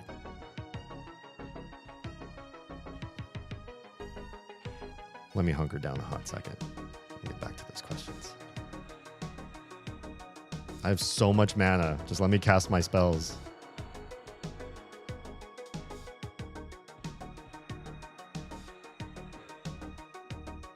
That's better. A little bit healthier me now. Yeah, I really preferred the idea of seeing myself as Cleric plus other things rather than Warrior plus other things. Just seemed more interesting. And I've been Warrior in the base game before. A Warrior Halfling, as a matter of fact. This is a reprise of an old character of mine. So I decided Cleric was going to be something new. It's something I'd never really played before. So I wanted to explore new territories, be something different. And Bard was something that I feel I was just great at. I feel like I was one of the excellent bards that knew how to twist and knew which songs were best. And I was renowned for being good at being Bard, and people saying, wow, that's such a hard class. Good job at this game. So I picked up Bard for sake of ease and familiarity, really. Yeah, you guys are really draining my mana here. I would love it if another one of you died real soon here. So I didn't have to waste quite so much mana healing myself. Yeah, mana's not doing hot. How many of you are still alive? 2? It's doable, I think. I think it's doable. We're gonna find out right now when the Ghoul King respawns. And I have to do something about fighting you two and him with no mana pool. What's your main class now? Yeah. Started as Warrior, switched to Cleric. I still kept Warrior around though. So Warrior and Cleric, and then at 10 I added Bard. I'm Enchanter main. I really love Enchanter, almost as much as Bard. And so I definitely feel like I would probably play that among the next classes I want to do. Oh man, please help me survive this. Please give me some more mana. I'm doing okay. Not great, but okay. Let's give me another regen. Whew. We're doing it. We're somehow surviving all of these. Gosh, that Lord though, he's probably gonna be here any second. We've fought for probably 10 minutes. Wowzers. Would you look at that? doubted myself, I tell you that. Certainly doubted myself there. Yeah, enchanters can just do so much. I love all the different buffs that they provide. Everything that they're able to do is just fantastic. The one thing that I always say about every MMO that I've played after EverQuest is I wish there was something like Enchanter, like EverQuest Enchanter in this game. And almost none of them really had anything like that. Closest game, I think, to having a really good CC buff sort of experience would be City of Heroes. I mean, the game's completely decommissioned, right? So I don't think you can go back to it. But if I recall correctly, back in the day when it was allowed, or when, not allowed, when it was live, that that was a thing. It could be kind of CC/buff-esque. I have all my buffs. Speaking of, I think I have all my buffs. All right. Well, my health and mana are slowly recovering from an intense many fights. I don't know that I want to leave this room and fight this guy again.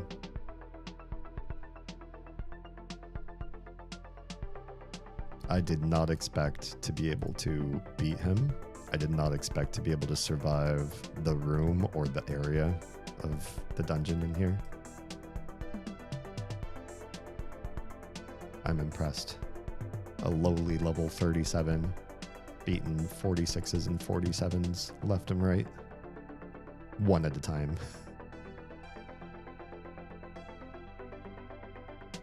And I didn't set a timer for this guy or anything like that, so 9 minutes and 30 seconds is so far what everything's spawn timer is in here. That's probably this guy too.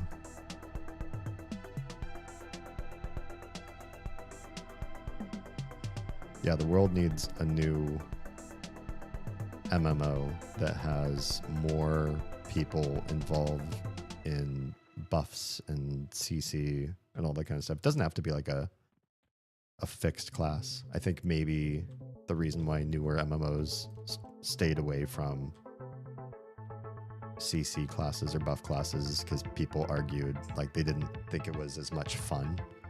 Like, oh, I liked seeing the big damage. I like to be the big damn hero. But I speak for dozens of us. Oh, here he is. Hi, friend. You're back and you didn't even get your pet out this time? Buddy.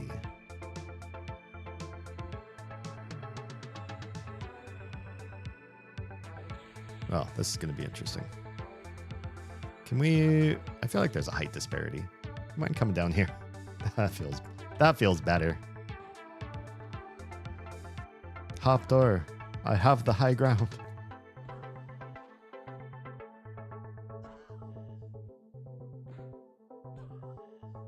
All right. Doing okay. Just as long as nothing else spawns in here. You can hurt yourself on my damage shield. We'll have a good old time.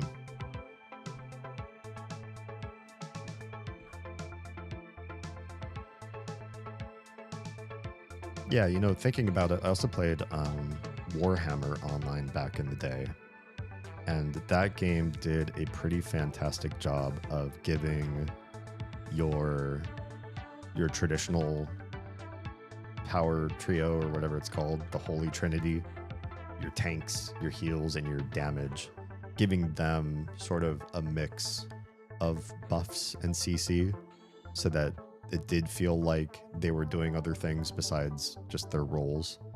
Being straight tank in a game, especially a game that has a lot of PvP, like Warhammer Online did, would be so boring to be able to say, you know, I tanked so well, I took such little damage.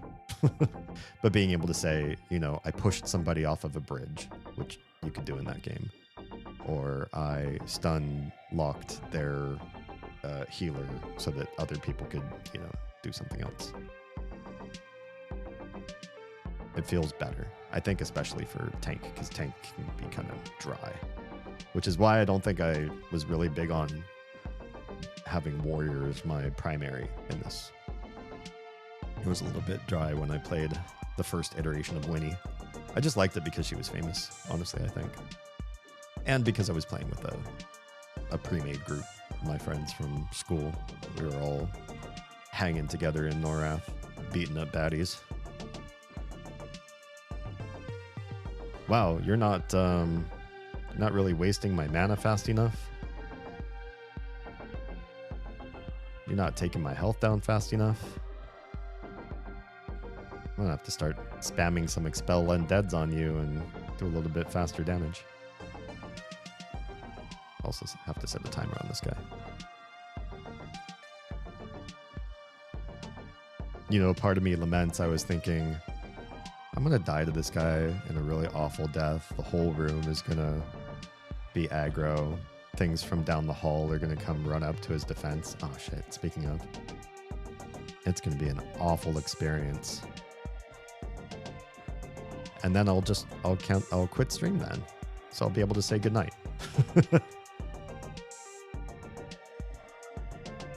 But then I beat him and I was like, oh, well, then there's that side of things, I guess. I didn't expect to beat him. Now I kind of want to stay here and see if I could do it again. I didn't expect to have to beat him with other friendos in the room, though. At least the guy that spawned in is a yellow.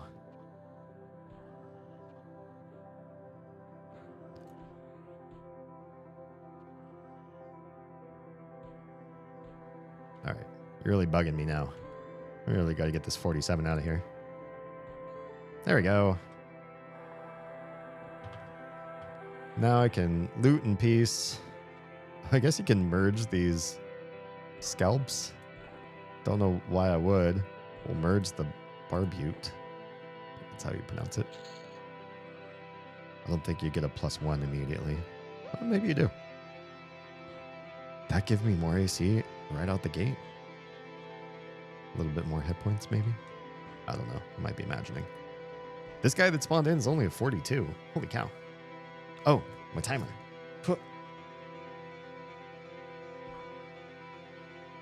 Let's set it to 9 minutes exactly. Because I kvetched around. Not kvetched. I schlepped around staring at his loot. Not actually doing anything. The other guy behind this guy is going to spawn in, though. I'm sure of it. There he is. Crap. Now it's problematic a little bit. No, we'll actually have to cast and be concerned about how to do the game. How much is this game? $20. $20. There is a server monthly fee because it is technically a full-fledged MMO. Most server fees for most MMOs range from 15 to 18 a month, and this one's 10 a month. So it's a little bit lighter on that one too. If you buy the game, they give you a month at the beginning for free to try it out to see if you actually like what you're doing. Newbie, hi and welcome. I'm in less pain because I'm on pain meds right now, but I am in pain. How are you? I got stung by a hive full of... Why? Nobody asked you to join. Are you just a pather? That's annoying. And you backed me up against the stairs, so my camera's all at a weird angle.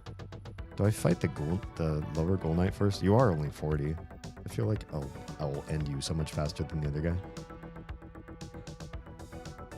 Oh, seriously? I am gonna die now.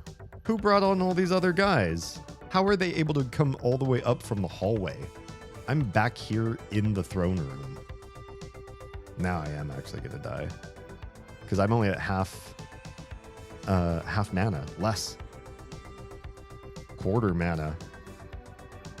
Well, I got 2 good kills on him, and I got 2 stacks of this helmet. But I didn't get the Sword of Akasha. I'll have to come back here when I get higher level. Because it's just too squirrely when things can add from so far away. It's too much.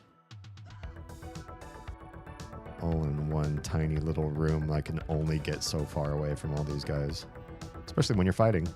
They must have like some sort of very wide range scream for their allies kind of thing. You are not going to let me get off the one superior healing. Thank you. Jerks.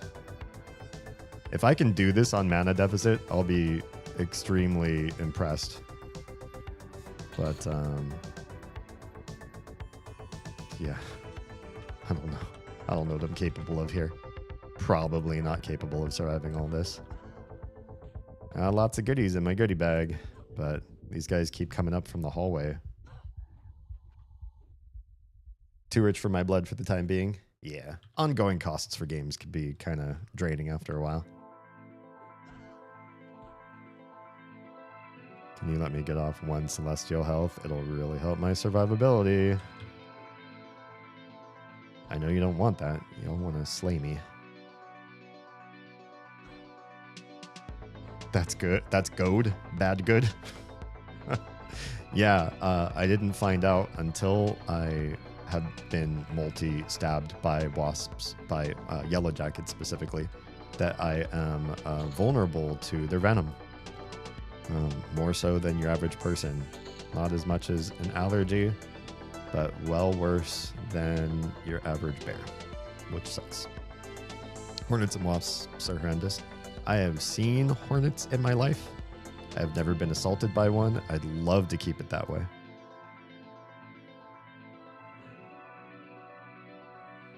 I can't believe I'm going to survive this. This is insane. Winnie is unstoppable. Absolutely. I'm about to hit level 38, aren't I? With this? With this? That wasn't it. One more kill, and I'm 38, and then this whole room gets to be a lot easier. I wonder if I should be fighting people like from the throne.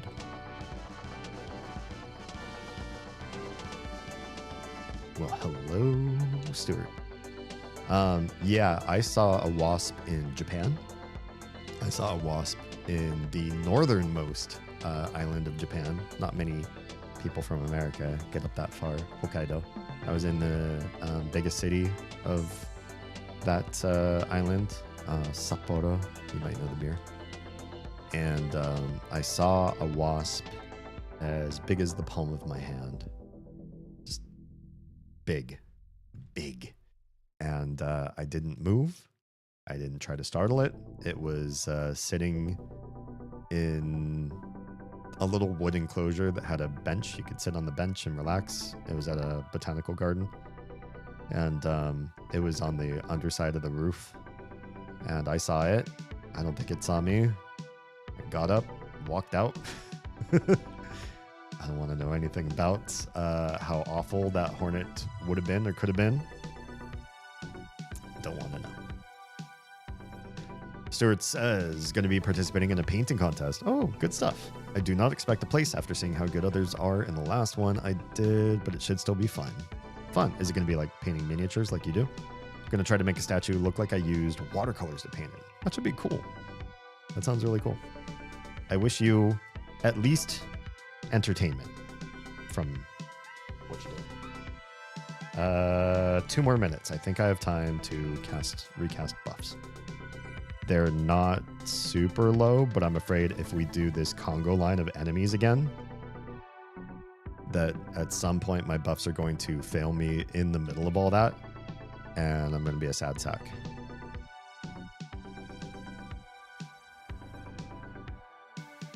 Thank goodness you left before he got angry. Yeah, I don't care what emotion that hornet had or what he could have had, so long as I wasn't around to see it. Even a happy hornet will probably scare me. What stances did you use to survive that? Ah, good question. I have offense stance on for my stance and divine on for my invocation. Is that what they're called? All this stuff came after I stopped playing this game, so that's all new to me. Divine for a cleric is fantastic. For those of you who don't know, Divine makes it so every time you cast, you get health back, including if you cast heals. So I heal when I heal. I heal when I don't heal. If I'm using mana, I'm getting health back. Where can I see that? How do you pull that one up? Oh, it's here. Divine. Okay, I will right click over it. Wait, hello? How do you see the description on these?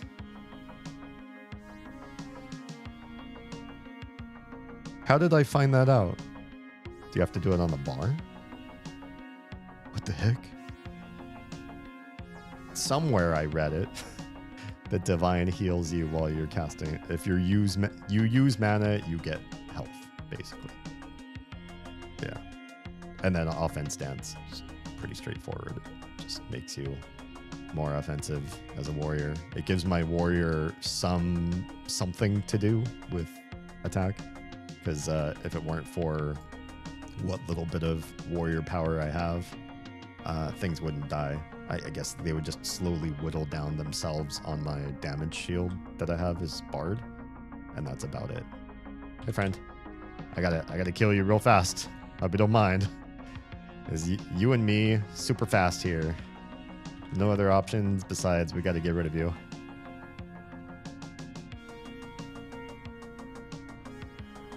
Oh yeah, it came up sooner than my alarm. Thank goodness I got those buffs off in time. Also know that you don't do a whole heck of a lot of damage. So what I should do is be not warrior smacking you, but expelling undead you. And then maybe your friendos won't spawn in too fast. I also took a long time to beat them, the friendos. So maybe they won't come back in time to join him.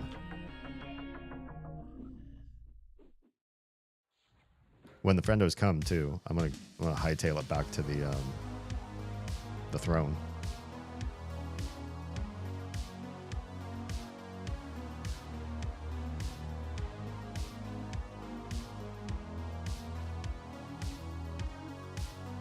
Yeah, this guy looks so badass. I mean, he looks like everybody else, but like all of his spells that he casts and everything, having like the title underneath his name, and he's got the special sword, looks like a boomerang, which doesn't seem to be serving him too well.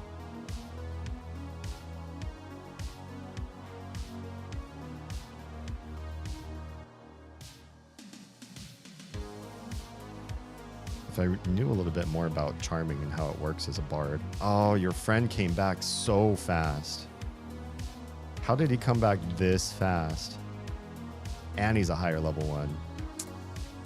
I might not survive this after all. Why don't you guys come up here with me? Why don't we fight up here?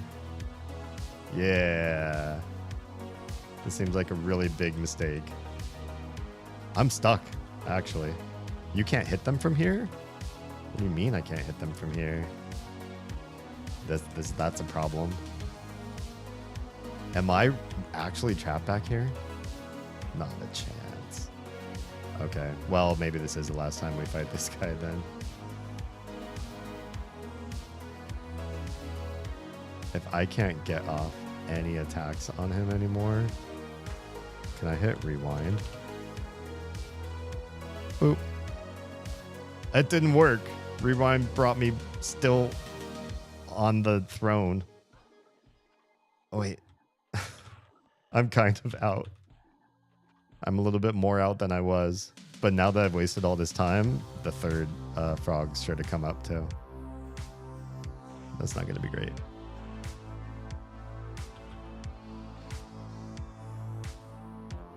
Am I able to hit them? You can't hit them from here, it says.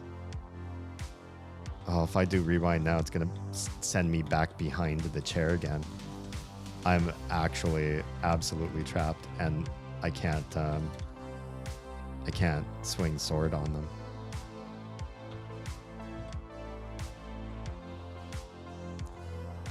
All right. We'll try it. Rewind. Where does that send me? Same place as I was. Right where I was. You can't see your target. You can't hit them from here. Jeez.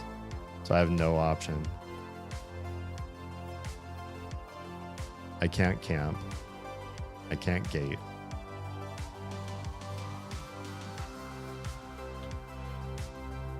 And I don't have mana to cast any more spells. Okay. Now I know you don't go behind this chair. It is a bad idea. Behind the chair, bad, okay? We'll go back to our bind location. Should we start at the top of the ruins? Let's start at the top of the ruins. This will give me a chance to decide what the heck I want to do. We'll stay in the instance. We'll get our buffs back, and I'll probably call it. That's probably a good time to call it. I'm not demoralized, but I am disappointed in the game that somebody as small as this can get stuck in the architecture of a chair and be fully incapable of moving forward after that with the fight. I have 36 tongues. What am I going to do with all them tongues? Well, let's get our buffs back for starters. And then we'll call it a night. Instagram stream already died. If you've been watching on any other stream besides Twitch, your stream is imminently ending. Get a little bit more mana up here. If you are watching on Twitch, we're going to go find somebody to raid after we're done here. Easy.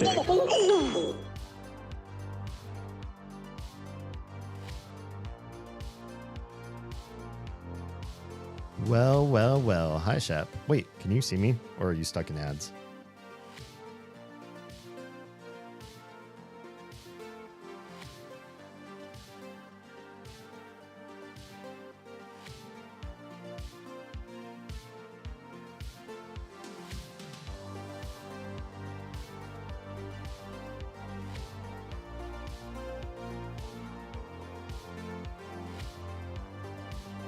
All of our good stuff back.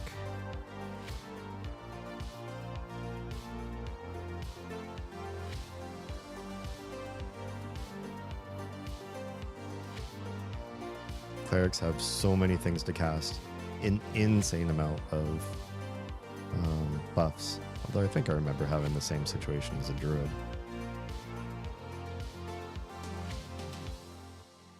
Go back to combat. I don't know that I want to go back in here, per se. It says there's other places that let you go back up to the live side from down here, too. I'm curious to find some of them, just see where everything else connects up. There are all these other levels and deep nooks and crannies and stuff. I wonder if any of these are good. I feel like most of these other rooms, the reason why I don't know them is because they were for some class that I wasn't really interested in. Or I didn't personally play. I'm just looking at the map real quick. Yeah, I don't know. Maybe we don't want to hang out here. Or what are the what do the tongues do? Maybe just turn those in and call it a night. Or maybe I don't want to add more stuff to my stream. I said I was going to quit if I died, and I died. Maybe just leave it at that. These are called Undead Froglock Tongues. Where do you do the thing with the tongue? You don't have to answer that, you degenerates. They go to... Where'd these go? You can get these in the Gina, interestingly enough, and in Kinos in the sewers. They are part of spell research. That's unfortunate. Why do they drop so frequently if they're just for something not that interesting? It's a trade skill recipe. But what? What does this even do? Gotcha. It's just part of a whole bunch of things that you would collect. You would never collect this many because it's not part of any sort of faction turn in. I'm just holding on to 36 tongues in a backpack because I'm some sort of freak. You only need one, and it's for one turn in for one quest, and then you're done. Why does almost every frog drop a tongue then? Probably just because of the version of the game we're playing. Hey, congrats on 37. I'm 1 kill. Should I just get my 1 kill? Get to 38 real quick. I feel like that makes sense. Hi, friend. Kindly considers. These guys all love me now. Uh-oh. You don't love me. You're probably not in it even enough experience to get me my level, though. Anyway, hi, Shep. Now that everybody's back from ad break, welcome on in. I am really close to ending stream because I'm fighting Yellowjacket venom. I was attacked by a hive, and many of them stung me, and it has been an awful experience. Well, I'm just going to keep collecting tongues now because it feels like a thing to do. Shep says, I went through my server and deleted any messages my ex had ever sent and mention of him. Oh, that's got to feel nice. Congrats on that. Can't believe I didn't realize I didn't purge or think to check before. It's a good feeling, yeah. That sort of excise the ick. Also, for those of you that don't know already or aren't showing love to Sheposaurus Rex, please go do so. Fantastic streamer, Heart of Gold.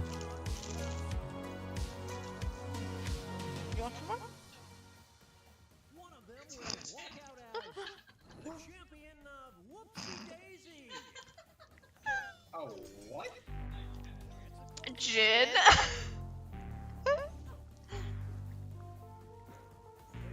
My god, someone needs to clip this and send it to Jin.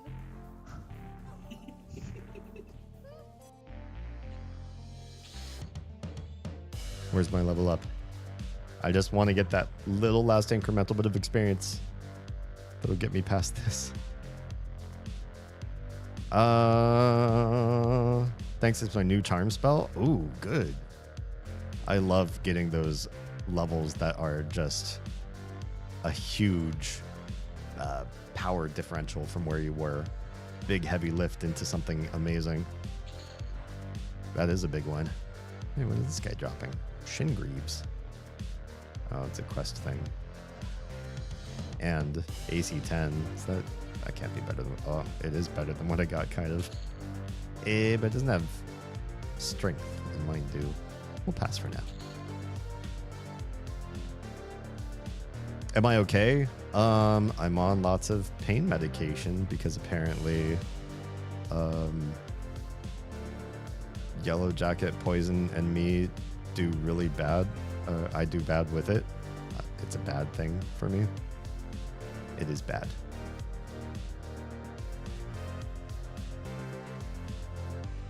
So yeah, the pain has ramped up over the past 2 days. This is day 3. And it's supposed to get better now. It ramps up and then down for people with my proclivities to this particular type of venom.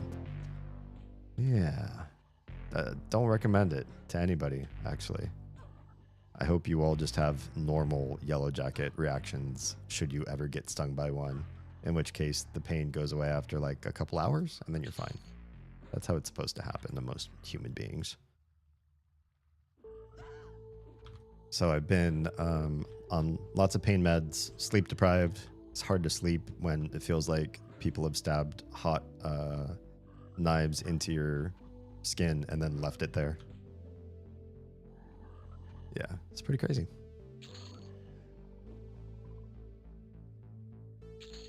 I'm a very non-often streamer anymore. I mean, I feel like I've caught you on more than not lately. I've only done so more recently because I'm off work entirely for a minute. Oh, true. Oh, geez, there's a whole parade, whole echelon of you guys. One of you is going to get me my level 38, and then I'm going to quit. I'm just so close, I can taste it. But these Lobby things barely give any experience. Does that guy have 2 tongues? He has 2 tongues. I got stuck and it hurt for 3 days, but I have mild allergies to them. I think I must too.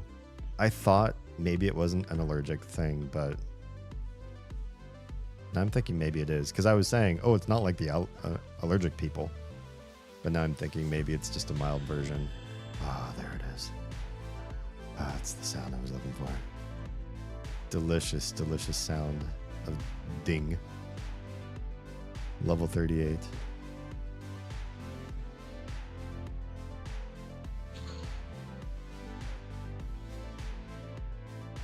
All right. Is that bat running away? How dare you? Okay. I don't want to stay here in this area. You know, I think with all the levels we got tonight, I forgot I had a couple spells in the holster. Is that the right term? I had a couple spells hanging out in my spell book that I was supposed to remember to add to my repertoire, and I just didn't. Yeah, I'm going the right way. It's where all the goodly frogs live. The friendo frogs. Okay. Yeah. Where are those? And what do I do with them? Armor of Faith, Blessing of Faith. Where are these supposed to live? Ward of the Holy? Which one of you is Ward of the Holy? Armor of Faith. Is that Armor of Protection? Is that the one I'm replacing? Doesn't... Oh, no. That's a permanent buff. It's not that one. Guard? Ward of the Holy. Why is it such a different name? Okay. Guard gets replaced with Armor of the Holy. Or sorry, Armor of Faith. And then Blessing of Faith, I know where that one goes. That's the only one with the foot icon. Cool. So we have a new buffs loadout we have to do. I know I keep thinking of new things to do to stay on stream, but I do this and then I will call it a night. Get my new buff set up. It's important. These are higher level. It should make me even more unstoppable in this area. Maybe I can go back to the Lord, the Ghoul Lord, and do more awful things to him. Okay, so Blessing of Piety is now Blessing of Faith. What was the other one I got rid of? Guard. Guard is now Armor of Faith. And I should cast those on me now that I have them here. They're going to overwrite the stuff that was already cast on me. I think. Blessing of Piety. Blessing of Faith. Why did they not overwrite? They're the same chain, the same line. Cast spells faster. They should have overwritten each other. Well, that's weird. Get your rest good, sir. I will try. With the pain meds in me, my legs have definitely quieted down a bit. That's where I got all the stings, is in the legs. Save 2 buffs.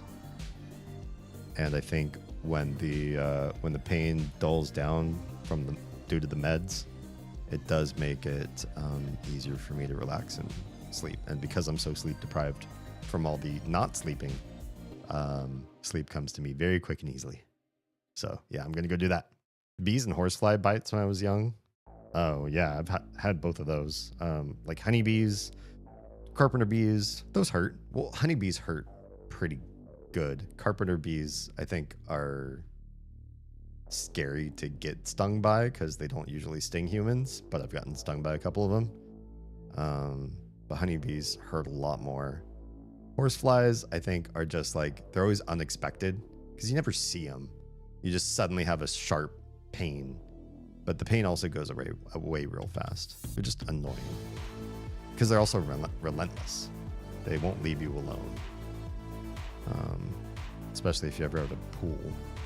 For some reason, horseflies love wet human flesh. They just want to bite you all over the place. I was a small child and I remember that it was horrible. Yeah. All right, let's start camping. Thanks for being here. If you were watching on any other platform than Twitch, your stream's ending right now. And if you were safe, fed, and loved, make sure someone out there is too, please. I will see you all again next week. We're going to be starting Deltarune on Friday, starting 10 p.m. Eastern, 7 p.m. Pacific. It's another game similar to Mother. If you know anything about Undertale, it is directly related. Look forward to seeing you then. Bye.